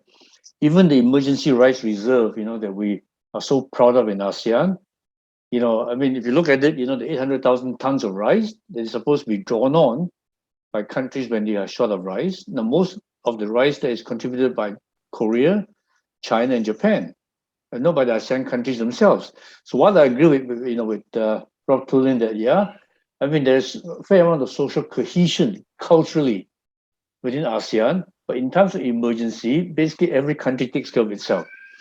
Now, we saw this, this bad behavior basically, during the last 2 years, right? With the Malaysian chicken situation, Vietnam and Thailand wanting to raise the price of rice so that the farmers can benefit and so on. So what I'm saying is that, we really need to tackle things going forward at the regional level, recognizing that there are local domestic differences. But how do we get there? It's a big question. Unlike the EU, where Dexter is based, ASEAN is a club, unfortunately, right? And we operate by the law of the minimum. Is how do we get beyond that? And that's why I really think, I was in another forum. As we all know, Indonesia is going to be ASEAN chair next year. Yeah, in fact, Indonesia is now asking the question, because of the big budget surplus and so on, what can Indonesia do as the leader of ASEAN to actually facilitate cross-country collaboration so that we tackle issues at the ASEAN level, rather than as individual countries? I think there's a lot that can be done. Like one of the framework is the ASEAN Integrated Food Security Framework. There's the strategic plan and vision for food, agriculture, and forestry for ASEAN, and umpteen number of working groups, but they don't have teeth behind them. So going forward, one trajectory that I see is very important is at the policy level. Not just in respect to agreeing on policies, but also the articulation between policy and implementation, which is the other very sad thing in ASEAN. We find inconsistency in policy implementation. One administration comes, they change things, and things just almost go back to the beginning. In fact, listening, I was also reminded of the number of times when I thought, hey, are we repeating Masagana 99 again? For those of you from my generation, you probably remember Masagana 99. We shouldn't be. We should be empowering smallholder farmers to make decisions. And Fisayo, I think your point about, how smallholder farmers need to take pride in what they're doing. When I was studying agriculture in New Zealand, I was so shocked when I saw farmers there owning big cars, living in beautiful houses. Because having come from Southeast Asia, where the concept of a farmer is somebody really poor, in a vocation that is not respected at all. There's a milestone difference there. Now, if we can uplift, as a trajectory, the livelihoods and the stature of smallholder farmers in the 500 million farmers that we have here in Asia Pacific, then I think we would have accomplished a lot. I'll stop there, Liu. Yes. Give us a chance. Yeah. Yes. Well, thanks, Prof. I'm going to hand over to Prof. Balaan, but maybe just to cue Dexter as well, with a global out-of-region perspective, there's been a lot of discussion about policy, maybe to hear some of OECD's policy recipe, for the region. But over to you first, Prof. Please unmute. Please unmute. Yeah, thank you. Let me see the question again, a while ago. The first one. one. Okay, sure. Yeah, but it's kind of free for all now. You don't need to be confined to all this stuff. Yeah, I'll be sharing in each question here. So anyway, just Paul Teng has already discussed ahead of what I'm supposed to say. So the important what it was about what are the preferred scenario, the feared scenarios, and all these things. So for the preferred scenario, I look forward for a cooperation and competition of the ASEAN region. And yes, that's ideal. However, realistically, because of inconsistent policies, just like Paul has said, it's too difficult to attain it. However, there should really be making a political will for that one. Even in the Philippines itself, we look for an ideal production system, etc. However, because of political dynamics plus other kinds of problems in the country, it needs to be resolved. Then another is we look forward also to a scenario that benefits really the farmers. We call it from barrio to the world, or from municipality, from situ to the world. In other words, all the efforts, the production effort to the marketing should really benefit the farmers themselves. That one day that they can really be the stockholders and really be just like Paul said, the farmers in New Zealand have cars. So we look forward to that one as well. So for the area of what if extreme climate affects Southeast Asia, and in fact, including the possible, the political about China in the area and other possible scenario, is more of survival. That's why we for us here, is to not, for the time being, be exposed to production and all these things and economics of it, but also to look for alternative food sources. When those scenario will happen, like those. So educating them on some alternative food sources, for carbohydrate sources, for protein sources, like this. So that one day when it happens, they know how to survive. Thank you. Thank you so much, Prof. And over to you, Dexter, for your thoughts. And I also invite all other panelists to think of their concluding remarks as we wrap up the session soon. Yeah, so I wanted to offer thoughts, I suppose, across the three questions. So our OECD work focused very heavily on the most feared scenarios. I don't think you stress test policies with optimism as much as you do with sort of pessimism.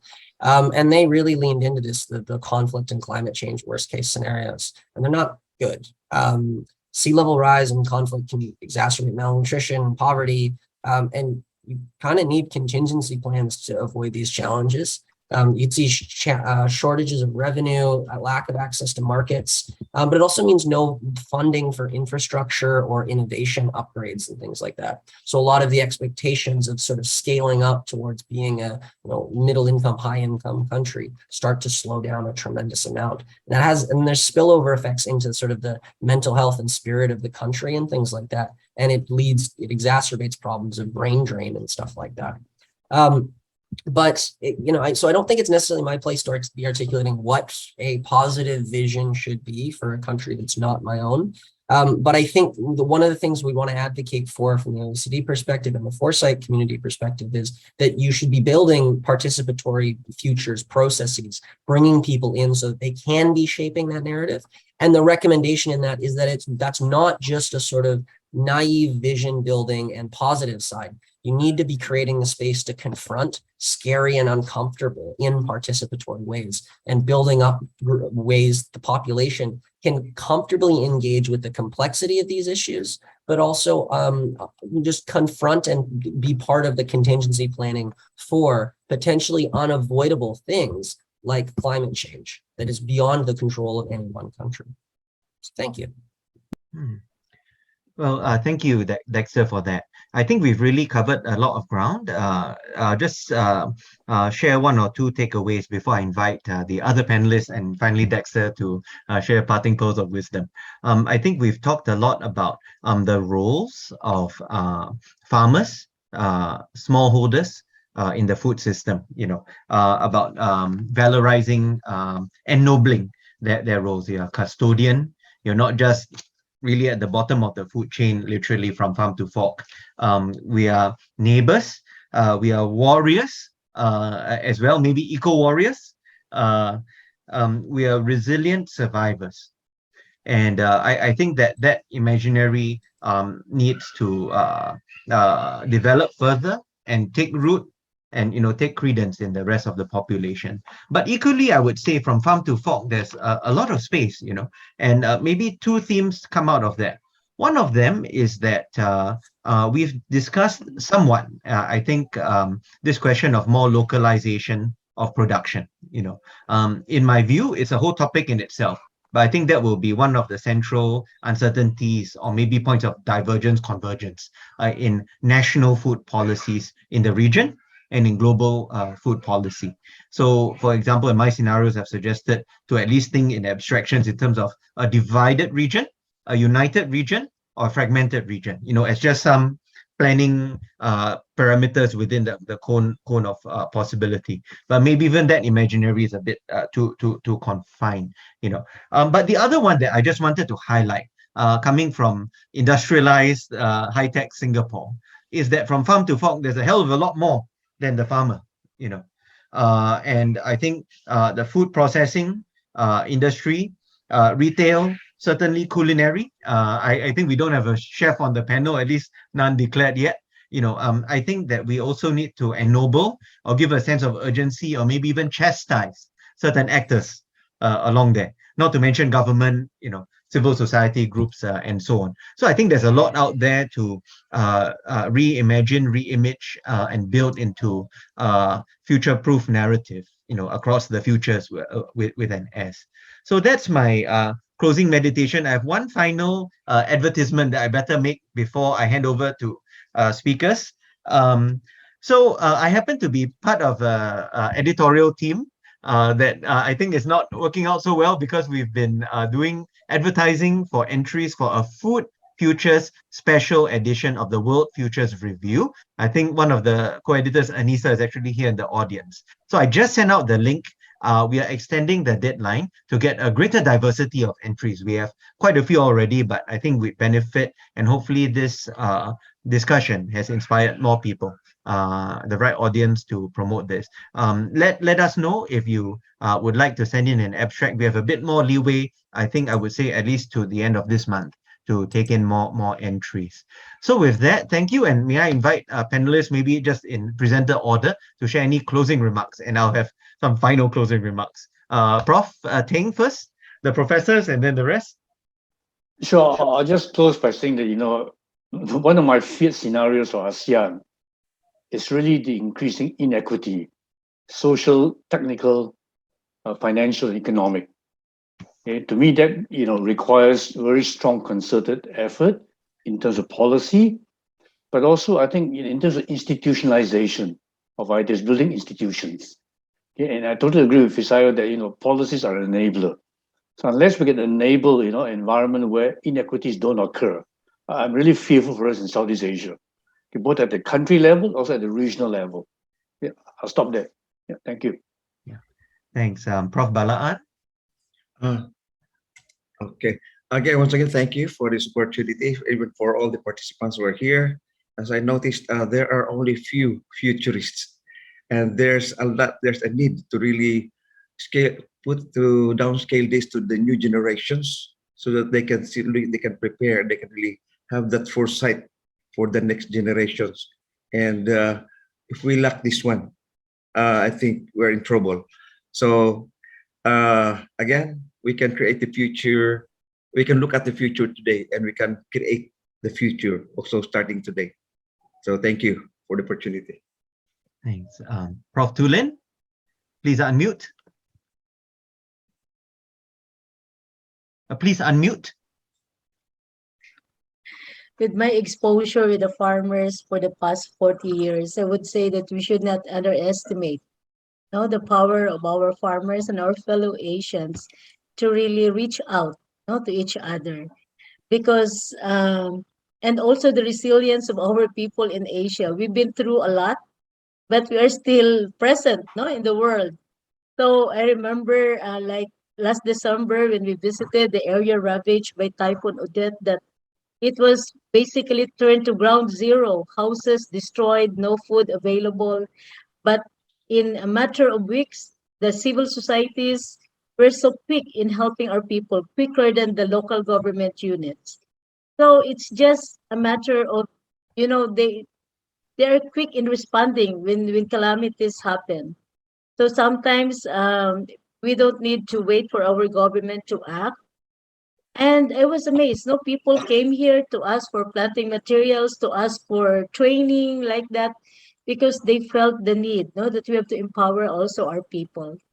And imagine we also form cooperatives that produce sweet potato, and then there is an LGU establishing a plant to create food products from sweet potato, like ice cream and other products. So if there should be a convergence of people helping each other. And if other people were able to do it, I think we can do it here also in Asia. Because they always say that Asia is the next continent to reckon with. We have here in Asia a lot of people that we can rely on. And I think that's it. We should be helping each other, and we should also believe that the coping mechanisms of our people, how resilient we are. Having, like for instance here in Visayas, we eat storm for breakfast. They would always tell us, because storms just happen not every day. We have these 20 storms here in our locality. So for the past 10 years, we've seen our buildings destroyed, and then we were able to recover. So that's it. So let's just keep on helping each other. Thanks, Prof. Tulin. 𝗪𝗍𝗍? I think from my end, I'll start with the fact that we need to think future present, whether we are looking at the dystopian perspective or the utopian perspective. We need to start thinking about what can we do now. And one of the things that comes to mind for me is also from the cooperative aspect, because when we are thinking food system, every hand needs to be on deck, and we need to drive that collective action just to ensure that we have this resilient food system. And thinking about it as well, I think we should approach it from the strength-based perspective, because I think that different segments of farmers have aspects that is more or less their strong areas, which I would also call a competitive advantage. And coming together in these aspects would mean that we are stronger together rather than working in isolation. And I think that should also be driving information just to ensure that we are able to work together to achieve the resilient food system that we are looking forward to. Thank you, everyone. Thank you, 𝗪𝗍𝗍. Dexter? Yeah, I thought it was notable how everyone who presented scenarios today had a whole lot of overlap within them. And I think that we're creating the same ones as a reminder of how important it is, I guess, my advocacy is just to involve more of the population in the creation process of this, because it's the creation of these scenarios rather than just the presentation of them to people that allows people to internalize and engage with the full complexity of the evidence on these issues. And then they can get it, and by creating stories about them, they can start to get a mastery of the complexity and figure out solutions and strategies out of it. And I think one of the things to make sure that we're including this is uncomfortable conversations about some of the values divides that we're gonna have to confront, and some of the uncomfortable trade-offs, and letting people engage with the full complexity of those things will allow them to appreciate the different kinds of solutions, as opposed to just being upset at the downsides by not understanding the full nuance of those kinds of issues.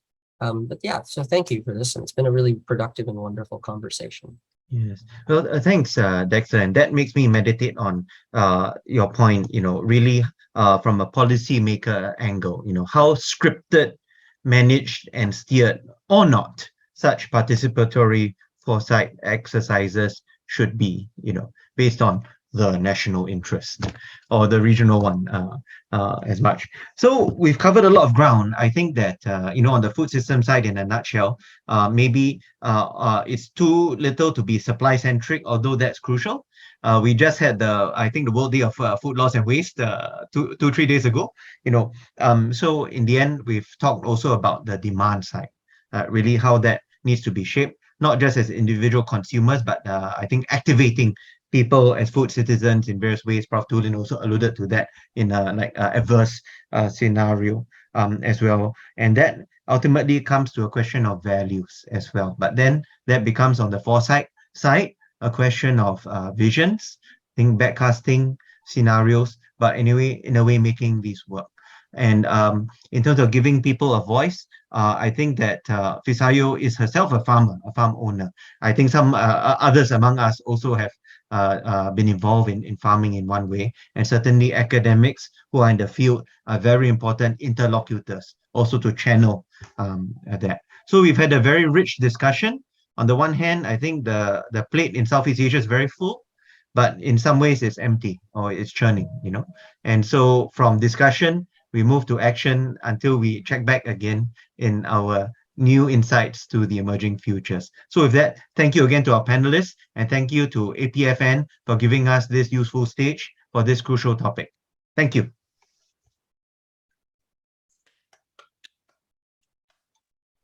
Thank you, everyone, for your very engaging conversation and all of the contributions. There's so much to think about. And we'd like to invite everyone for a short break before we proceed to the final session for the Asia Pacific Futures Network Conference, which will be sponsored by the Association of Professional Futurists, with a session entitled The Futures of Professional Foresight Practice. So we'll see you back here in 7 minutes. My math is correct. Thank you. Hello, everyone. Welcome back from that short break. We're down to our final session for the conference, and that is, of course, in partnership with the Association of Professional Futurists. This session is titled The Futures of Professional Foresight Practice, and we will be moderated by 𝗪𝗏 Over to you, Darwin.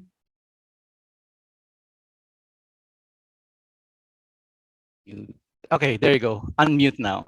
Thank you, Nicole. Welcome, everyone. Welcome to the last session. We are drawing the curtains to the 8th APFN conference, and we would like to also welcome members of the Association of Professional Futurists, as this is a crossover event for APF. This is what they call the APF First Friday session. Well, technically it's a Saturday for some, but there are some who's also on the Friday mode. So we're good. Just a reminder, please use the chat function of the Zoom to drop in your question, and also the reaction button of Zoom to show some love to our panelists, and maybe even questions, of course. We will pick up your questions during the course of the hour, and later on we can bring you up to the stage and ask your questions directly or comment on everything that has been shared. I suggest for a better experience, you view this session in gallery mode, so up in the Zoom and view in gallery. As Nicole said, I am 𝗪𝗏. I'm moderating today's session. This is my first rodeo with APFN, and I have the extreme honor of facilitating a conversation around the futures of professional foresight practice. I am delighted to get to speak with an awesome set of panelists, many of whom I only met just a couple of seconds ago, but many of them I have read their papers. I have listened in many of the conferences that I have attended in Futures and Foresight. But all of them I admired because of the journey that they are in the Futures and Foresight. So when Sherman shared with me this daunting task of covering this talk, there were only two words that resonated with me: exploration and personal. 6 personal and very different stories we will get to hear, their personal exploration in their journey in Futures and Foresight. My goal today is really, I guess everyone's goal today, is to have this conversation around our very own personal journey. What I would like to encourage you to do is learn from their trials and tribulations, and of course, celebrate their successes and personal victories as they share their stories. So let's begin by getting to know our panelists. I will not be reading their bio or CV, but a colleague of ours is going to drop in their professional links in the chat. So you get to have the pleasure of reading up their story. But I think what I want you to do is listen in and lean in. I wanted to try something different today and ask our panelists beforehand to embody an inanimate object like this one that you're seeing right now on my screen.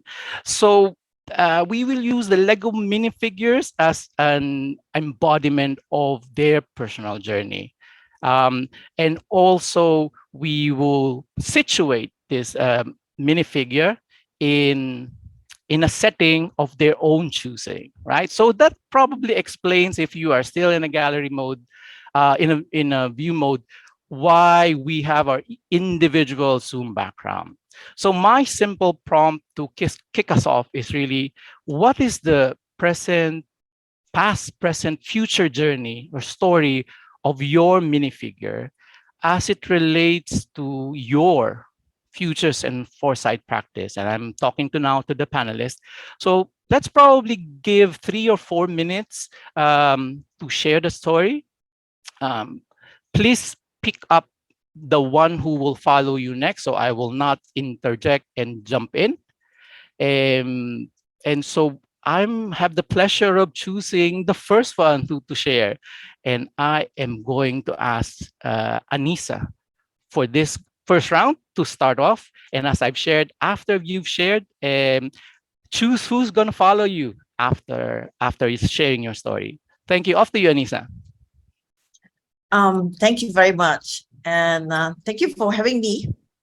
And my avatar, the minifigure that I've chosen is a magician, because I feel like I'm constantly trying to create fun and games and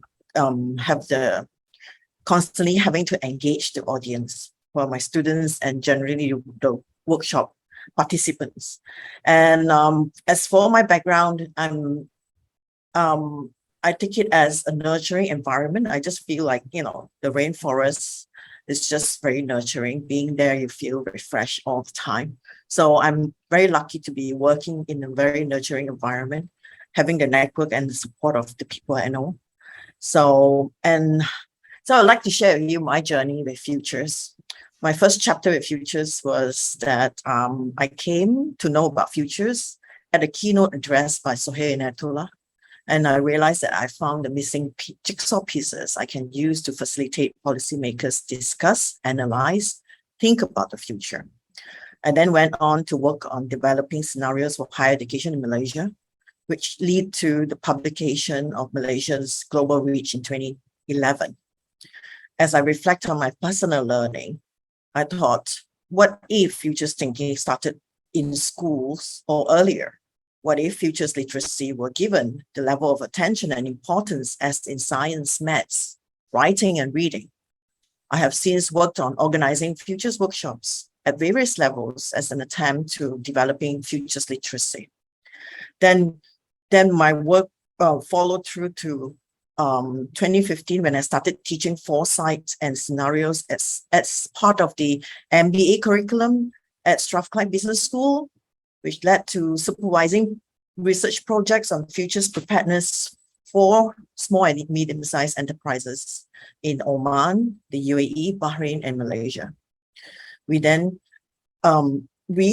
At one point, we shifted the MBA program for fully online in the heat of the pandemic in March 2020. I was then involved as the team on working on creating possible scenarios of new normal facing the school. I reflected and started working on futurizing DBA program and the business school. What do decision makers need to be comfortable working with unknowns? What do decision makers need to perceive the future differently? Fast forward to today, 2022. At present, I'm teaching mostly future studies courses. My research focuses on building individual resilience and anticipatory skills using future studies and support the development of foresight muscles in organizations. As I'm spending more time creating learning and teaching environment for futures, it occurs to me that educators can share their wares and learn from each other. So Lavon and I started a community of practice under the Journal of Future Studies. The aim is to make futures more accessible to the wider community. So the urgency for advancing futures literacy is my push of the present. My future, the work continues, building a global community for creating and sharing the knowledge on how to teach future studies. And that's me. Thank you very much. Anissa, you get to choose who's next. Yes, I forgot. Jose. Thanks, Anissa. Again, it's a privilege and an honor to be invited to this really great panel. I chose for my avatar this mouse. Actually, this is one of the rare, I would say, lines of Lego. It's part of the Fabuland line, for those of you who are into that. And it actually got, later on, it was launched in 1979. And it's actually one of my favorite toys when I was young. And I have a whole set of them. It comes in different characters. And the reason why I picked this is, related to my background, it's like the country mouse in the big city. And I sort of feel that way. By heart, I'm from the country. I actually come from a fishing village, small fishing village in the southern part of the Philippines. And but I grew up in the city I grew up in our capital city, and I still live here as well. And I love being in the city as well. So in terms of my futures journey, I would say my journey started in 2019 when I took up my master's in Australia. It's a supply chain innovation master's, and I was lucky enough to be able to attend a course by Joseph Voros on strategic foresight, and I really fell head over heels in love with the course. Prior to this, I was actually had almost 2 decades corporate career. Most of it was in process improvement and innovation, and I sort of felt that something was missing. And then when I heard about foresight, I said this was what was missing, not only in terms of my knowledge, but also in terms of how I saw organizations are, at least in most of the organizations that I worked with.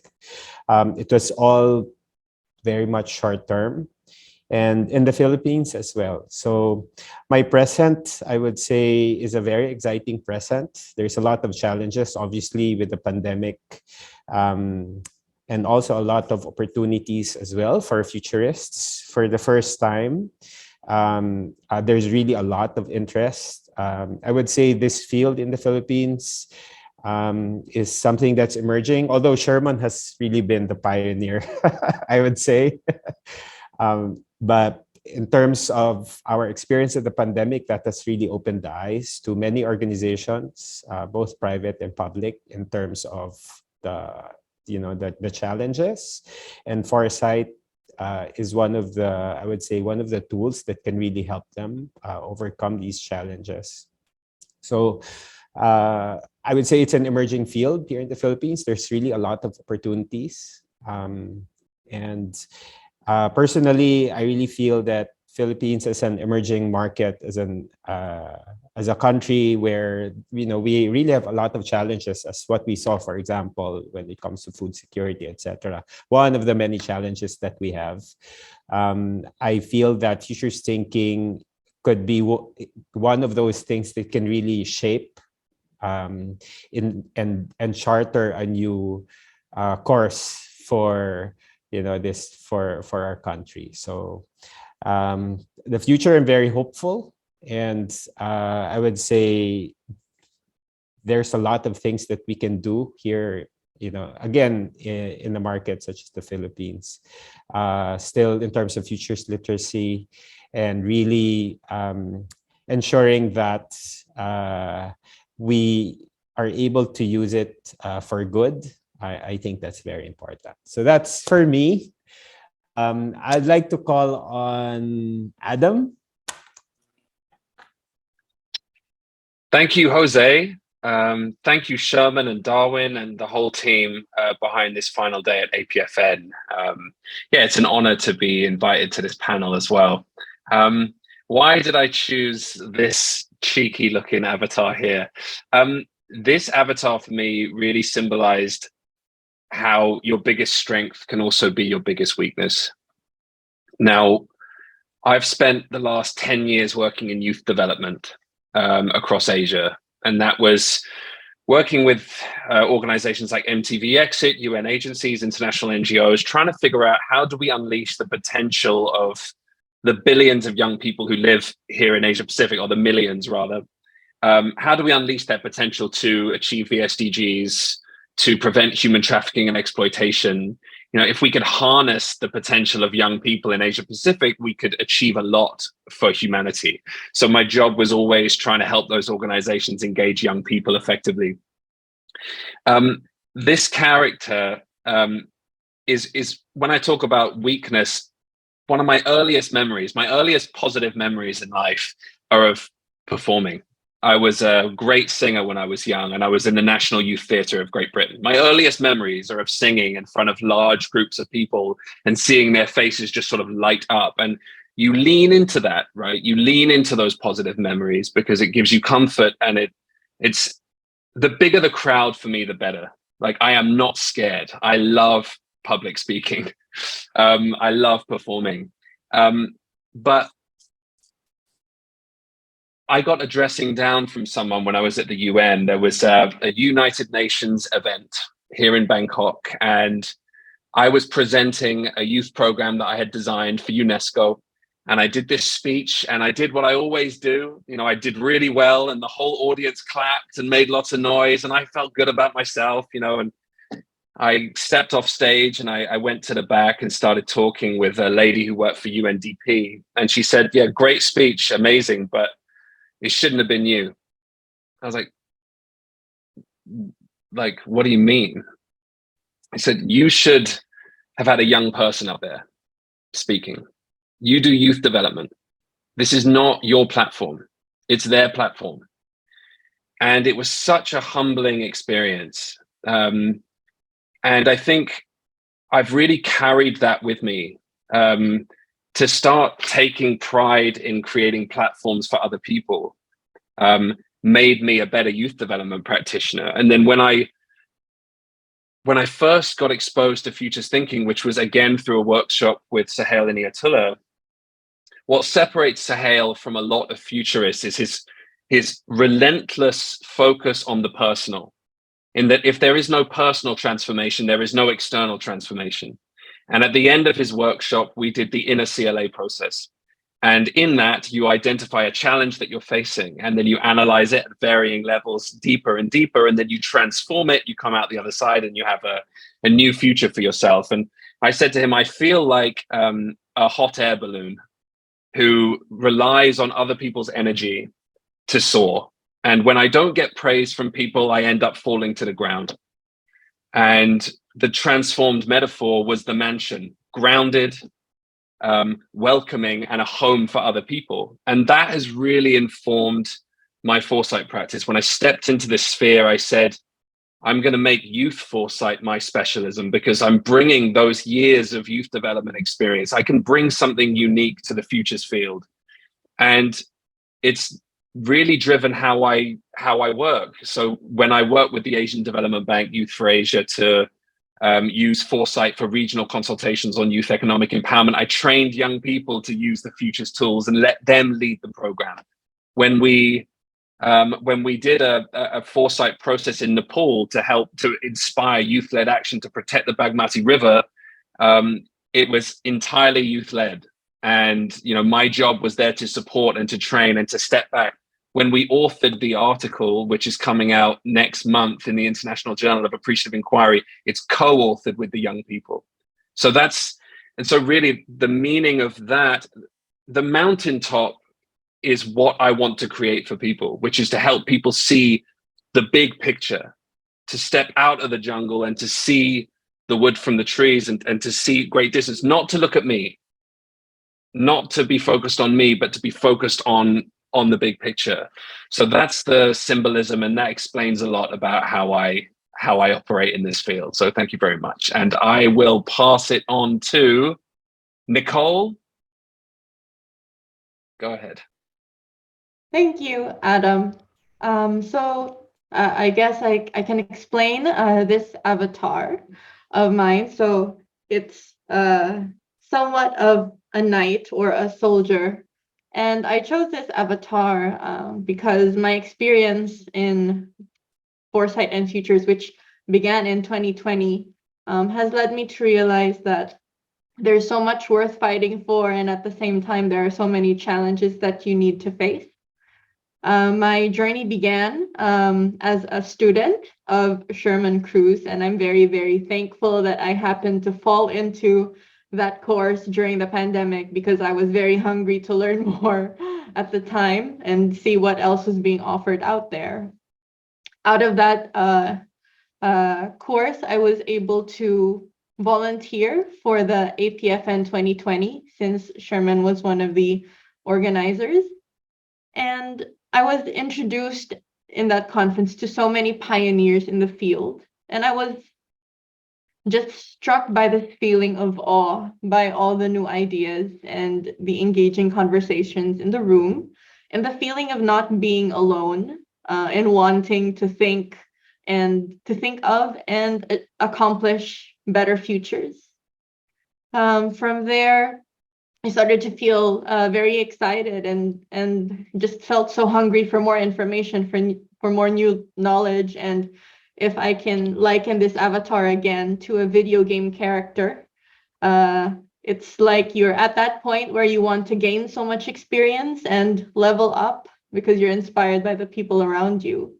And I was able to find foresight communities to be a part of and connect to.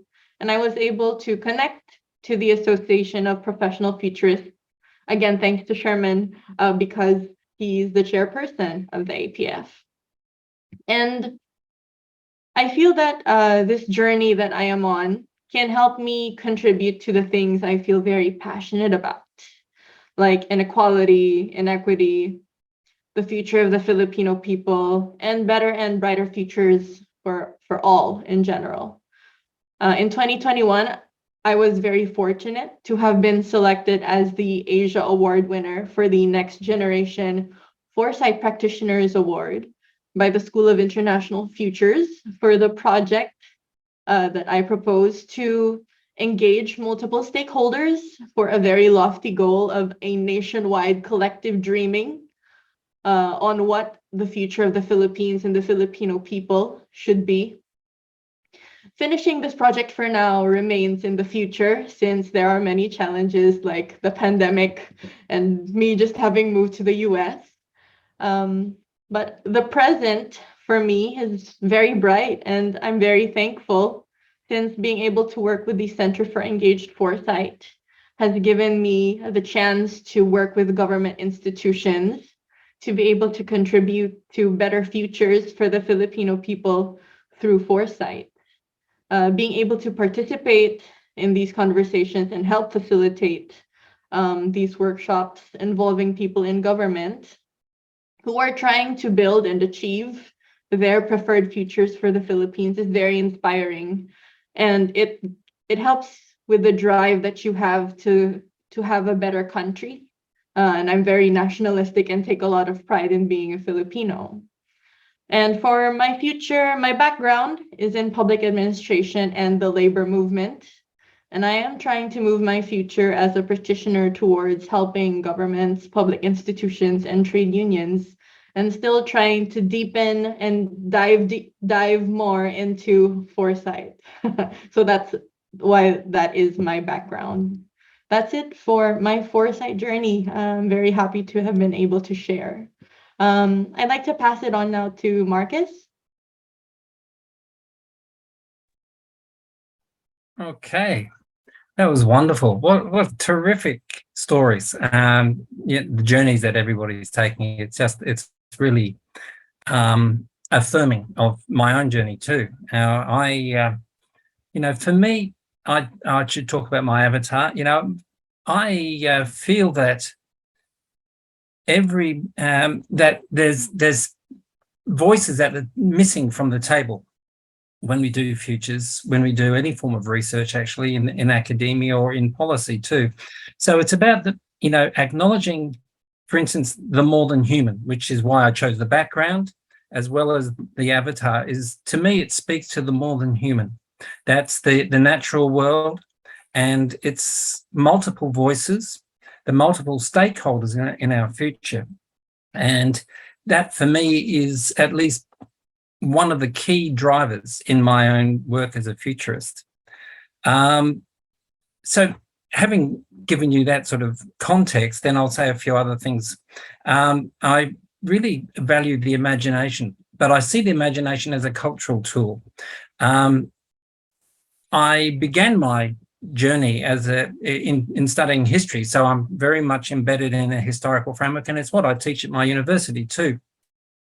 But at the same time, I see that history often serves the powerful, serves vested interests, and so on. So does the futurists in that sense too. We're very much prone, because we have to pay the rent, to just offering our services to many people. I'm not saying that of you guys here. It's quite clear that we all seem to share the same ethical, moral compass.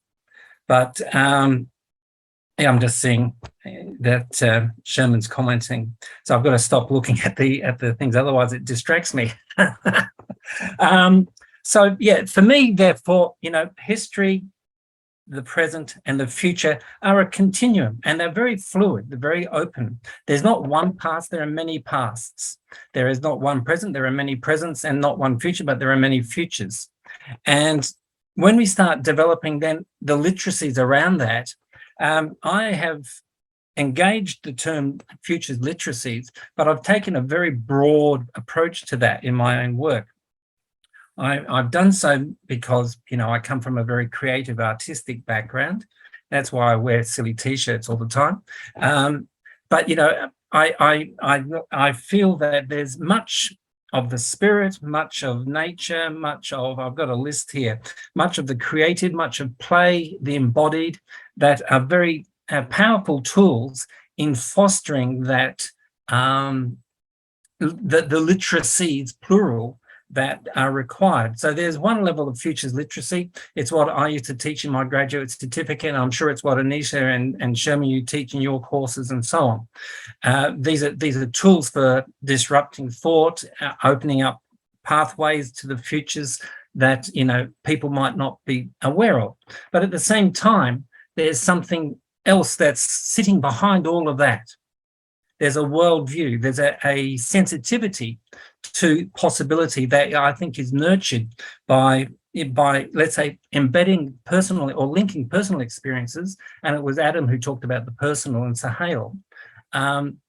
That personal quality of being alive to the pasts, the presents, and the futures. This morning, I've had a busy day, actually. This morning, we, a group of my colleagues and I, we ran a ritual. We were experimenting with futures rituals around transformative regeneration or transformative embodied engagement. So we ran this ritual and 10 people showed up. It's the very first time we'd actually practiced this, and it's going to be run in a university in Australia with about 190 students in a few weeks' time, and then it will be run in the US somewhere. There's some sort of futures conference happening, I think, in December. Nicole, you might be able to get along to it and meet Claire, who's one of my colleagues. But the point is that the ritual, we set out to create what we think of as a futures creative space, but it's also a sacred space. And I think we've got to, if we're going to take futures, even the present and our past personally, we also have to take the spiritual, whatever that means to you. And, I often say to my students and colleagues, look, Karl Marx used the word spirit many times. Of course, he used it in the terms of sense of Geist or the spirit of a time or whatever. But, you don't have to be a card-carrying member of a faith community to use the word spirituality in an authentic way. So for me, that has been growing more and more as I'm getting older. And I should say that I first came across the concept of futures studies in around 1976, when my father showed up with a book in his hand with the futures on the front. It wasn't Toffler, and then I found Toffler. But, so I did it kind of backwards. And then I bumped into 𝗪𝗿𝗁 in a back street on a dark night in 1989 in Calcutta. He was just finishing his PhD. And, we were there to see 𝗪𝗿𝗁 Sakha, who's, our guru in a sense, I would have to say. And we just sort of connected. Then he showed up in Australia a few years later with his beautiful wife, Ivana. They had all these kids coming along, or two of them. That sounds like a lot to me. And, so we kind of just clicked, and we traveled in many ways in parallel since then. We both have the same commitment to personal transformation, enabling social, cultural, economic transformation, and so on. All those practices that you would associate with a lot of the issues that were talked about in the last session, which I showed up in the last 20 or 30 minutes for. It was fantastic to see, because I have a student who's doing her PhD in carbon farming and the co-creation around meaning around carbon farming. And so I was actually connecting dots there. I was thinking, oh, that's, what they were saying, what your panelists were saying, Sherman, were, you know, really important points. And of course, we're all speaking from different places in the constellation of meaning making. And I should, you know, start bringing this together. So for me, my little avatar there speaks for those who do not have a voice, those who are not necessarily at the table. When we think about the SDGs, for instance, they are incredibly important. But, you know, I would like to see more acknowledgement of the more than human. We're still very focused in an anthropocentric way on the humans and cultural, and no, human culture is here and nature is over there, whereas actually they are totally enmeshed. We can't separate or think of one without the other. In fact, humanity, in terms of Western science, we created the concept nature. It's an artificial cultural concept.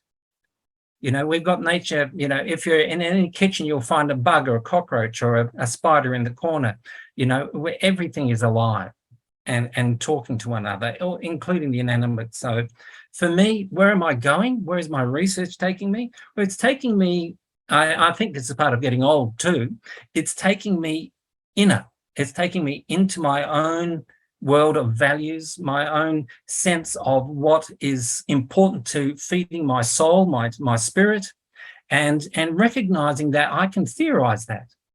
I can do so much with it. The books on, you know, solar punk. Oops, where is it? Can't see it. No, it's gone. Anyway, I've got a number of books. I'm exploring solar punk, which is a creative disruption and also very optimistic. You know, as a futurist, I can't help but be optimistic because I believe in people. I believe in the cultural creativity that have solved problems in the past, you know, and I recognize that failure leads to new opportunities. The Roman Empire failed, but what came? Something else came. I don't think we need to be caught up too much on, you know, 200 years from now. I think it's really important to think deep futures and link them to deep pasts. And at the same time, we have to acknowledge that we have to do things right now for those who are not at the table, whether it's the impoverished fishermen that in the village that you came from, Jose, or, you know, very vulnerable to climate change and all that. We have to be aware right now that the moment for action is now. Futurists have to be very concerned about what's happening down the street or in the jungle behind their house or wherever we are situated. We have to be as aware of the present, but we have to be aware that the past shapes many of our assumptions. So we have to be unlearning a lot of what it means to be a citizen, a cultural being, and so on. There's a lot of unlearning that needs to go on. So I'm going to end there, and I'll hand it over to you, Darwin, because we haven't heard from you yet, and I want to hear how your mouse compares to Jose's mouse. Before I take that pleasure, I would like to hear first from Modaffar, and I will round out that session. Modaffar, off to you first. Thank you. Thank you, Darwin. Thank you for everyone. Actually, this is very interesting, and this is like I'm lucky just to speak the last speaker at the last session of APFN 8th edition. What a privilege. So while I was listening to everyone, to Adam, to Nicole, Anissa, there is something in all those stories that I can link to, like being hungry, like Nicole, and seeking, you know, knowledge, and like Adam, seeking to engage youth and drive that change. Marcus, when you spoke about, you know, that the present is the field for action where we shape the future. All of these points I can link to, and I think this is like where we can connect and create this community of people who are interested and working in future studies. So I think my background is about, I am an engineer by education. I like analytical thinking about in systems and how like systems interconnect to each other. But in the same time, I'm always like looking for change, to drive change, and to change my circumstances, my bigger circumstances to a better situation. So I think those qualities or those drivers, which are like, in my view, are essential for anyone who want to practice foresight, have been like innate or inherited in me. And that's why when I was first introduced to the concept of foresight back in 2016, and it was by pure coincidence. I was not enrolled in any program related to foresight. Rather, I was working for Dubai, one of the Dubai government entities. And in the year 2016, that entity enrolled in a program to establish a foresight practice. And that was under the umbrella of a bigger initiative by Dubai government, which they call it that time Dubai Futures Strategy. So my company, they wanted to align themselves to that strategy. So I jumped in, just being a hungry learner. I jumped in to do that project, to align my company to that strategy.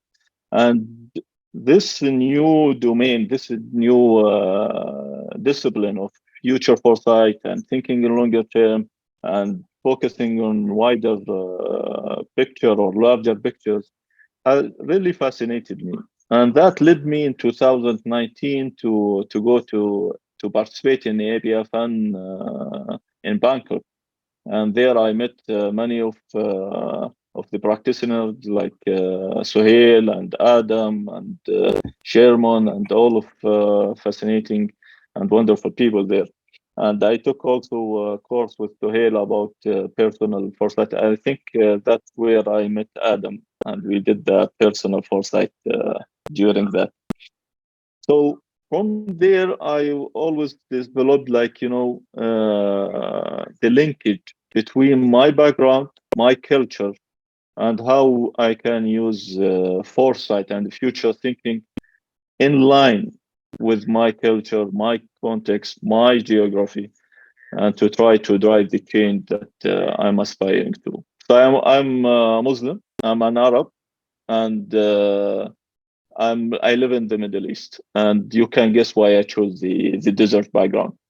So in my view, that my culture is rich with the factors or with the teaching that we need to look at time, not in a discrete or analog way. Rather, it's like a continuum, as Marcus said, and that life that we are living now is not the end of it.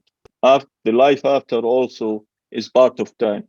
And this is deep in my culture. This is why we are, in my culture, in Islam, we are always encouraged to preserve nature, to do good, because this is, this is how you are projecting your belief in the life. And this belief, this culture background is helping me now in discovering how Muslims before thought about the future, how they perceive the future, and how we can benefit from all this tradition, all this teaching, into creating a foresight practice that is suitable for this part of the region. That's why I'm engaged with different initiatives, with translating or importing knowledge from the Western or Eastern cultures that can help us in this part of the world to think about the future, to develop the practice, even to develop the communities of people who are interested in this field, to come together and try to think about the future and create initiatives and work toward shaping a better future for all of us. This is one aspect that I'm very passionate about how we can benefit from the cultural background, from the context that we are living in order to create more reliable or more relatable future practice, rather than just picking out of the shelf or whatever methodologies or tools and use it in your context. I think this is very important, that foresight should be aligned, should talk to the cultural context that it's operating within. And it is challenging, but without challenges, it is not interesting. Finally, my avatar, I'm not an avatar guy, not like Jose and Darwin, but I picked this avatar with, I thought it was a pencil, but I figured out it's like an eraser.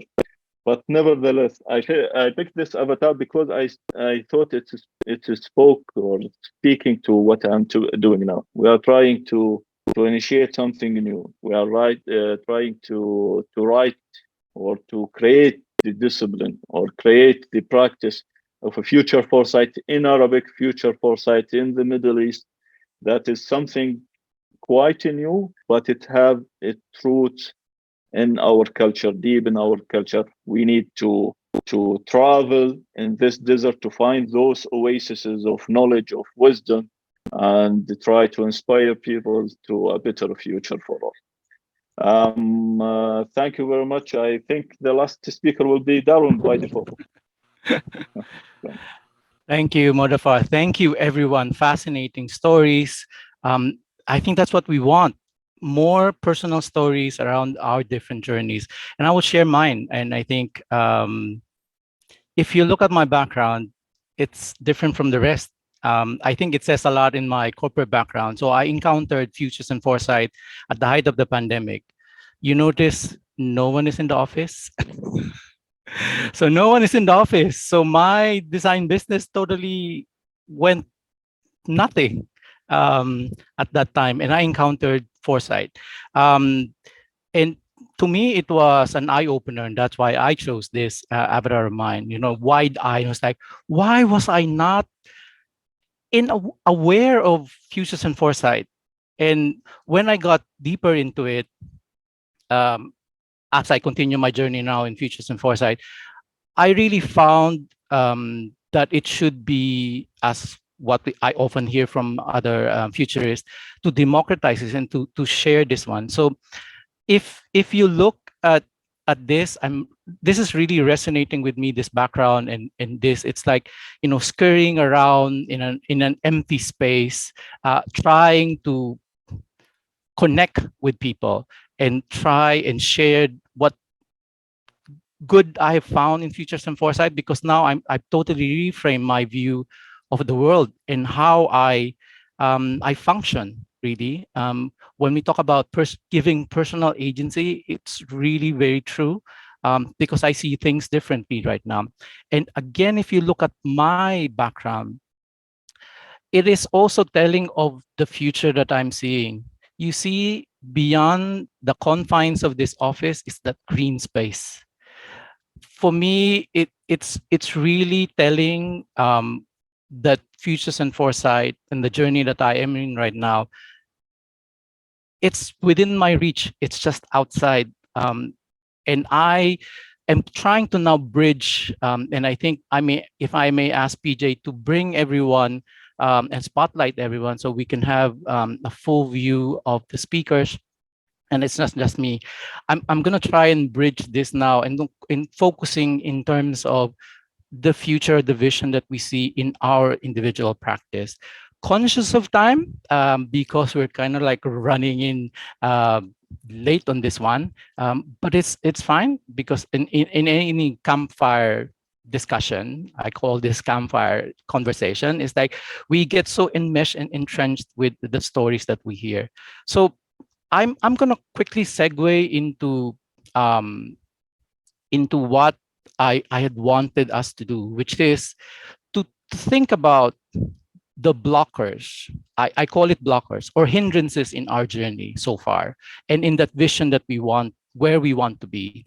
But at the same time that you're thinking about your blockers, I want you to also start thinking about what will boost, what will empower you to explore to that next level of your practice. So it's a two-pronged question into one. I'm just trying to squeeze in as much as possible your individual insights and as you share this with the the listeners of this conversation. So think about the boosters, the blockers and the boosters, the one that hinders you and the one that will propel you. Of course, you might want to rattle off 1,001 things, but I will put you a limit to just think about one booster and one blocker. And then we get to choose who's going to be next. One booster and one blocker. Okay. Being the youngest, I think Nicole will start us off. So Nicole, I'll put you on the spotlight right now. So think about this booster or blocker as you now move towards your journey in your practice, in your personal practice, in your foresight practice towards the vision that you are on right now. So off to you, Nicole. Okay, so when I was talking about challenges before and blockers, what comes to mind immediately is resistance to change, because foresight is all about trying to transform, trying to make change, trying to make people realize that they are agents of change. And when people come at you with mindsets that resist change, then it's more difficult to do your work as a foresight practitioner. For the booster, you don't have to go far with this one, Nicole. Look at your avatar. Look at your avatar. What would make that next level journey that you have be that booster for you? If there were more people like this, if there was a full forest of foresight, just like the APFN is trying to produce, that forest of foresight, more people thinking about better and brighter futures and actively pushing for them, more futures activists would be wonderful, not just for me, but I think for everybody. Perfect. Thank you very much, Nicole. Let's segue to Marcus in the jungle of opportunities out that you've chosen. The dragon minifigure. What will be your one blocker and one booster for you? I think the blocker is clearly visible all around me, both in my academic world, but also in the political world, economic world. It's the narrow view, the wrong priorities. You could call it sort of an economic rational view of the world. People are still doing, let's say, research, writing papers, thousands, millions of papers written every year. Most of them never get read, and they're just part of an academic industry. And I think that the industrialized world is a thing of the past, but we hold on to those processes. So to me, that's the blocker, is that we have a very narrow view of production and our priorities are all wrong. The youth future. Thanks, Adam. Yeah. Definitely. So, for the enabler? Yes. Okay. So the enabler for me is I'm looking at you guys and you're just so charismatic. You're so fantastic. And I'm thinking to myself, we just need, as Nicole said, we need more of us. We need more people out there who really just feel love for humanity, for the natural world, for the future. Because if we project that love, it's got an amazing energy. And to me, the charisma is what we would call it. I look at all your faces, I see all the light coming out of you. I go, oh, in Australia, we swear a lot. So I go, you can put in whatever word you like, and you go, wow, this is a great community, and we just need to keep on doing this positive work with love. Great. Thank you, Marcus. Fantastic. Don't worry, I have a bleeper here. So, okay, very good. But off to Adam. How are you connecting with the booster and blockers that Marcus and Nicole have shared so far? Maybe something from your very unique journey, Adam. I think I wouldn't say it's necessarily a blocker to my career, but I think it's a blocker to effective foresight work, and that's institutions. Marcus mentioned this initially. Foresight, particularly in this region, at least as far as I can see, is dominated by international NGOs, multilateral development banks, United Nations agencies, many of whom are my clients, and many of them do fantastic work.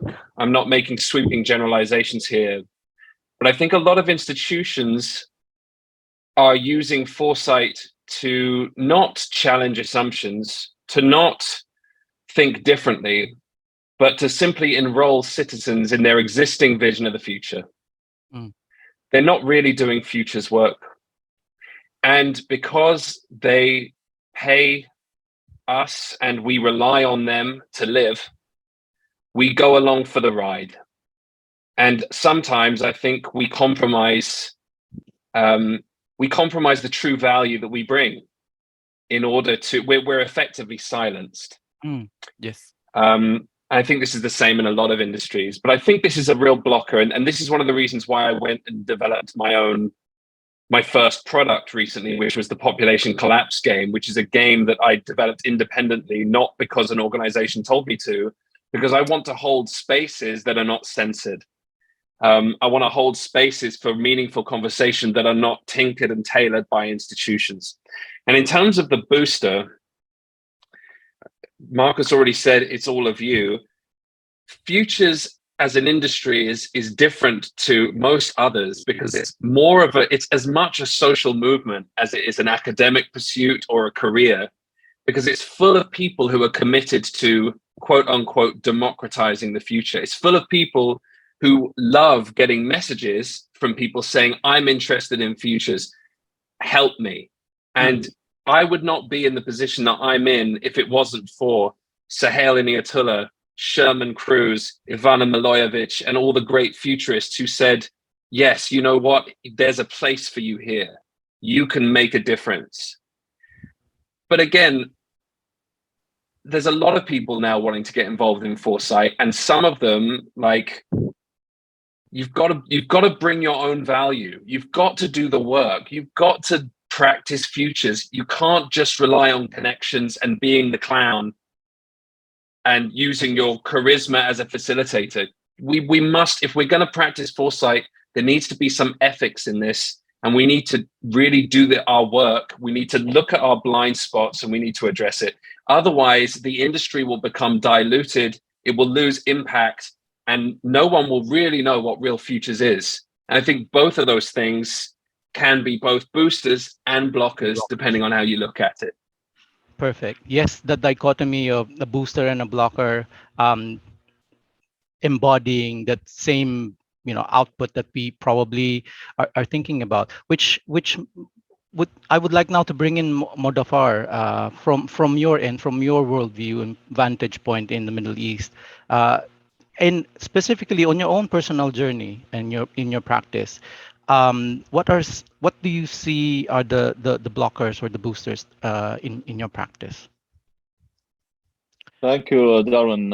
Yeah, from my personal journey and futures foresight, I believe the main blocker is the mindset, the individual mindset, and what I mean here, the individual mindset of short-termism, the narrow view of the world, that you are taking your own interest and your own perspective of the world, and you are trying to project it to everyone else.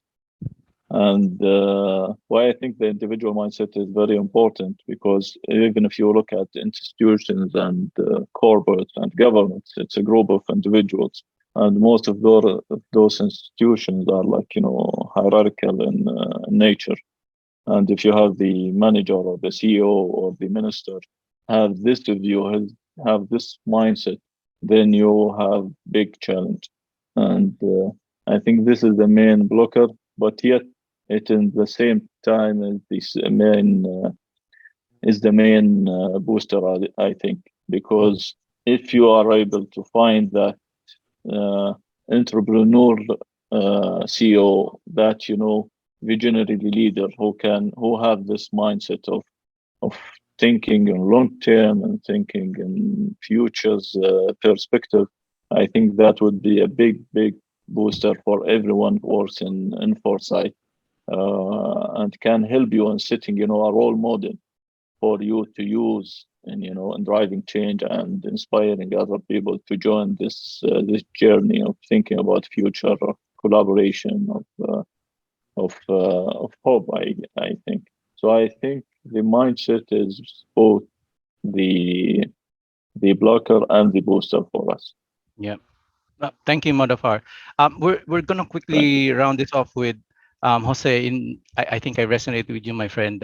In a corporate man, 20 years in a corporate world, with practice now in futures and foresight. What are the hindrances and the remedies that you're thinking, you're encountering right now in your practice? Yeah, thanks a lot, Darwin. And I really resonate what our other panelists have said. And I'd like to add that for me, one of my biggest blockers, I would say, is myself. Sometimes, one, in terms of worldviews, it's hard to think about what I think or how I think sometimes. So it's being able to unlearn. Again, I am a product of more than 20 years of short-termism. So I have to, think beyond that and unlearn that. And also, I would say my insecurities, like imposter syndrome, and is this enough, and am I enough? And I would say, in terms of boosters, and I think one effective way that I've discovered to be able to overcome that major blocker is really to think beyond myself. And we have this, for example, what we have right now, this community of mentors and learners. I consider Sherman as one of my mentors. And I would say my students also, the people that I interact with, my clients also serve to be, in a way, my mentors, but they're also my students. When I see them with a transformed mind or a more open worldview, I think that by itself is more than enough for me. It's worth all the times I don't sleep, studying and attending webinars and all of that. And I think the other part of it is what Marcus mentioned about coming from love and coming from purpose. I would like to add, to enable others to see their own agency to shape their future, which I think is what my fellow Filipinos need, especially to those who, for example, who I think they feel that they do not have that sense of agency, or that sense of agency was actually taken away from them. I think, these are, the community is very important moving forward. Great. Thank you, Jose. Anissa, you started us off in this wonderful sharing of stories. Reel us in with your insights, your blockers and your boosters, Anissa. Thank you. What Marcus really said, and I am, that's exactly my sentiment as well. So sometimes, we are expected to publish as academics, and the same person here has to focus and write and publish. And somebody said, I think Akim said he wants to remove KPI for publications. That's always a struggle for all academics. As much as we want to teach in class, try to inspire the younger generation, empower them to have agency for the future.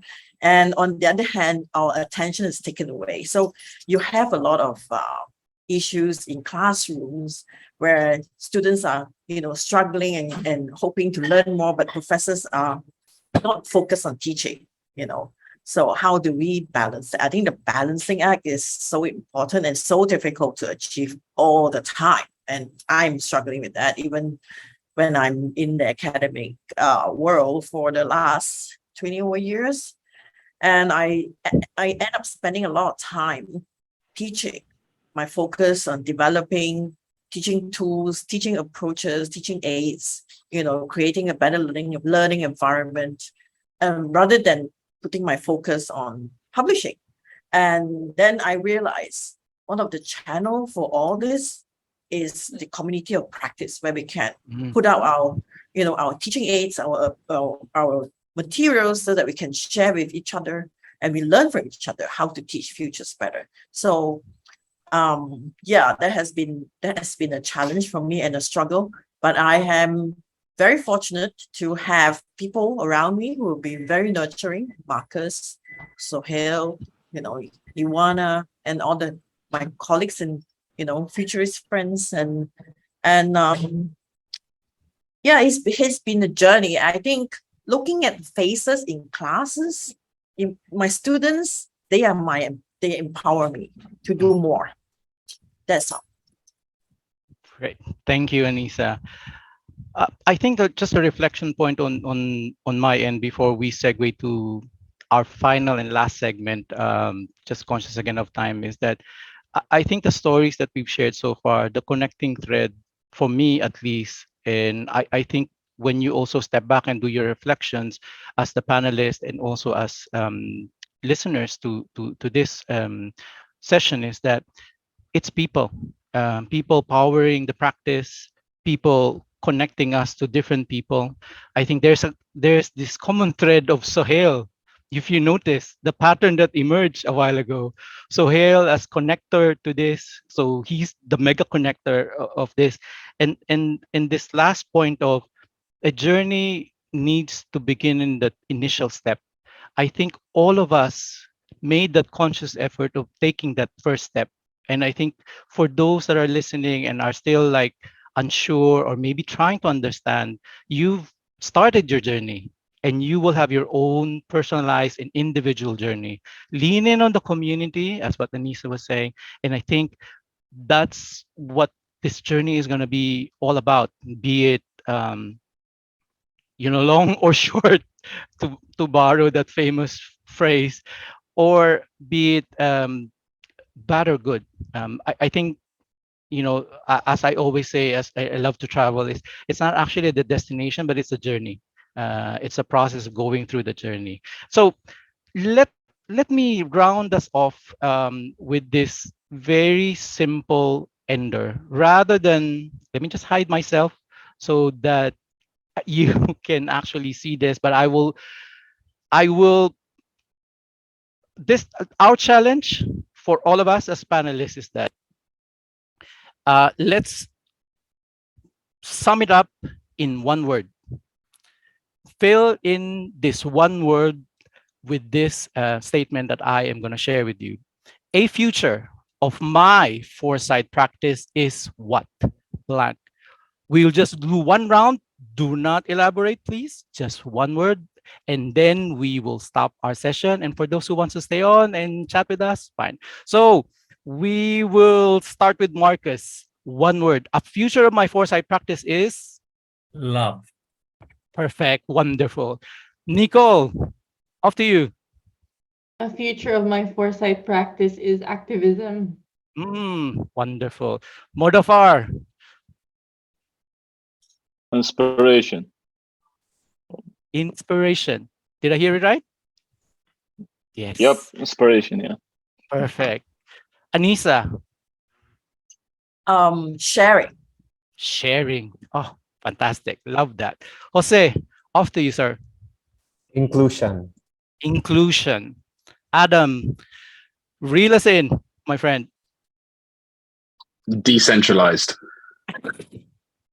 Yes, fantastic. With that, I would like to thank everyone, the panelists that we've invited for this session, and all of you who are listening and participating with the chat. And so now we're off to party. Disco time. So thank you very much again. And I think before we go discoing, Sherman will say a few words. Thank you very much, everyone. Yeah, of course. Yeah. Again, thank you very much for that wonderful conversation. In fact, looking at the many conversations I've been in Foresight, this is one of the best. Perhaps one of the more powerful conversations about the future of a professional foresight. Amazing. And Darwin has always been really good at facilitating things, and I always hang out with him. I'm also learning a lot on how you actually facilitate virtual and physical, because future is, in fact, when you want to communicate and share foresight, you need to have that kind of skill set to really like make a futures conversation fun and engaging. It was an awesome session. And again, thank you very much to our friends in Foresight, of course, in Asia and the Pacific. And it has been amazing this year for the Asia Pacific Futures Network. It's the 8th summit. Of course, we've seen it that it has been all over Asia in 5 cities, the first, for APFN 8. And of course, I'm always really looking forward to the next one, which is, of course, there has been some initial conversation that should we do it in Taiwan, but we'll see. Back to the way of the water, which is 𝗪𝗪𝘁.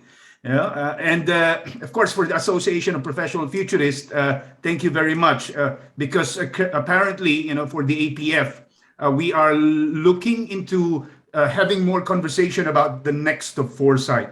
Engaging Generation 1, Generation 2, Generation 3, Generation 4 futurists, to have a conversation about the next of foresight. Let's just see, for example, the next 20 years of foresight, because this year, the APF is celebrating its 20th year. It started with 25 emerging futurists, in Seattle, and now it has become a global and diverse and more heterogeneous in terms of membership. And we will be actually celebrating the 20th anniversary of the APF in Dubai this December 5 and 6th. And Modafar, being one of our board members, is actually helping us, make that happen in the MENA region. So if you're interested to join us, whether it's virtual or physical, we will be sharing the link. Again, thank you very much. Of course, this is the part wherein we need to close the APFN 8, but I wouldn't want to use the word close it, but rather, open it, for more people and communities, organizations, corporates, governments, communities, to share the love of foresight, as Marcus has mentioned in the chat. Thank you again, and see you for APFN 9 2023. Thank you very much. Thank you, APFN. Sherman, on a Nice. small correction, I think we are looking at the 10th one in Tamkang. I think the colleagues from Taipei have already indicated that it's nice to go for the 10th one back to Taipei. So for the 9th one, it might be Kuala Lumpur, but we let you know. Okay, good. That's a good Can update. everybody give a big hand to Peter, who has hosted 90% PJ. of all the sessions technically, and also maybe one hand to all the people who have been involved in organizing the APFN. I mean, there are people who have worked on the national days. There's Anissa, who worked her whatever to make this Taipei Day happen. I mean, Sherman and Nicole and others worked on the program from Manila, and there are so many more people. So thank you so much. And then, of course, I would like to use the opportunity to say at least once live, thanks to PJ, Adam, Sharon, and Apple, who have been on the overall organizing committee. We had websites to do. We had lots of promotion material to do. We did our best on top of all our heavy schedules. So I think all in all, we made it happen. Of course, the numbers are not anymore as they used to be, as we all know, right? Because during the pandemic, we had different numbers. But thanks to all of you who joined any of the sessions, and your feedback we have received in many ways already, even if it's on LinkedIn or Facebook or in the chat, makes it actually worth our time. Thanks very much, and yes, hope to see many of you physically wherever we're going to organize the 9th APFN. And one more time, thanks to APF to partner with us this year. And they are not here in the room, but the guys from Korea also co-sponsored actually with a couple of dollars this event. I wanted to say that publicly one more time, the Futures Institute of the Parliament. I always say the name wrong, so if Seong-won here said, I will be corrected, but but they have really a nice parliamentary institute. So thanks very much, Korea, for supporting this year.